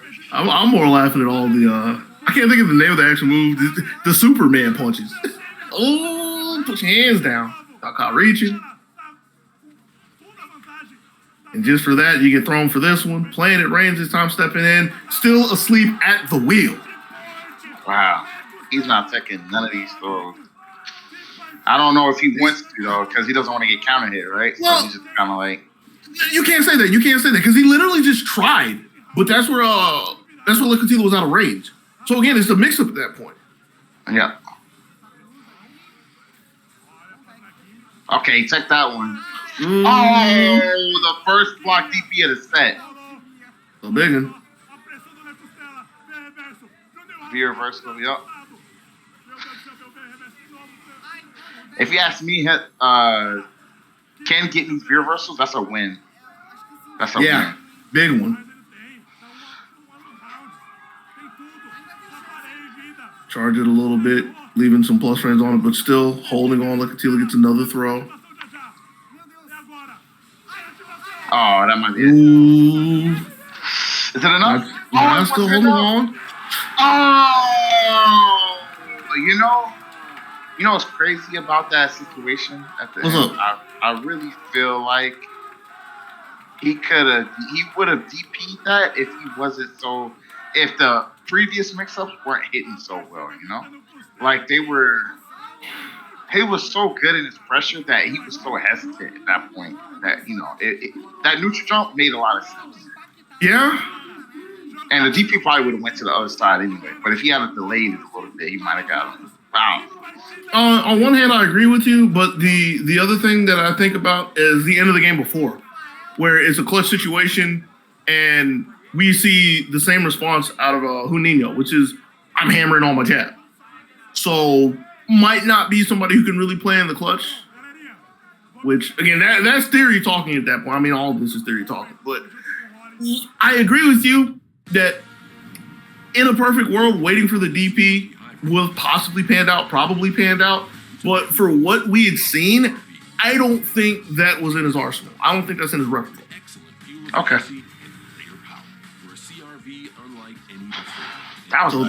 That match was like, I don't know how to call that. Because that first round, it took a lot out of him. But it seemed like he lost some speed. Man.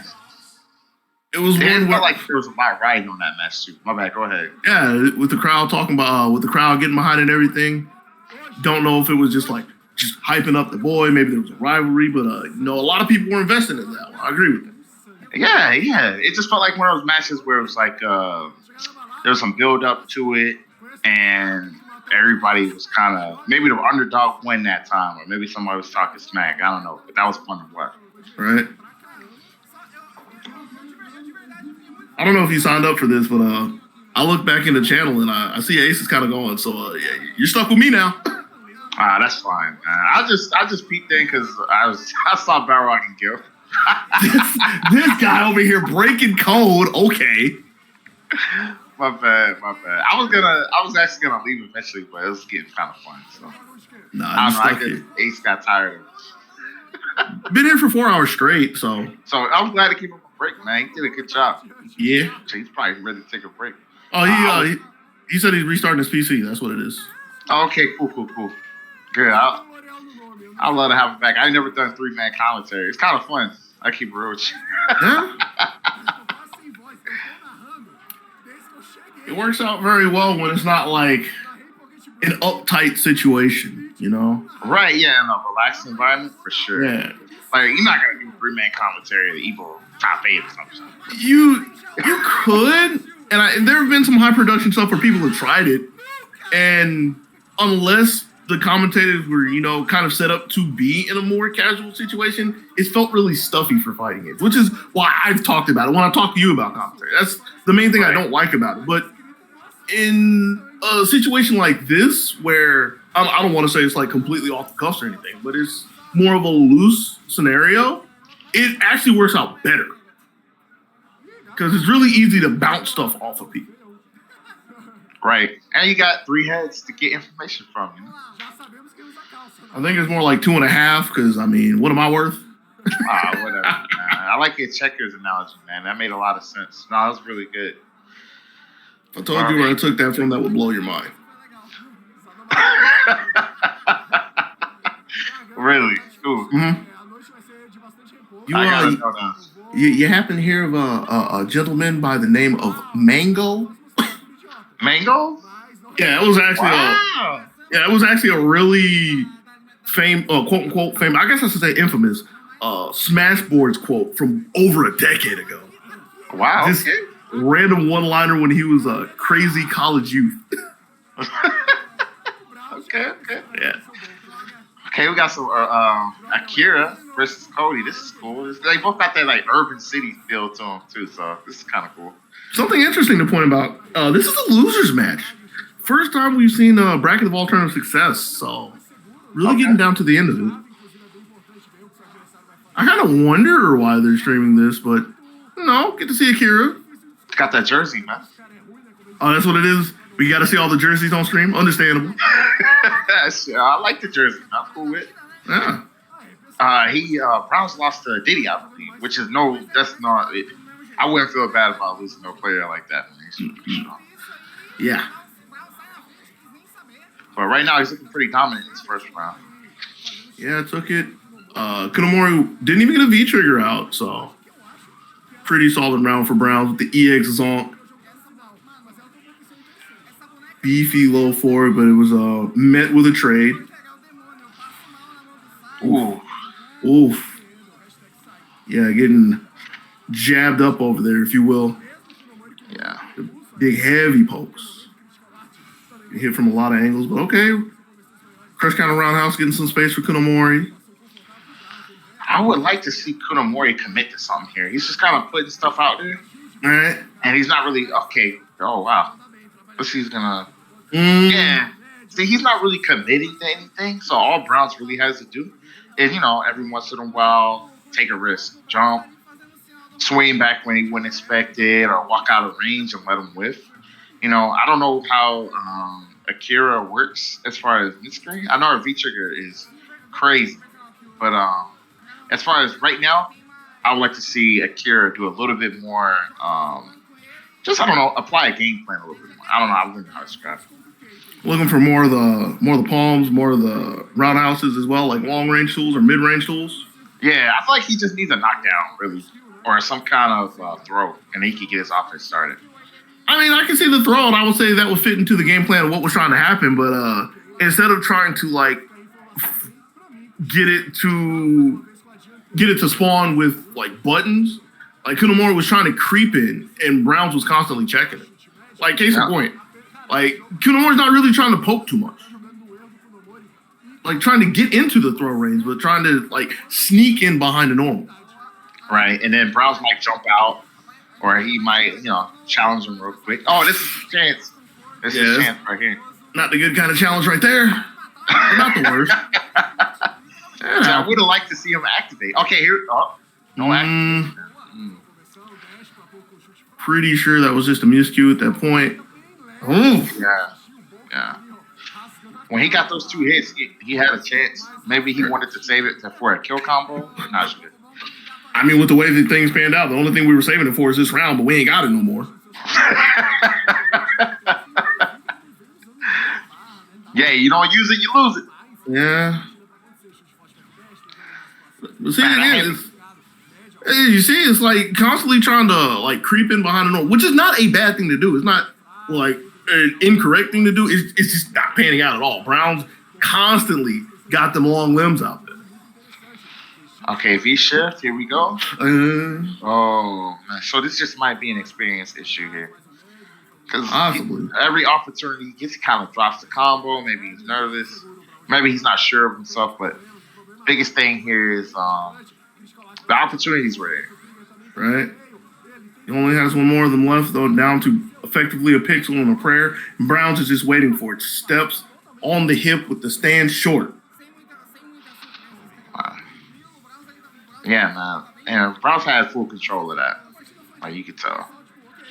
Kind of let him do his thing, and then he just punish him, or he would basically let him walk into some normals. That heavy kick from Cody is -4, but he landed a lot, actually. So. Hello? Hello. What's up, Ace? Welcome back, brother. Welcome back. You missed. Yes, what I missed? You missed a rarity so far today. You missed a unicorn of a match. It was a losers match. Oh, they put a losers matchup. Okay. Saw Browns come back, the Cody player from earlier who had a hard time against Didimokof.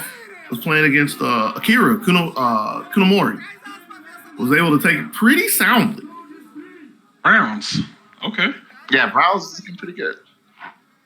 I mean, losing to Diddy is nothing to scoff at, like, you know. So it's good to see he's still playing. He's on top of his game and he's still doing his thing. Browns just won against Kunomori. Right. All right. So On the side, I'm sorry. Yeah, it's making me wonder where we're going next. Like, are we going to keep going down here in the bracket of alternative success? Going to hop back up to the top side? Because I see we still have the 2 qualifying matches on the winner's side. So I wonder if that was like a filler or anything. The filler arc for the bracket. Probably a filler just to maybe so they can locate the players or something. Somebody had to go to the restroom. You know, just making up excuses. But there is no for you guys not to be missing this high octane action. Hope you guys have been enjoying the stream. And yeah, man. Like I said, the energy and passion that the Brazilian FGC is real. They wear it on their sleeve proudly. Sleeve and the chest, probably on the back if we got the back of the jerseys as well. They wear it everywhere. Like I said, if you want to play on stream, you got a jersey. That's it. You can't be on stream without a jersey. Those are the rules. I'm pretty sure we can count the jerseyless people on one hand so far.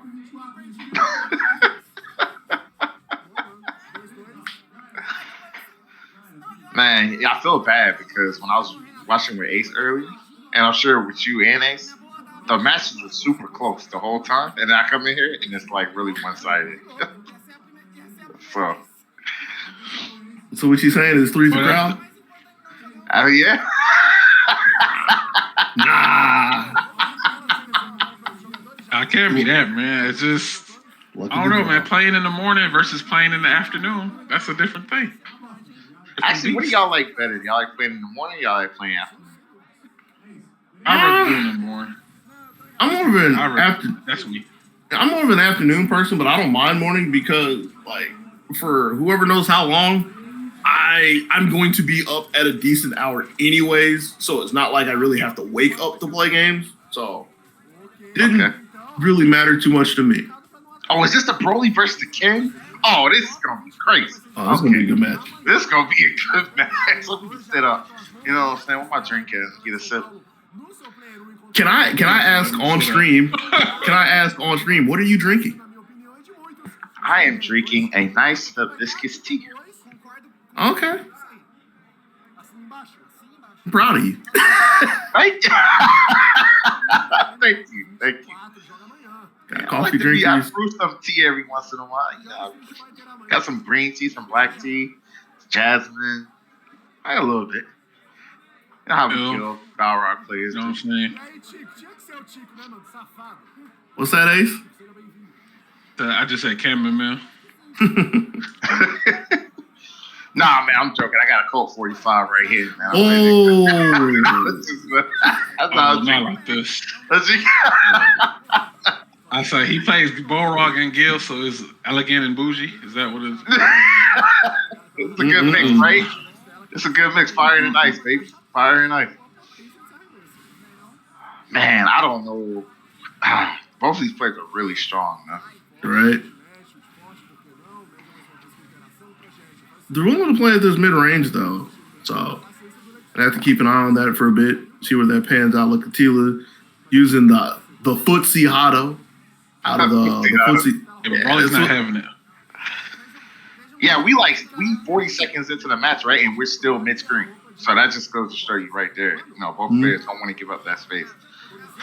And as much as I don't like to say this, that was a quick moment of respect before we got into this V-trigger. Empty jump, no anti-air, and they both just backed away from each other. But Tila was trying to get out of the corner and escape with the... Man, see how impressive, Gil's V-trigger is super impressive on hit. Just because he just sets up a bunch of situations where you got to make a decision. Yeah. And he freezes your stun bar with V-trigger too, man. he can do that anyway, but it's really easy to is to get off when you're V-triggering. Ice is nice. Very. And what a sweep. Okay. Got some grabs here coming out from Teller. Here we go. You're in a corner against a Ken with no... Oh, wait, something else here. Never mind. Is a DP? Is that a DP? Yeah, might as well. That might as well be a DP here. Checkers. Just hop the piece. It'll be all right. Okay, we got a lot of cash. I don't know. He should have spent it. Why okay, never mind. Oh, he got it. He needs to keep it. He didn't want to spend all of it. He said he'll wait for the 50% off. He'll wait for the 50% off and buy it. You know? That's a good deal. Just in time for the holidays. Exactly. Paper mache and snow. You know, 'tis the season. Oh my god! Oh, I think Bates was here for that. Nah, he wasn't. We're gonna have to fill you in a little bit later. All right. Pokes. What's he trying to do? Is he trying to get him to whiff something? Because he really doesn't want to go into that corner, which is he's going anyway.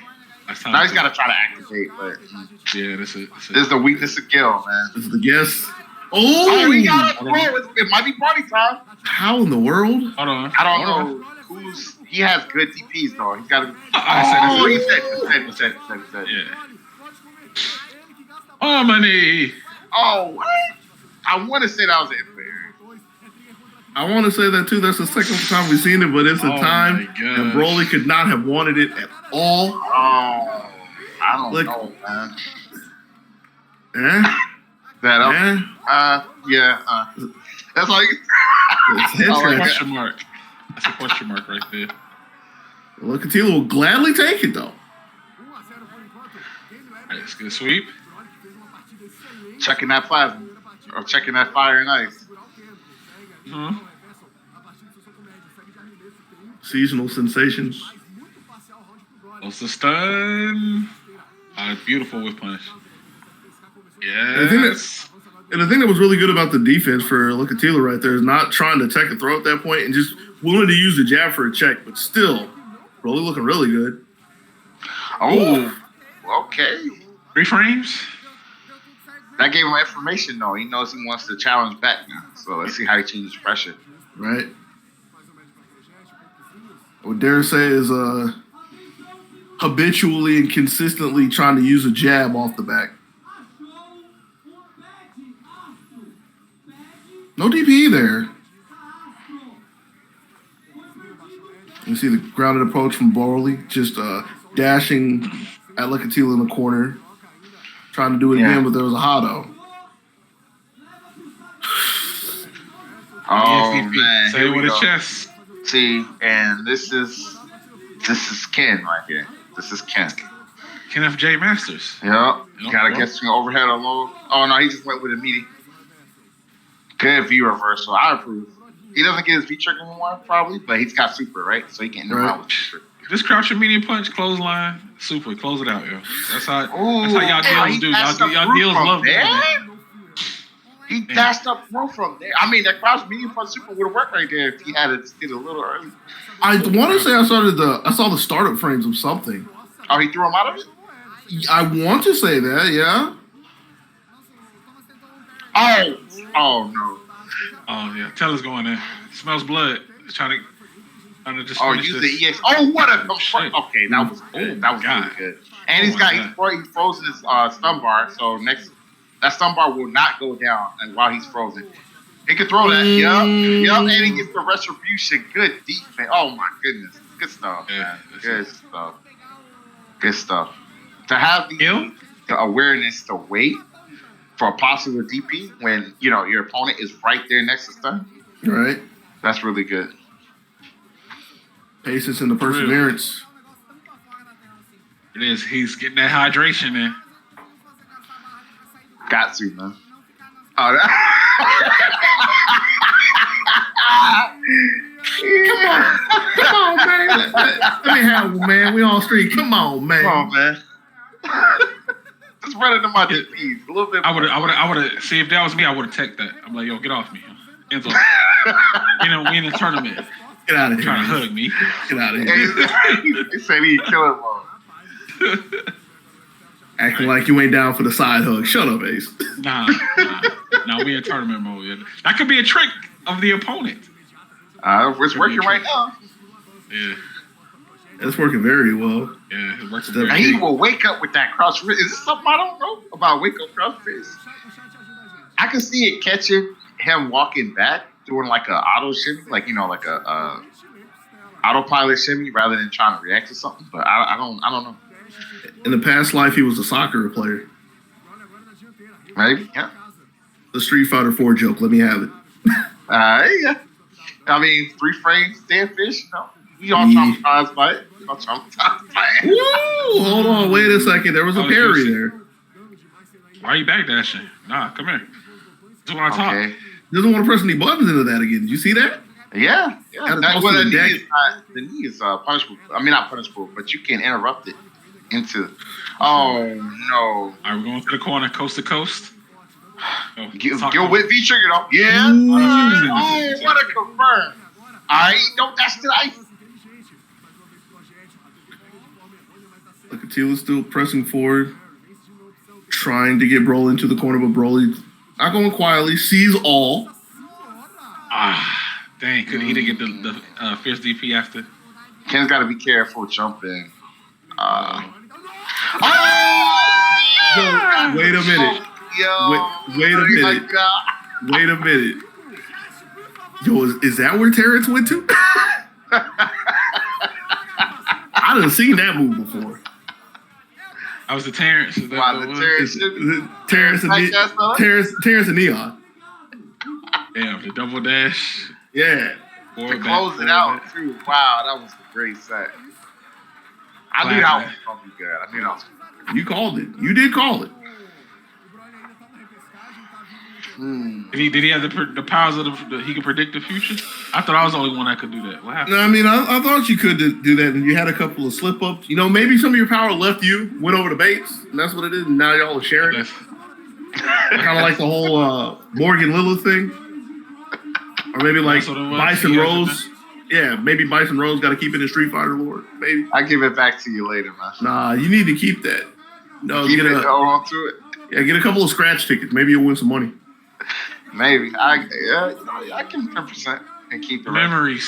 The memories are real. Scratch ticket. Damn. The memories are gone, man. The memories are gone. Who said they're gone? Somebody giving a speech out there. The past 3 years. Hold up. Do you not see that there was recent activity? There's been plenty of activity. You just don't want to acknowledge it.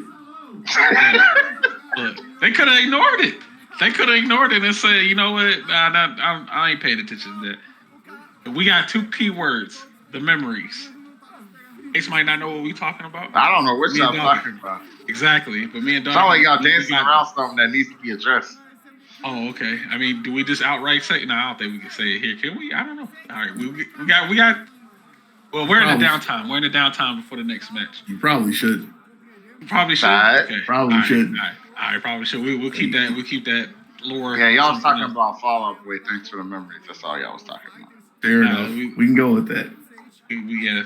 Nah, okay. If you want to talk about stuff we got to get Ace Bates up to speed with. How about the paper mache snow?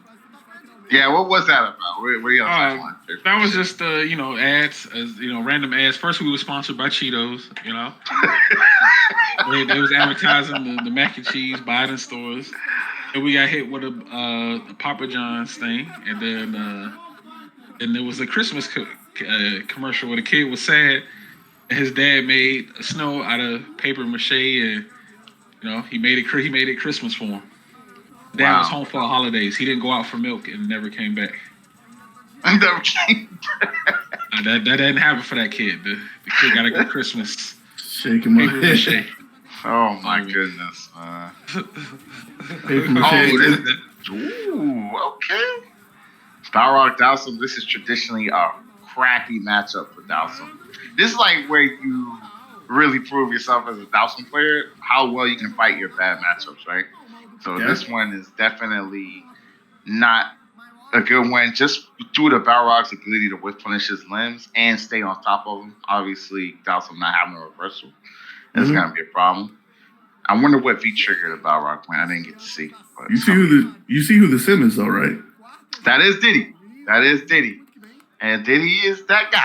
Don't get me wrong. He is that sim. Oh, that's that dude. Man. But that's Mao Mao. Standing heavy punch to whiff punish the limbs. That's what he's gonna do. Ruthless aggression. Here we go. No V reversal to get that free trigger off of him. Wow. That's a stun. Yeah. Give me that. Give me we go. that. And that was, I dare say that was a stun just off of straight hits. Yeah, there was like maybe one combo in that. Yeah, those are just all hits. I think he got a jump in. Or no. That's Mao Mao. Oh, you see how he hit the left with that heavy? How did I know? Yep, standing heavy punch on the limbs. That's what we want to look for. Okay, but here comes Diddy.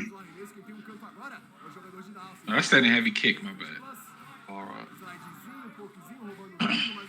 Good hand tie here. Here we go. Balrog also without a reversal. Oh, but he got that 3-frame. Oh, he's a little mixed. Schmicks. I don't think, I thought people stopped getting hit by that kind of stuff. And he spent all the meter here. See, maybe you should play some checkers next time you play that. You're right. You're right. Yo, Mao. But you did say this was Mao Mao though. Mao. Yeah. This is who? This is name? Mao Mao. That's Mao Mao. Mao Mao. That's Mao Mao. Mao Mao. That boy is he's in there. He has not been stopped all day. No. I think he ended all his matches with the opponent in the corner. It's the way Balrog likes it. Exactly. Take him to the rope, champ. Fight money. Dang, I like Diddy too, man. I'm a fan. This is a fellow Sam Show player. Well, oh man, he might need a parry or two with the way things are going because it ain't looking good out there. Yeah, man. If we could deflect some gloves. Okay, here we go. Deflecting with the crush counter. And he gets the side switch. Oh, that's wow. Activate. Good backdash. That's a good way to answer that. Ooh, and ready for the teleport as well as Mao Mao. Hold on. That's a lot of white light. Oh, he took it with just a jab. That's the most strong jab in the game. You ain't never seen a jab do that much damage. Hey, reach I teach her. You reach I teach. She was ready for it too. And he's trying to play back, man. He's trying to play back, but Mao. Get him out of here. Mao Mao.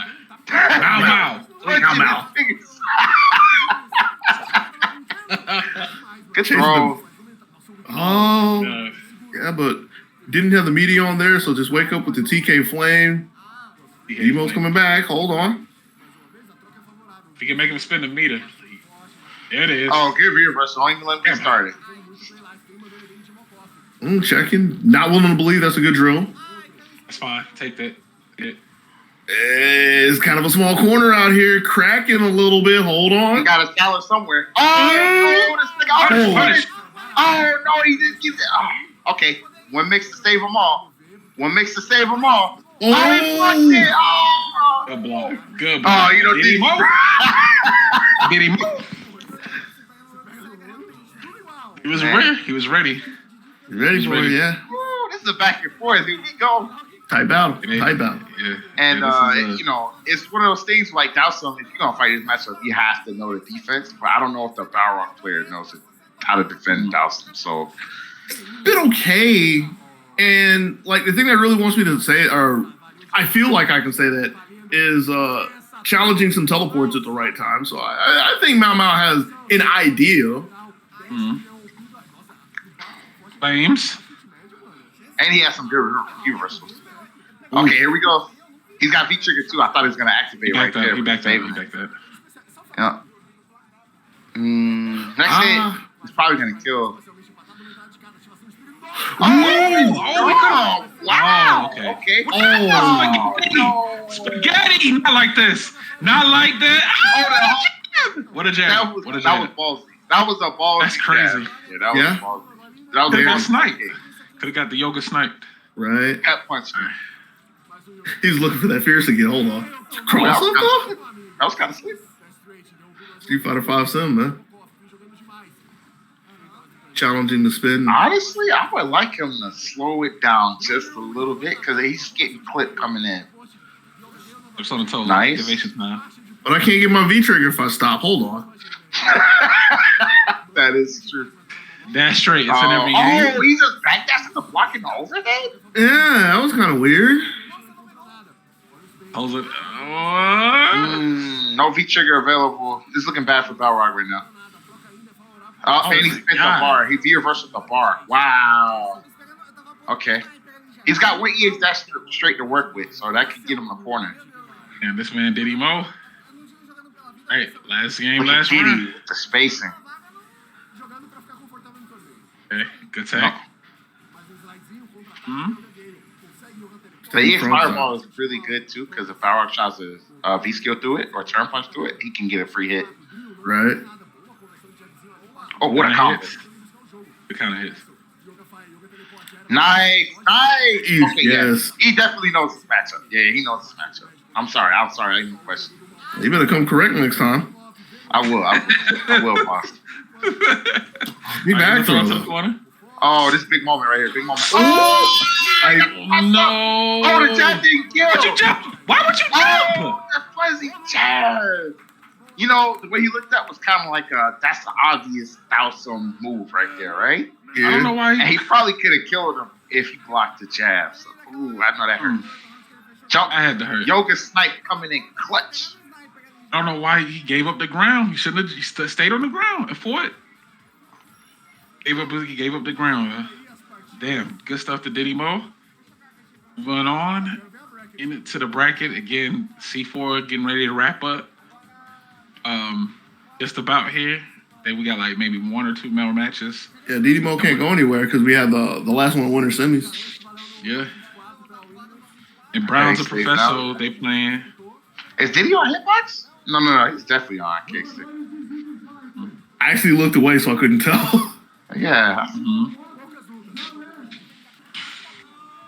Man, Diddy is a veteran. Man. How long has this guy been playing fighting games? I think ever since I've been playing, I've seen match footage with him. So it's crazy. How long have you been playing? Didn't he used to play Abel in 4? Or am I thinking about somebody else? He might have. I know Keoma from Brazil played Abel. Yeah. I'll be mixing them two up, man. But yeah, man, these are really some very entertaining matches, man. Very entertaining stuff. These pools are full of sharks, man. These guys eating each other alive out here. Breakfast, lunch, and dinner, man. I hate to see who got to fight that Gill and losers bracket. Rolly? Yeah.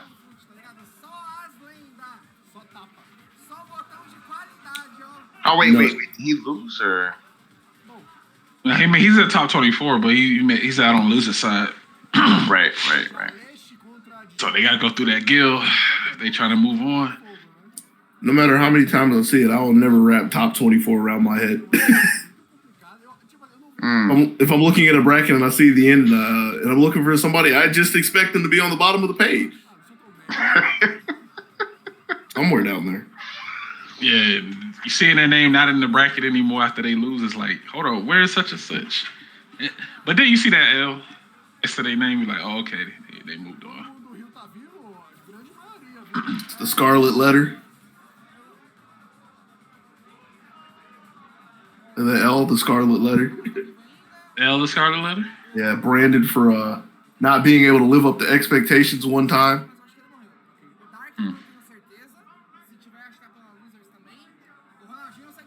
But shout out to Bomber, man. Bomber's been holding it down on commentary for a couple of these matches. I've seen them. Usually we get a rotation at 3 matches with a new face, but it's been on here. Yeah, you know what, Dookie? The thing about that is, all it takes is that one time, bro. It's unfortunate. But all it takes is that one time. A person, I won't say a wise person, but a person gave me a good analogy about, needing the one time. You equate it to driving, and you could be a perfect driver and everything, but you have that one day where you're driving down the mountain and, you You weren't paying attention, or maybe your brakes go out and you go through the guardrail. And that's all it takes. Yep. That is a very unique analogy there. Now let me tell you who made who made that analogy. See, now you got to hear this because this is relevant. You know who made that analogy? Oh man, That's a DB Joseph analogy. Joseph. Oh my goodness, man, that guy. They be dropping gems after you sift through all the troll. There'll be some gems. But was it worth it? No. He said no. Oh, man. Yep. All right. So we got John with the Rashid and Didimokof on Sim. Now this matchup is horrendous for Sim. Oh, is it? It's not good. It's not a good matchup. Oh, okay. I thought maybe he could you get in very easily, or so you just get poked out. It's Rashid. You try getting Rashid off of you when you playing a slow limb character like Sim. Okay. Well, let's see how he works his way in. I would imagine the Sims that are up to snuff are pretty good with it because we can name some Sims. How many Rashid you talk about? I just said the matchup. I just said the matchup. I ain't say nothing about the player. Okay, here we go. All right. Working towards the corner. Here we go. Big crush counter. Oh man, Two crush. I don't know. This is pretty solid. Isn't this matchup fun? It is for Ja. Yeah. Oh, wait a minute, backdash. Didimo's fighting back. He said, "What bad matchup?" It's a bad matchup. Yeah. He gotta go from fighting Frog to Rashid to make it out. I mean, that's the nature of the game. It happens, Yeah, especially when you're playing Sim. You can't be a stranger to it. Looking to see what the answer is. Just gets a big anti-air, staying well away from Jaws Didimo. Mm-hmm. Oh, he whirlwind kicked the limb. Hey, he's hit that first a couple of times. Wow. Big spike. Wow. He gets to keep the meter, and he keeps the meter. Oh my goodness. Didimokof is fighting him. He's fighting. Yeah, and try to go on the offensive this time, try to teleport in. Ja was ready for it. And the big thing is putting Didimo in the corner from it. Mm-hmm. V-shift. Ooh. And that's the second time that Didimokof has been looking for the V-shift in the corner, and Ja's been ready for it with the stun here, too. Needs one more. Tick throw. Didimokof is going to have to figure out something because this is in Ja's wheelhouse. That's the first game. He might have to back up and fight and go with a different strategy. Oh, he's going straight into it. Are we going straight into it? We warriors out here. What you mean? Let's go. Let's fight. Press these buttons. Oh, I don't know if that was a missed teleport or just preemptively try to check a jump. I'm going to go out on a limb and say that was supposed to be a teleport. Wow, he's really good. Okay, so Ja is really good at catching V-shift and using V-shift. He's good with it. Is it V-shift or whatever it is? V-shift. The actual attack is V-break, but I'm pretty sure everybody just says V-shift for the whole thing. Hit him with the V-shift. He's like, wait, what? Shift on him. Shift on him. You know what I'm saying? Look, he kind of shifty. You know what I'm saying? Hit that control shift. Ooh. Stop.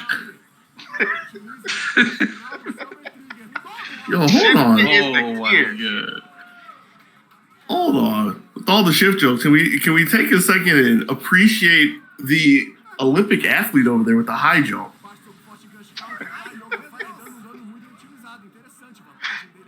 And I want to. Well, that wasn't the first one. That was like one of the few V shifts from Ja that didn't catch anything from Didimo. Yeah.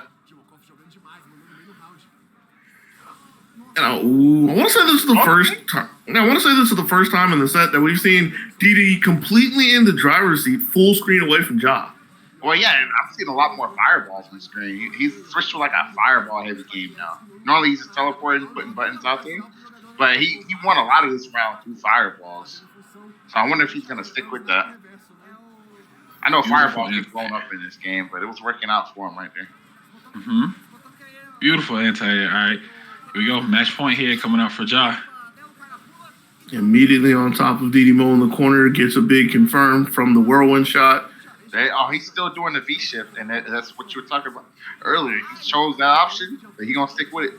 All right, so the thing that was different about that shift, though, is he did the break. Like, he'd been just shifting earlier, and Ja had been putting a media on top of it to punish it. That time, he broke, but still stuck in his corner, not looking good at all. V reversal to get some space. Oh, it's traded. That's unfortunate. Woo!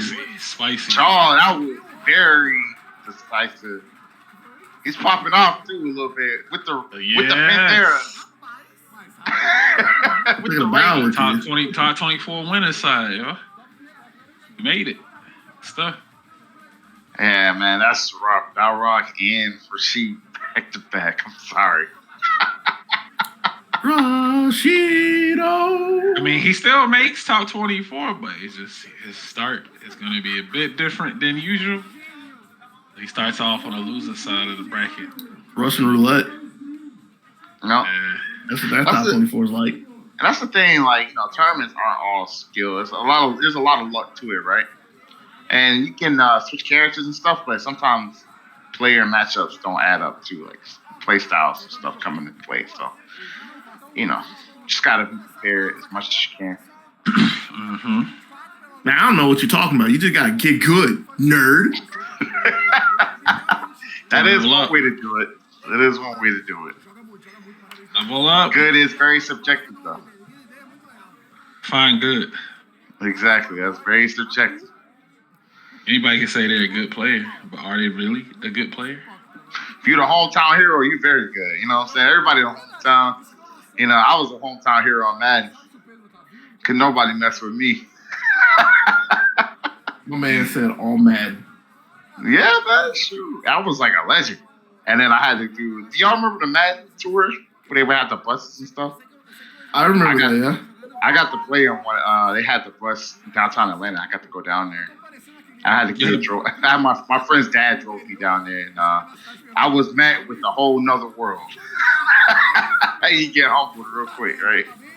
So They drove the bus while you was on the bus. No, they have a bunch of buses that have Madden on it, and then they have like DJs and stuff. It's like a little festival kind of thing, but it's a tournament, and you play your matches in there and stuff. I did all right, but it's just the skill level was way higher than what I was used to playing. They should have had it. The bus should have been driving while y'all was playing. Nah, I would have made it. Because you got more feel out. Oh, is this Mau Mau? It's Mau Mau. This is Mau Mau. Oh, Balrog.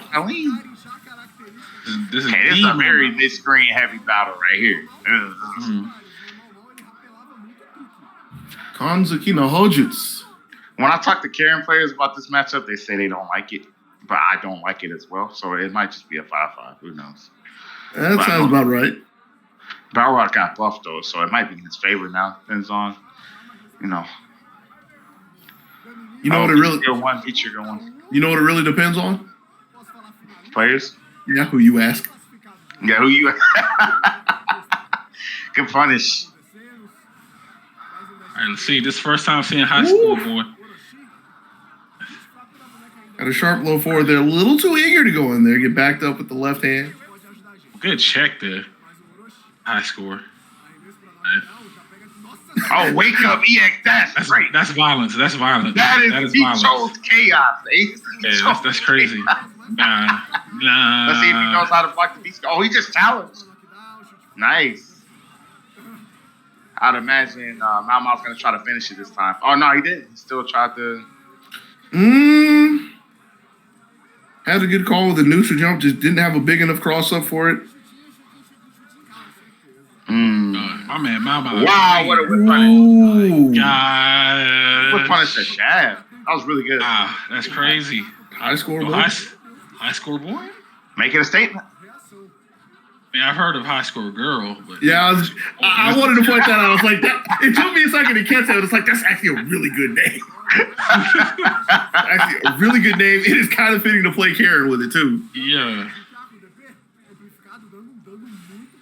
Good crush. Okay, fights his way out of the corner. He's got V-Trigger on deck. It's not out of the corner for long, though.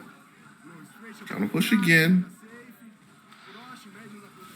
Now Mal can't buy a second at a time. Yeah. What punish game from high scores has been immaculate, man. And it's had the timing on a bunch of the dash straights, but just is never in a spot to punish them. Like, it's either a jab dash straight, so it's too short, or there was the one in the first round that was the cross-up one, but has a good bead on when Mal wants to let one rip. Yep. And, you know, they say styles make fights, right? So Mal's style is bulldogish, right? But high score boy seems to be very willing to let you hang yourself. With the neutral jumps, with the whip punishes, he's very comfortable in letting you come in and punishing you. So almost like a matador right now. So, you know, it's really working towards his play style. I mean, he is the raging bull. You know what I'm saying? Yeah. See, these neutral jumps make him hesitate, and then he goes in. So I need Mal to start anti-airing those neutral jumps a little bit better with his Baldur smash. They're kind of sweet. Yeah, we're in this corner. Gets the throw. Oh, gets the back throw. It's big. Oh, gets the overhead. Bonk on the head. Oh, all the damage. All the damage. He could have got a little bit more, but it wouldn't have killed it anyway, so it's fine. Oh, the check. Oh my gosh. Oh my gosh. Just take the throw. Oh, he swung on the last part. What happened? Wow. I guess he didn't want to get super. Like, high school board could have just chip kill with super. Right. I guess he figured he might as well challenge anyway. I mean, he could have V-reversed it, though, after the last hit. Well, no, he just used his trigger, right? Oh, he had a bread bar. Oh, okay. Also, I say make him use the super. At least he doesn't have it for the next round, right? Right. For stuff like this. Yeah. Score sitting on set point, though. Rebeating again with the crouch mid punch. Dang. Oh, yeah, the overhead. Yeah, that's it. That's in it, the that's it. throw, yeah. Mental mix is real. That's it. Mm-hmm. And ruthless aggression does not work out in this one. I mean, there was a lot of... With the New York fitted on. There was a lot of aggression, just not on the side of the table you were expecting. True. Nah, that was just the end, though, because high scorer boy saw blood in the water, going for the jug, going for the kill. Yeah, very decisive. Very decisive. Those whip punishes were immaculate. And on top of that, he was just ready. You can tell he knows that matchup with the neutral jump timing and just the basic stuff. One tip I could give Mal though, when he neutral jumps, Balrog's ES smash is really good for those situations. So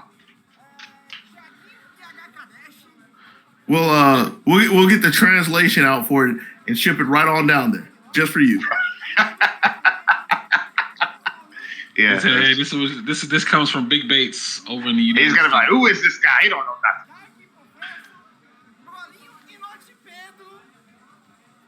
They're talking about the top 8, I guess, or who's ever. Oh, okay. I guess they're talking about how stacked the tournament is right now. Yeah, because there's no more Street Fighter to be played at this moment, unless they go to the top 24. Okay. Yeah, so they're going top 24 tomorrow. Maybe, possibly. We'll get an update, but I think they looks like they're about to swap over to the KOF, if I'm not mistaken. Oh, snap, the KOF. My eyes do not deceive me. Or they might play out the 24, top 24, and then just go straight into 8 for tomorrow. But we'll see what the call is. Regardless, I hope you guys have been enjoying these matches, enjoying this English rebroadcast, live and direct. You know, we tried to match the energy with the with our Brazilian friends out there, and they just immediately cut the stream. Okay, well, we got the energy. They bought that action. We out. We out. Well, I think they're getting ready to set up for KOF. So I think that's gonna be it for us. We'll take a quick break, swap out commentators, get a fresh new set in here. Augie Sam, it was fun commentating with you, Big Bates. It was fun commentating with you. Thank y'all for tuning in. You got any sign off words for the good folks, Doggy? Thanks for chilling with us. Thanks for having a good time while we went through this adventure of the English rebroadcast. And hopefully you had a good time. That's the most I got. Big Bates, you got anything for the? I appreciate everybody watching fighting games with us, and KOF's about to be hyped too. Oh yeah. So stick around for that and enjoy the show. I'll see y'all tomorrow. Yeah, for sure, man. You'll catch us tomorrow on that good old-fashioned top 8 Street Fighter 5, but that's going to conclude it here for the English restream broadcast for Battle Coliseum 2022. Don't go anywhere. Stay tuned. KOF is coming up next.